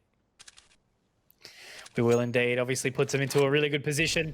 And I suppose no caster's curse, no jinxing, please. I am completely voiding all of that right now. But this is the opportunity where Skyfire can start to bring it back. Crimson is low. There's another kill from Moe to take down Zilla. The money is shot. All Skyfire need to do is keep their composure and bring it through. And there's a great refrag, though, from Zerts to just make me eat my words very, very quickly. But again, it's not about that. It's about the actual overarching sort of premise of the rest of this round. You know, Skyfire have got money a little bit, not a whole lot, but Mako have barely anything to work with. And now it's going to be a big amounts of pressure on Zerts here, as he is the lone man holding this short push. Yeah, he's getting aggressed on by Noisia as well, and missing out a scout shot. He will be punished. The flank, I think Noisia might have spotted it out, and that's why he switched off the flames, as Moe CQ will be on for the AWP, but that's a team damage tag coming through from Moe. His teammates getting in front of him. Move, get out of my way, but in towards Cullen Murray is trying to do. The flames will actually make him go wide up the ramp if he wants to still go for this right now. He's not going to be allowed to escape with Moe challenging with this AWP right now. Ability isn't really helping out, but Krim to find one makes things more interesting, though. In a 1 versus 2, he'll look to save the AWP into the next round. Very nicely done here by Moe and Prodigy to lock out the round. Crimson will be able to save the AWP, so that'll be about all she wrote into the next round. Whether or not they want to force around it, we'll have to see. But it could just be, again, Crimson holding onto the AWP. They play around it, and then they obviously look to buy into the round afterwards, because, of course, that's the only thing. Again, you know, you can gamble, potentially look to try and destroy the money and put Skyfire into a really ugly-looking situation, or you can just, you know, take the L in the rounds, let them have it, and then, you know, try again. We go again. But oh come on. How did that even happen? That's the worst part. I don't know. Oh, cross. There you go. Yeah, I get you. I see it now. But still, maybe it was like, I was shown. I don't know. He wasn't blind. It was shown. Yeah. I truly just don't know how that's happened. Like, you know what, too? It actually gives an opportunity to Mako here to do something. They've got the AWP that they'll hot potato now over to Zerts, but it is at least good that Skyfire are collecting upon these frags. as I say that, Zilla finds Tot. All right, this is a round that we don't know how the outcome will be, but in Moe finding one, shaping up for a possible second, because the numbers will overwhelm Callum Murray. He's going to be just down to Zerts, who may want to just keep this AWP into the next round. So they recover it.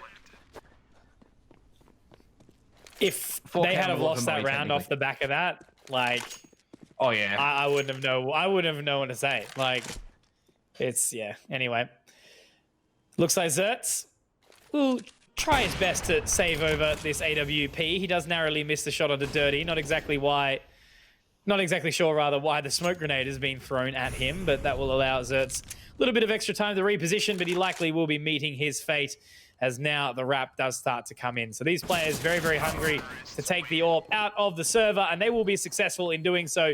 Dirty will find that kill, Zerts to go down, and now this is where the gap can start to close from Skyfire.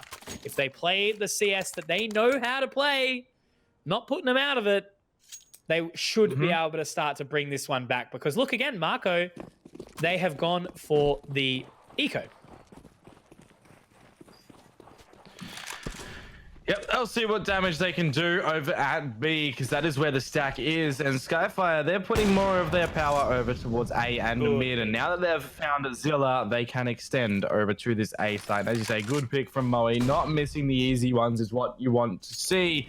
And I would also say, Mako, if Skyfire get into the A site, just give it to him. Don't even go for the retake. Your money situation on the CT side is very versatile. Keep this free Kevlar that you've got now into the next round. 350 for a helmet. You don't even need to, because you're up against the AK-47s. And for those wondering, an AK-47 can one-tap you to the head when you do have a helmet. So that's why generally you'll see CTs not opt for the helmet when they're up against the players in a rifle round. If it's a submachine gun or a pistol round, then yes, they'll get the helmet.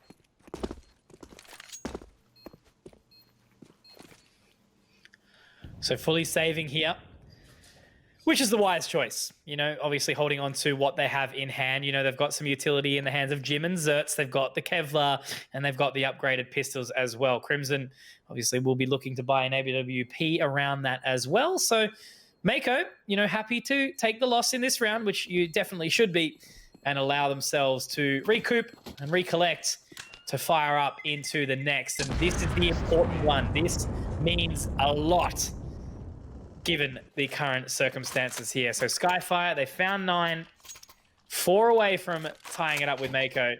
And again, a very, very momentum-driven scoreline with what we could see here. A couple more rounds from Skyfire could mean everything.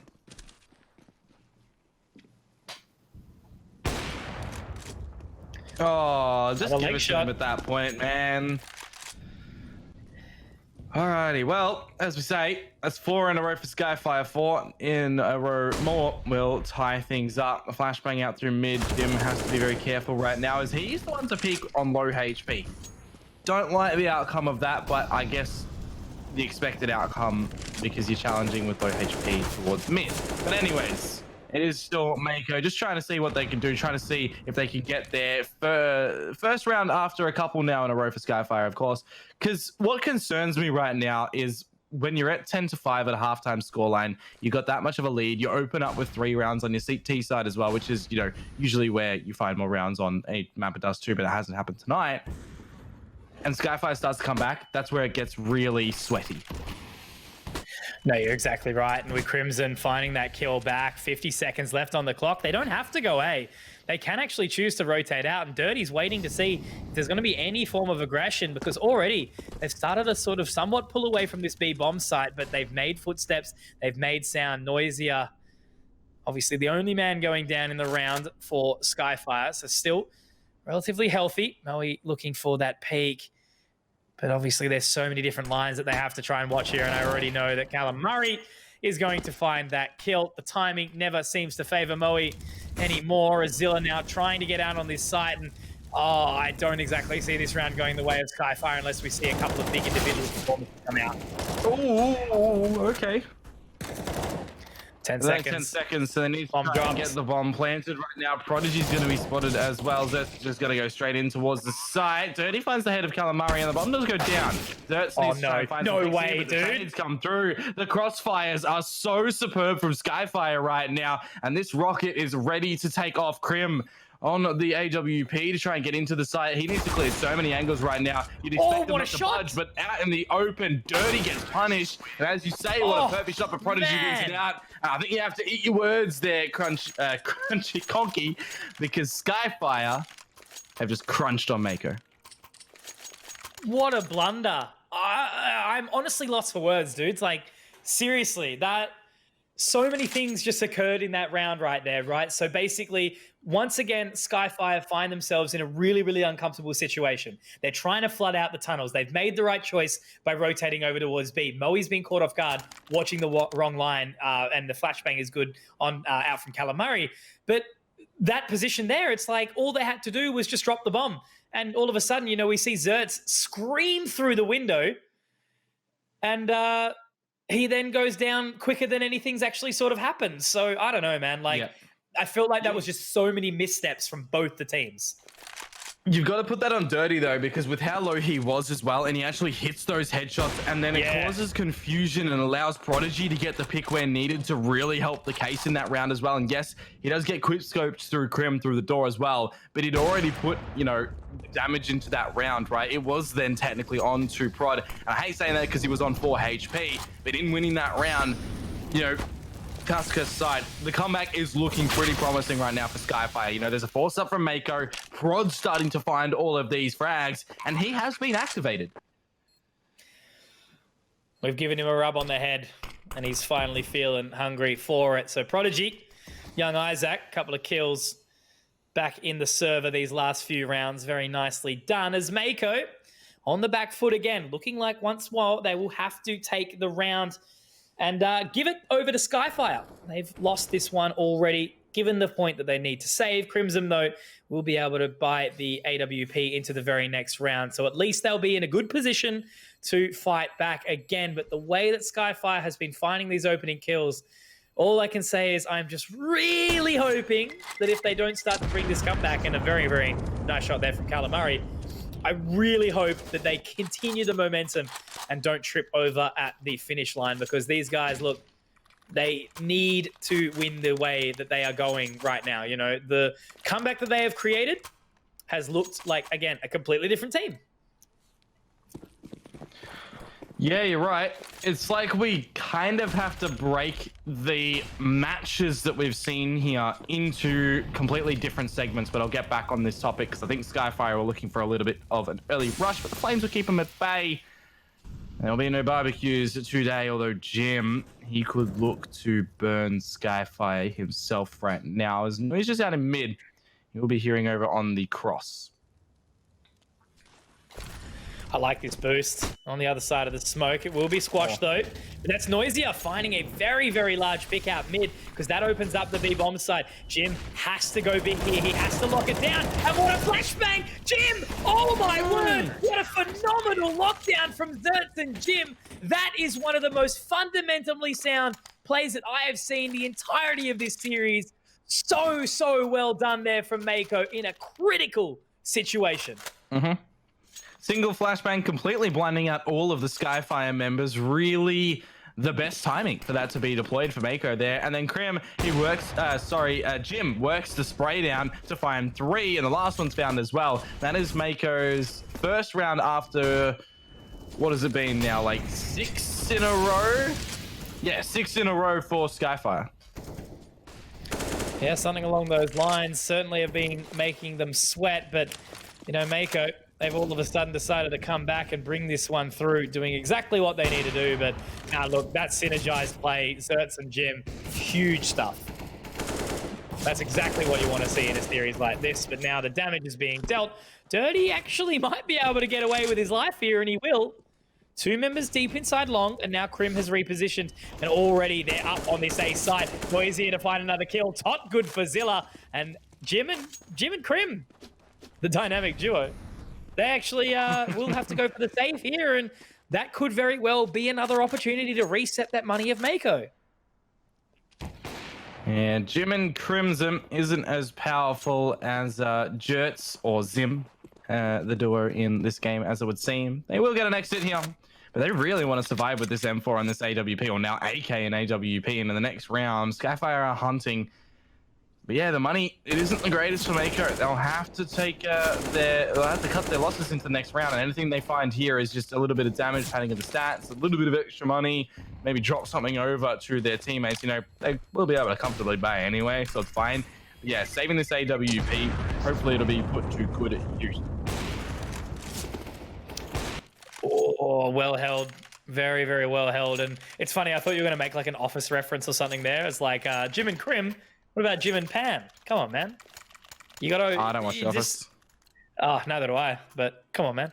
Meme culture, dude. Where are you? Where you at? Is that like 90s meme culture, or...? No. None. Good show. Would recommend, by the way.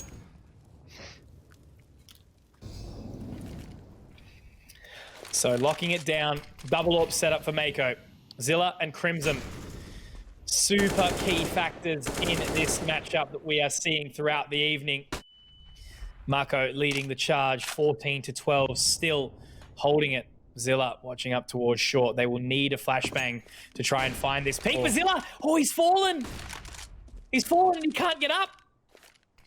Of McFallen. That could be a big... Yeah, that's the reference. Thank you, Dion. Oh, I appreciate you.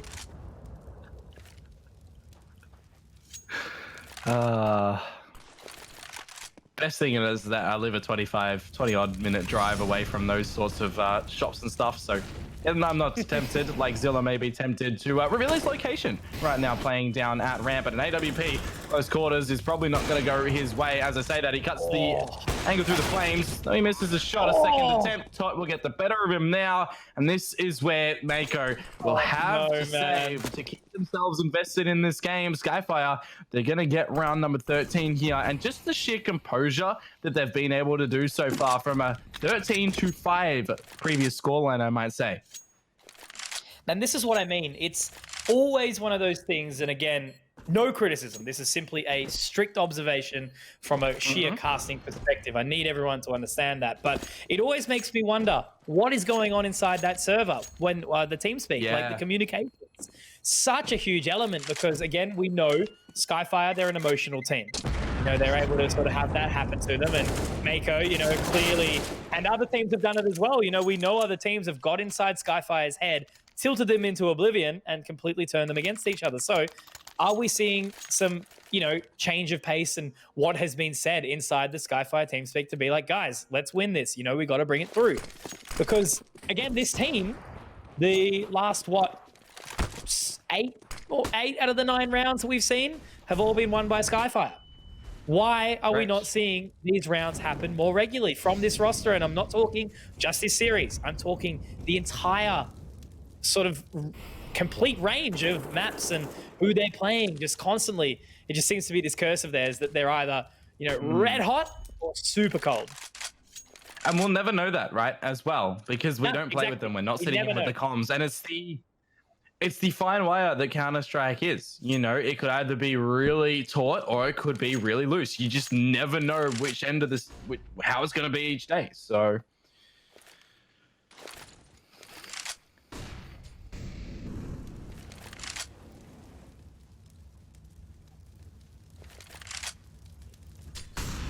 a little bit of silence to let the round simmer as that Molotov will on top of short, because the pressure does start to rise. Not a whole lot of utility for this Mako side, not only to hold down, but also to retake if the site is found. And now it really is just on Skyfire to make a decision. How are they going to play this? One member in mid, which will be Zertz, and then they've got to face off against 2 members on that B-bomb side if they choose to head there. But now, no, they have to go A. They have to move fast because 25 seconds left of the clock. They look a little bit indecisive, and this is what I mean. Now the rotates start to come through. Now Crimson can really start to lock this down. He's missed a couple of shots, though. What? Crimson, that is so out of character for you, my man. Maybe just the pressure getting to him after the round has taken so much time, but now it's settled. Nerds moving on up on the other side of that ramp, but Dirty's found another. Nerds could do some more damage, but Dirty's found it. Noisy has got another. And what is going on, Dion? The complete switcheroo has been done right now. Now Mako are the ones sweating. Skyfire moving on up and Mako moving on down, man. I tell you what, it's a sight to behold right now in this game. Like, the purchase that Mako are coming through with now is an interesting one. They're going to be fighting to win 16-14 in this matchup, because if they lose this, you know, Skyfire may win out 16-14 here against them.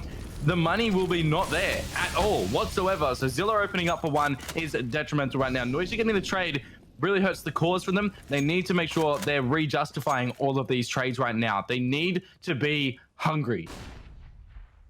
Well, at least it's a trade found, you know? That's the most important thing here. They've been able to reposition and find the kill. What? Yep. That was the smoke I was touching upon earlier in the night as well. Yes, when you try to put it on the corner and it misses like that, yeah. I guess, yeah. Anyway, look, it will at least allow some solace, you know, to the mid players who are hiding on the other side of those doors. Jim heard the drop. Prodigy's made a very important pick up short, but as you mentioned, a drop has been heard, and now, Noisier, Moe, sorry. But he watch this. Jim not gonna quite push it. He does get forced off. But look at this, the B side. Have we not even noticed it, Dion? It's completely open. And I don't think Moe found that spot, but he might just find the next. No, he's gone down. Jim's found a kill. What is this, Dion? I can't handle it anymore, man. It's like a badminton game right now where the shuttlecock is just going back and forth, back and forth. I can't tell you. It's one round for this Mako team in so long that we've seen against the stack of T rounds, but now they're actually set to get themselves another one. They don't have a kip though, so it is technically 30 seconds, but they see the trajectory of the flashbang from Dirty. Why is he throwing a flashbang there? He's just essentially gifted Mako this round, and I say that with a grain of salt as well because Mako did fight for it, but that's 15 for Mako. It's going to be overtime or it's going to be a win for them. There is money here for Skyfire, but now there's money here for Mako. All right. Dirty's on 26 kills, full HP, sitting on B bomb side. Flashing. Here's the drop, and he throws a flash. Why do you even, I get like, look, I kind of understand the smoke grenade towards tunnels. Maybe there was a call for that, but what's that? Yep. Like, dude, come on. You're better than this. And it's never even down to like none of these have ever come down to like individual performances. I also need to specify that. I feel like whatever is going wrong right now on this Skyfire side, it is all 100% down to communication. That's all I can really think of it. You know, I put a lot of thought into this right now, and it must be comms. Hey, the smoke worked.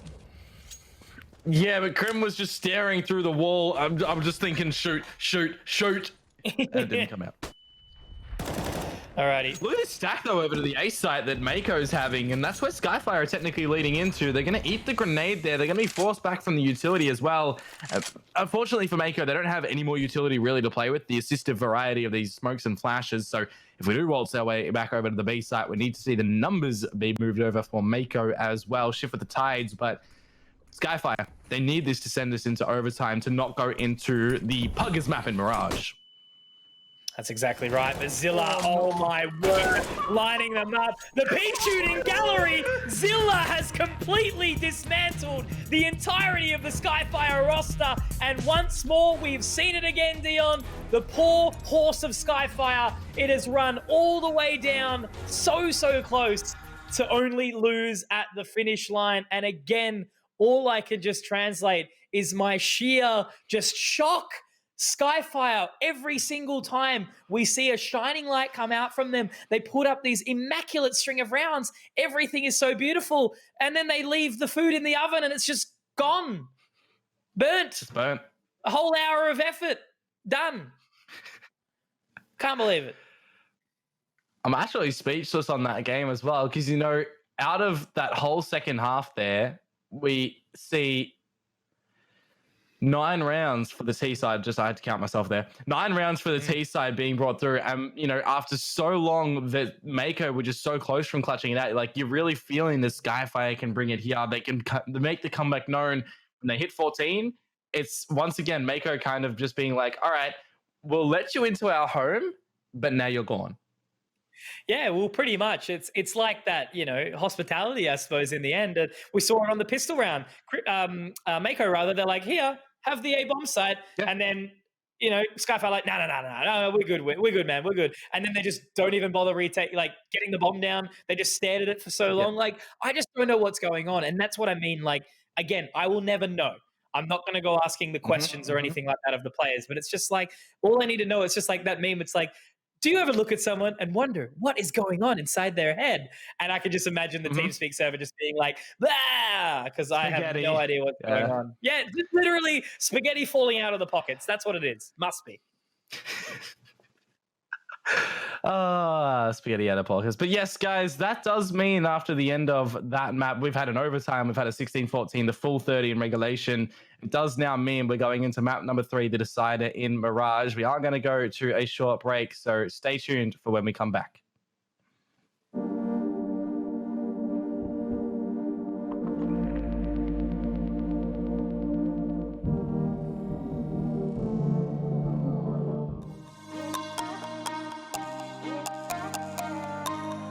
Welcome back, guys, to the LPL Season 2 for 2020. As always, taking you through the season, it's myself, Komodo, Beyond Parada, and Conky joining me, Mitch Concannon. We're changing it up for this last one right now, guys, where my voice is the one you'll hear first, because we're going into the technicality map number, wait for it, 6 for tonight. These best of threes have gone the distance. They have indeed, and look, it's the funniest thing because, you know, obviously being a caster and having casted so many different games, so many different regions and everything like that over the years, a good close game is an exciting one. So typically you'd think, right, oh my God, this game, you know, it's 19-15 on the very first map from Skyfire, and then we go into such a close one, super close to a comeback of 16-14, but after what we've just seen, and again, like, I guess it's still exciting, it's still hype, and it's surely got to be up for a good viewing experience, I guess, but I'm literally ready to start pulling my hair out. It's just so many things that shouldn't have happened, and shouldn't have happened, you know, should have happened, rather haven't. I don't know. It's, but look, I guess we're lucky to be here, and it's amazing to be bringing this to you guys. So map number 3, 2-1. Obviously, we saw previously from Paradox up against Control. Great performance from Control on Train. And now we're seeing it where the two teams have taken each other's maps.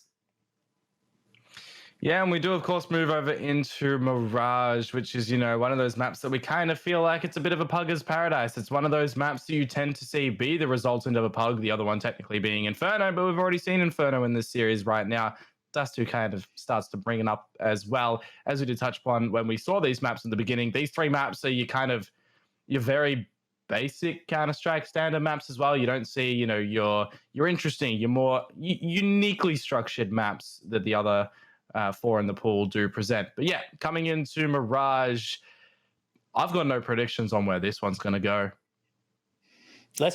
How about we just let it go? Like, let it just happen. You know, I think it's been a series like that where it's either we're seeing these really like narrow pockets of amazing fundamental play come out from Skyfire, but then on the other side, you know, we also do see Mako putting in some really good performance. You know, Jim has had some amazing entries. You know, Zilla's been backing him up on that.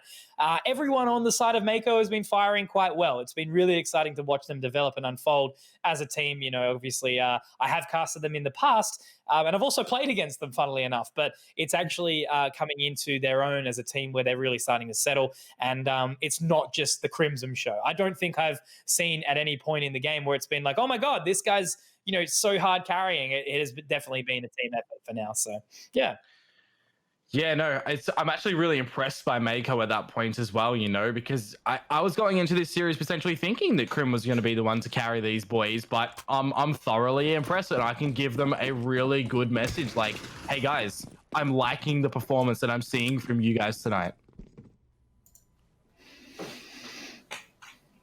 So keeping up with the Kardashians here. Instead, it will be the Skyfire and Mako sides. Utility is in the hands of Zertz here. And obviously Zilla as well, but they are going to find the site very, very early on. Moe going through the spray on the other side of the smoke, but obviously being isolated by that jungle and stairs smoke for the time being, taking control of CT. A classic indeed, getting to that position on the A side of Mirage and then taking the CT control early on. Mako find their first rounds, and obviously that will be Skyfire on the back foot. Are they going to go for the Force? You know they are. Of course they are. And I'd actually need to try and think back on what we would be looking at in regards to pistol round wins in statistic-wise. Because Mako won them all. To be honest with you, I think it's 3-1, right? Yeah, could be. Yep. No, now 4-1. Yeah. Potentially. I'm sure someone will let us know maybe at some point.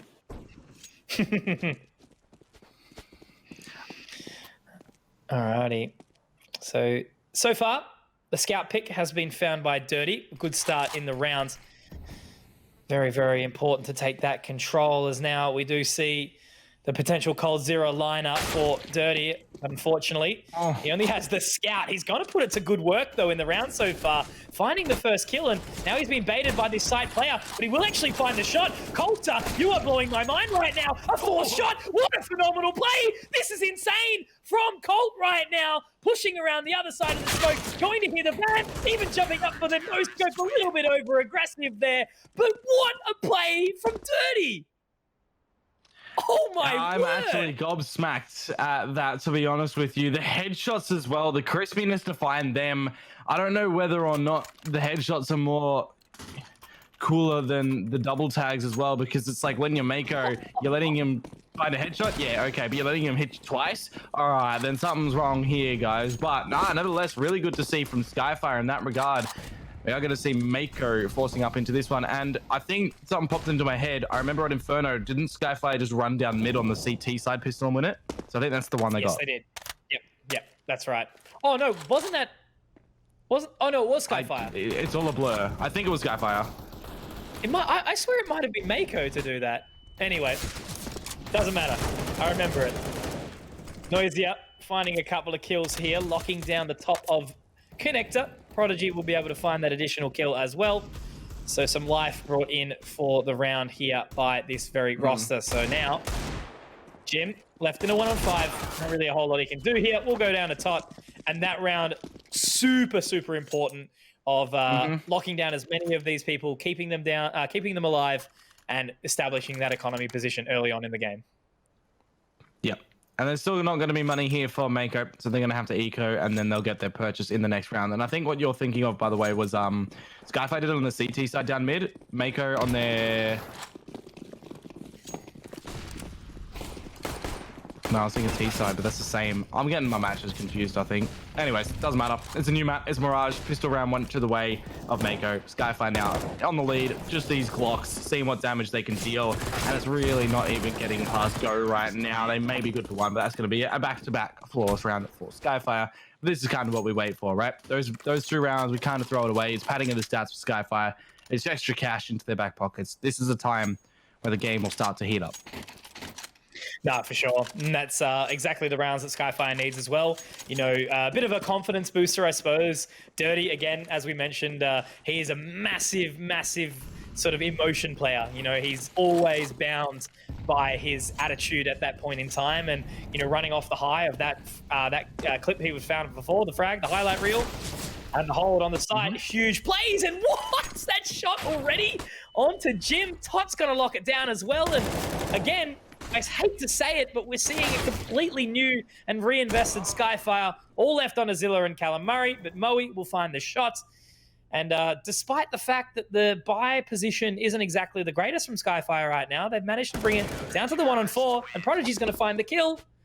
Much, much better. And this is what I mean. Like, every single time I've felt critical, Skyfire just show up. And this is what I mean. Imagine if they were versing any other team and were able to put up these round results just back to back to back. You know, they could take down top teams. Easy. Yeah, it's like we're breaking all of these games up into segments where you get massive chunks where Skyfire are doing really, really well, but then you get the other chunks that they're just doing insurmountably difficult, like bad things. And unfortunately for them in this round, the airstrike deployment in this round is always a valid approach, right? You smoke top mid, you get your grenades, you try to just lob them all into mid window and see what damage you can do. Unfortunately, there was no one in mid window that all jumped out, so no one on Skyfire losing their lives yet again.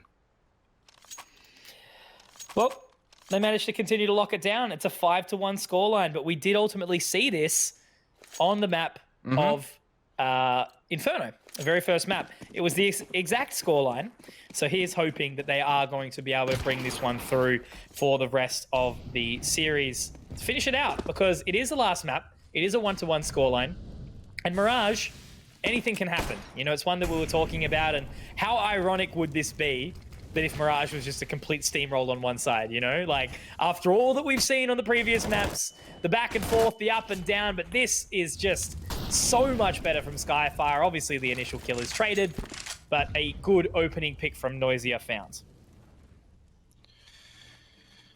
Yeah, well, you can't count Mako out just yet. They do have Zerts in mid-window. They've also got the late play to come through Palace. A lot of utility to work with as well. It really is going to be on what Zerts can do in through this position right now, because if he's able to sneak through jungle all the way into the site, he could potentially rip these heads off of the Skyfire members and open up a new opportunity for Mako to get them things happening on this T side. We'll be waiting to see, because no one is around his position right now.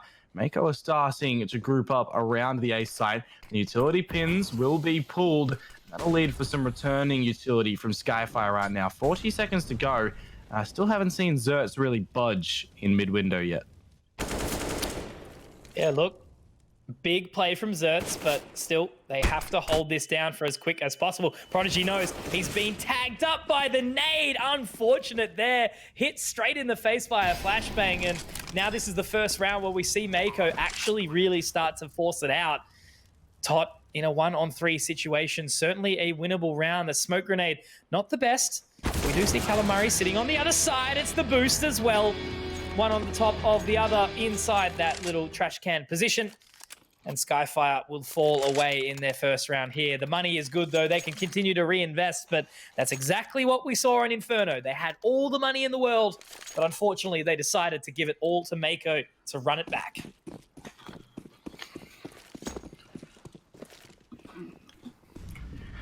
So that's on the Mac 10. See what damage he'll be able to do in this round, but we will be keeping keen eyes on the AK-47. Speaking of Zerts, he's just run straight through mid into connector. Moe is not going to be impressed by that at any means. But look, if you got up against an AWP and it does miss out a shot, then you pretty much are guaranteed the frag there. So Zerts now on this AWP. Krim finding Prodigy. It is looking like Mako are starting to get this train leaving the station here. Now on Mirage, of course, there's a lot of time still to play with on this clock. 1:18 turned into 40 seconds. What are we going to see from Skyfire? Will they go for the save, or will Zerts be able to hit the quickscope? No. And this is what we need to see. Please, Skyfire, go for this round. Okay. Yep, well, screw me, right? I guess. It's understandable, again, though. Look, yeah, I know. Understandable. I mean, I just want to see more, because I know they can win these rounds. Like, Mako aren't going to be able to pull off these amazing post plants. Like, yes, they're a decent team, but I mean, I just can't continue to see all these saves, because we are literally watching an exact mirror of Inferno right now. The exact same. I think the biggest thing for Skyfire in that retake attempt, if it was to be there, is they didn't have any smokes, right? And only a single flashbang. If they had a smoke or two, they could have positioned to play. They could have put a smoke up Palace, or usually your A main, get someone on the bomb, maybe even smoke off the bomb, and then try to see what you can do with that flashbang and then take those battles. But because they didn't have them, they had to go to the save and get the better weaponry in this round. Because look, they had the money in the previous one. There's no denying that. Now Mako, they're on this purchase, they won this round, and there's aggression from top through mid that gets instantly punished as well. And once again, that'll be that first lead going to Mako. Oh, I've got to stop complaining. I think I'm just going to try and roll with the punches now. But what justification did Tot have to do that? Like, none. He didn't get flashed. He had no teammate in window supporting. No one even going under to any sort of assist, any sort of control. Just literally held W up mid and said, okay, I die now.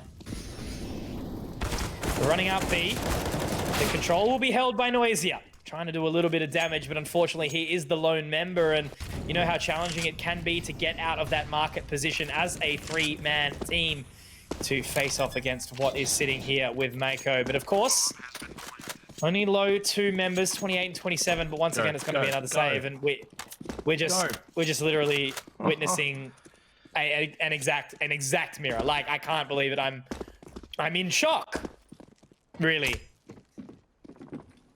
What's that movie? Groundhog Day? Except it's a different map. That's the one. Repeat the same day over and over again. Yep. I've never seen it, but I get the reference.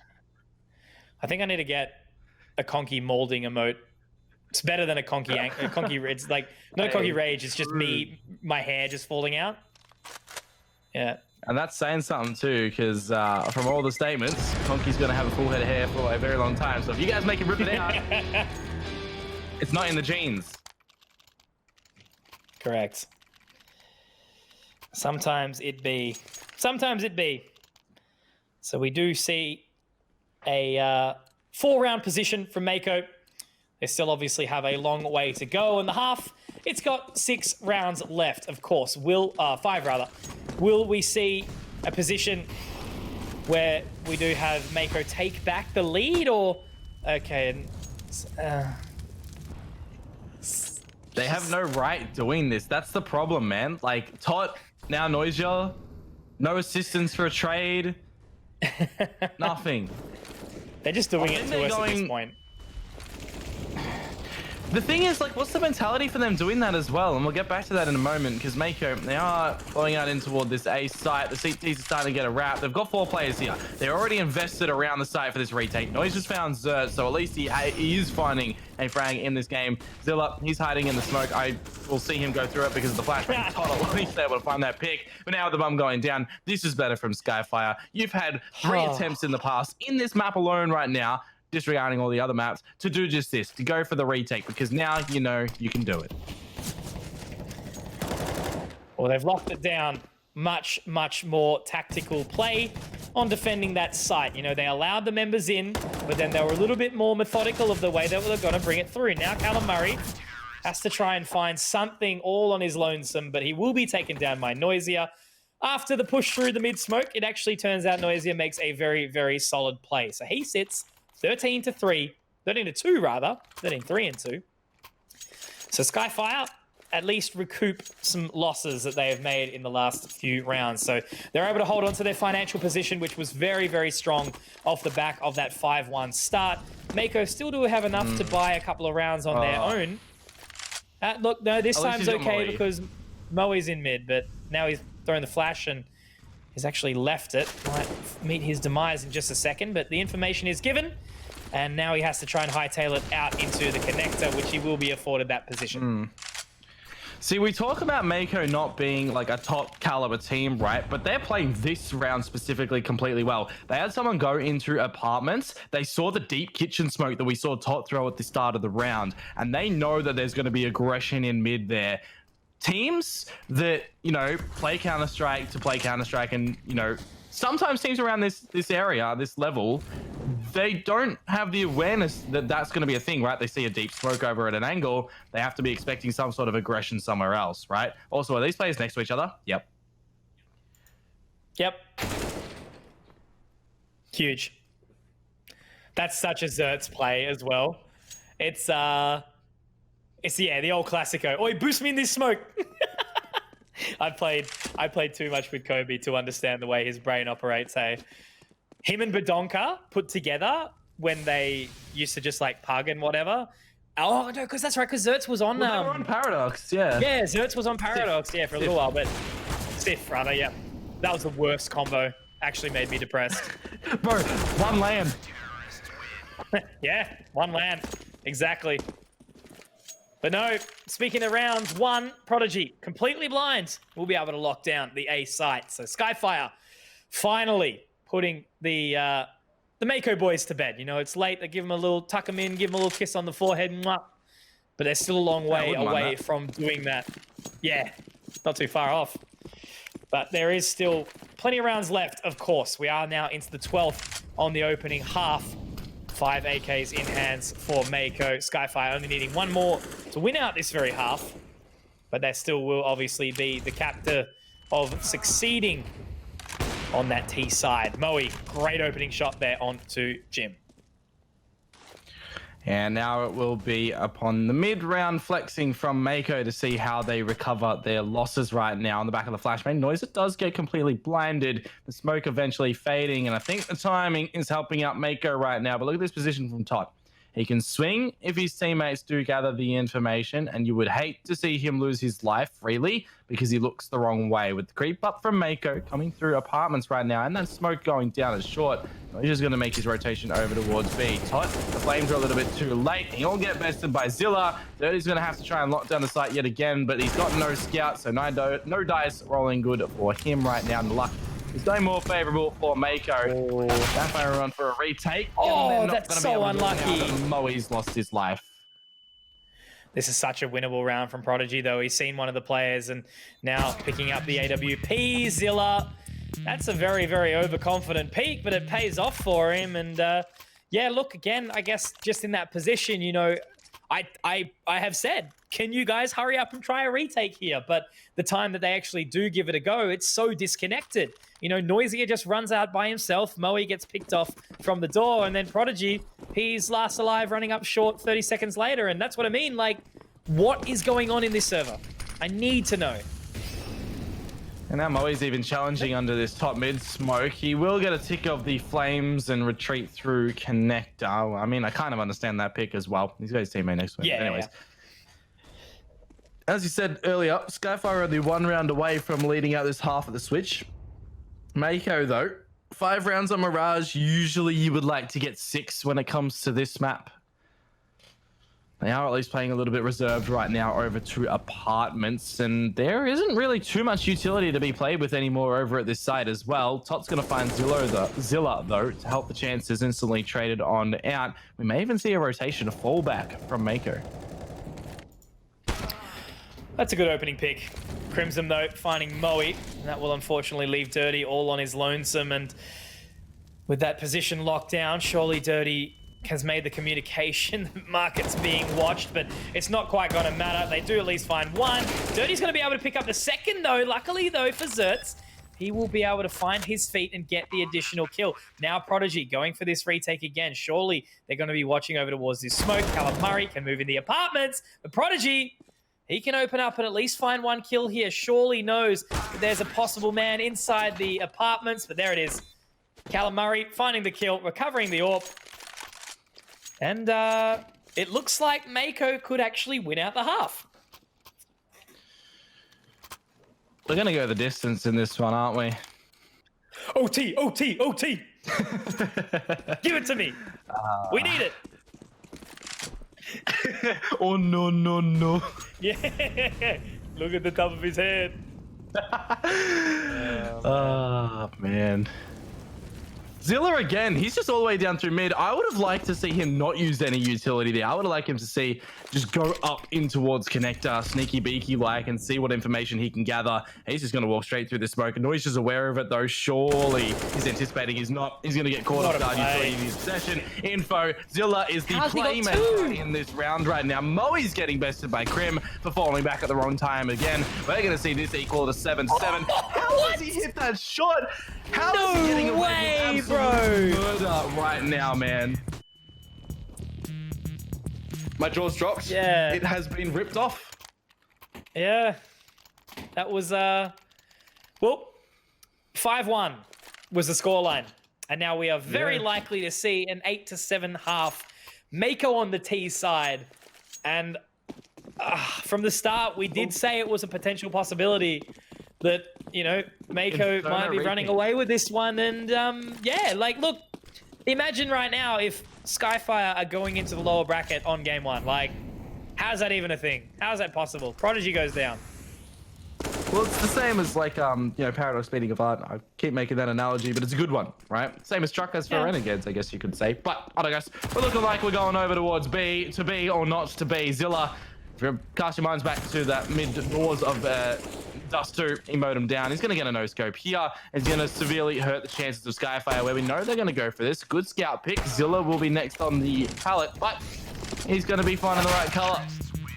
And that'll do it. Mako will close out the half, 8-7. Wow. Quick one's a good one. I don't really have a whole lot of words, to be honest. It's like, you know, we see such high caliber plays. Like, I still can't get, like, regardless of the way the game goes, you know, I'm never going to forget that round from Dirty. You know, that was a phenomenal scout play in the second round. Yeah. Huge stuff. But yeah, just the way that we've ended up here again, like, we see this Skyfire, because I don't think Mako did anything different, right? Like, that's what I'm trying to get my head around. Like, am I going insane? Am I just really discrediting this roster or something like that? Or is there just something that I need to get my head around? But anyway, Zilla sitting on the lower part of the apartment's end, and I think he's actually run out of bullets as well. He's just got to reload. Moe will at least be able to find one kill, but then it's How many? I'm not gonna. I can't even. Like, what happened in that round? You want to explain to me? Skyfire went B. Mako were already B. The people that weren't at B became to be at B. Yep. And B done the round for Mako. Thank you. Cool. I needed that. All right. I think that's now we go into the rounds next for Mako. round. Yeah, must be 5 out of 6. I think, yeah. Yeah. Well, it is at least good to see the Skyfire are just on these pistols right now. They'll have their big purchase in the next round. Noise has been allowed to get in toward the site of A, but he is only under balcony, and 2 HE grenades will find him in the end. They're just hoping for a plant right now. Callum Murray and CT with the MP9 is slowly but surely going to find damage as the frag is stolen away from Jim, and that'll be the round done and dusted, nice and quick. The evidence does say Mako have 5 alive. That doesn't lie to us, but it's double digits on the scoreboard for them right now. And this crime scene that's starting to be put forward to us, Mako, they are looking to be the serial repeaters of Inferno.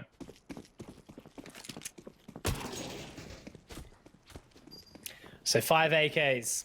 Is it going to be enough to pull through what these players need? Skyfire, they'll be licking more than their wounds as they limp away from this match, because this is certainly, you know, losing a couple of best of ones. You know, it happens. You know, you're always going to lose to technically and fundamentally worse teams in those random best of ones. You know, it can go down to anything. But when you're in a best of 3, the importance of a map like this, you know, a chance at LAN, a chance at the money, and you go into a game where you are just picked to win so hard, and you pull out all these amazing rounds, and then you just, again, trip at the finish line. So we'll have to see with the way the rest of the rounds go. But damage dealt early, Noisia, Moe, and Todd. But Noisia will find the opener onto Zilla, and he's just going to hold W in a murder hole, and unfortunately meets his demise. And the player on the balcony here in Callum Murray did hear the grenades be pulled out, so he's hoping his teammates can flash in to help him out, which will be the occurrence happening. Krim at the flashbang, but the frags is starting to happen, and Moe's got his second TK in this whole game tonight. Firstly, he killed Noisia on Dust 2. Now he's killed Tot, and the round goes over to Mako. I can just feel the force from Conky's face right now. It's not impressed. No, it's not. It's not happy. Was it not happy, Jan? That's an age-old ad right there. I know that one though. They did it. What was it? They did a repeat of it recently or something for something, and they were told to pull it off the air. I think. Yeah. Iconic Australian ad. Anyway, I was just thinking. Sorry to my Kiwi brothers for potentially not knowing that one, but that's okay. Oh, Zilla! So Zilla will find one. Obviously, only the eco here. So they've got the couple of deagles.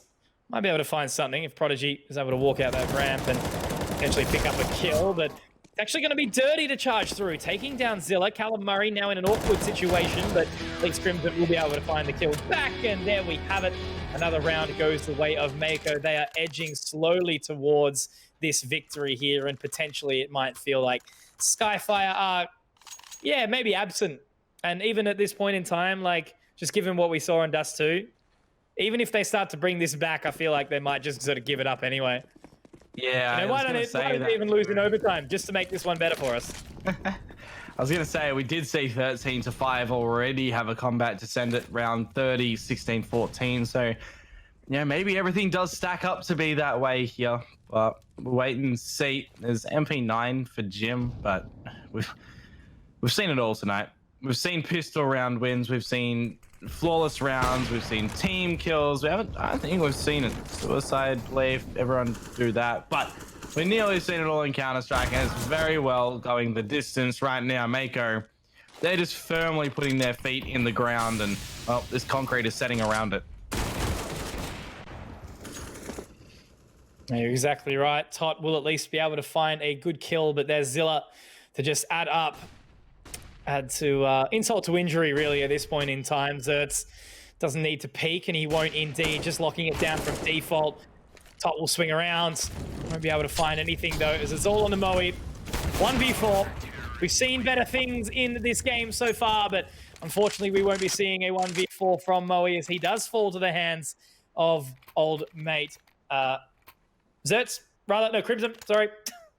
I'm even losing the names right now just by the way the game has been going. But yeah, that'll be a pause coming in, of course, just to have a little bit of a chat about what's going on.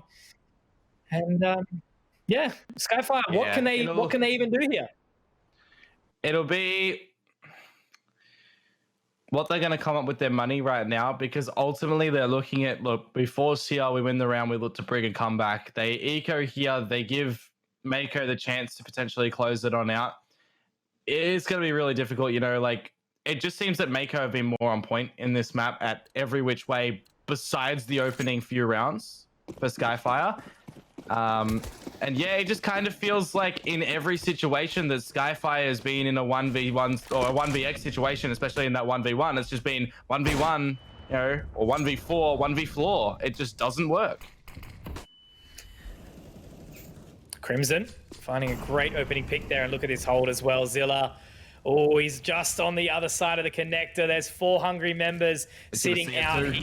Yeah, the Molotov. Oh. That Molotov could do a lot of work here. It will force them off the boost position. I don't even think they got into the window there, but he does find one back up on the other side of the window. Now we'll move in noisier. But it's a 3-on-4. The advantage held firmly, as look at the health on Dirty and Prodigy. Yeah, just these pistols as well. They'll need the crispy, clean, locked headshots right now, as they do look to fall back from unders and wrap their way over to this B site. And Noisia, he will make the jump known in mid-window, so the KZ working out for him. But now the footsteps will be heard from Zertz, or when they will be, he will ask for his teammates to rotate on over. You would stack up the rifles to win the duels here over at the B site. Skyfire, they're wanting to get the plan here to get extra money for their next round, where they will have the big purchase, and they're getting shut down at the seams. But Noisia, remember, we saw him do that short jump, or mid-window jump, but unfortunately, he's going to be laid to rest now. Mako, round number 14 on the board, and now finally we are having the purchase here for Skyfire. This is looking really, really good for Mako. Like, I'm not even going to put it into like the, you know, the ball in the court of Skyfire playing bad this time. It goes back to what we saw on a big portion of Dust 2 in Mako playing really, really well. But look, let's just say a lot can be taken, I guess, from both of these teams out of this pug. Sorry. That's what I'm feeling like right now. Official with what we're going on. But nah, like, yeah, Skyfire consistency, Mako, I don't know. I feel like some of their plays, they've only got they've been like cheeky boy plays that have only got away with because Skyfire are like, you know, that's what I mean. Like, I don't know. A Skyfire treating them like, are they going into every single match being like, we're versing the best team in the region? Is that what they may be doing? Because like, even like, you know, you think you're Renegades, you think you're Advanced, you think you're Orders, even they know how to switch their emotion. You know, if they're playing against a team that is very much worse than them, no, they're not going to go in and go still like, you know, crazy overconfident, but they're going to adapt. They're going to be like, all right, you know, we can we can take their aim jewels. We can take our aim jewels a little bit more here because we're better. But, you know, I just don't see that from Skyfire.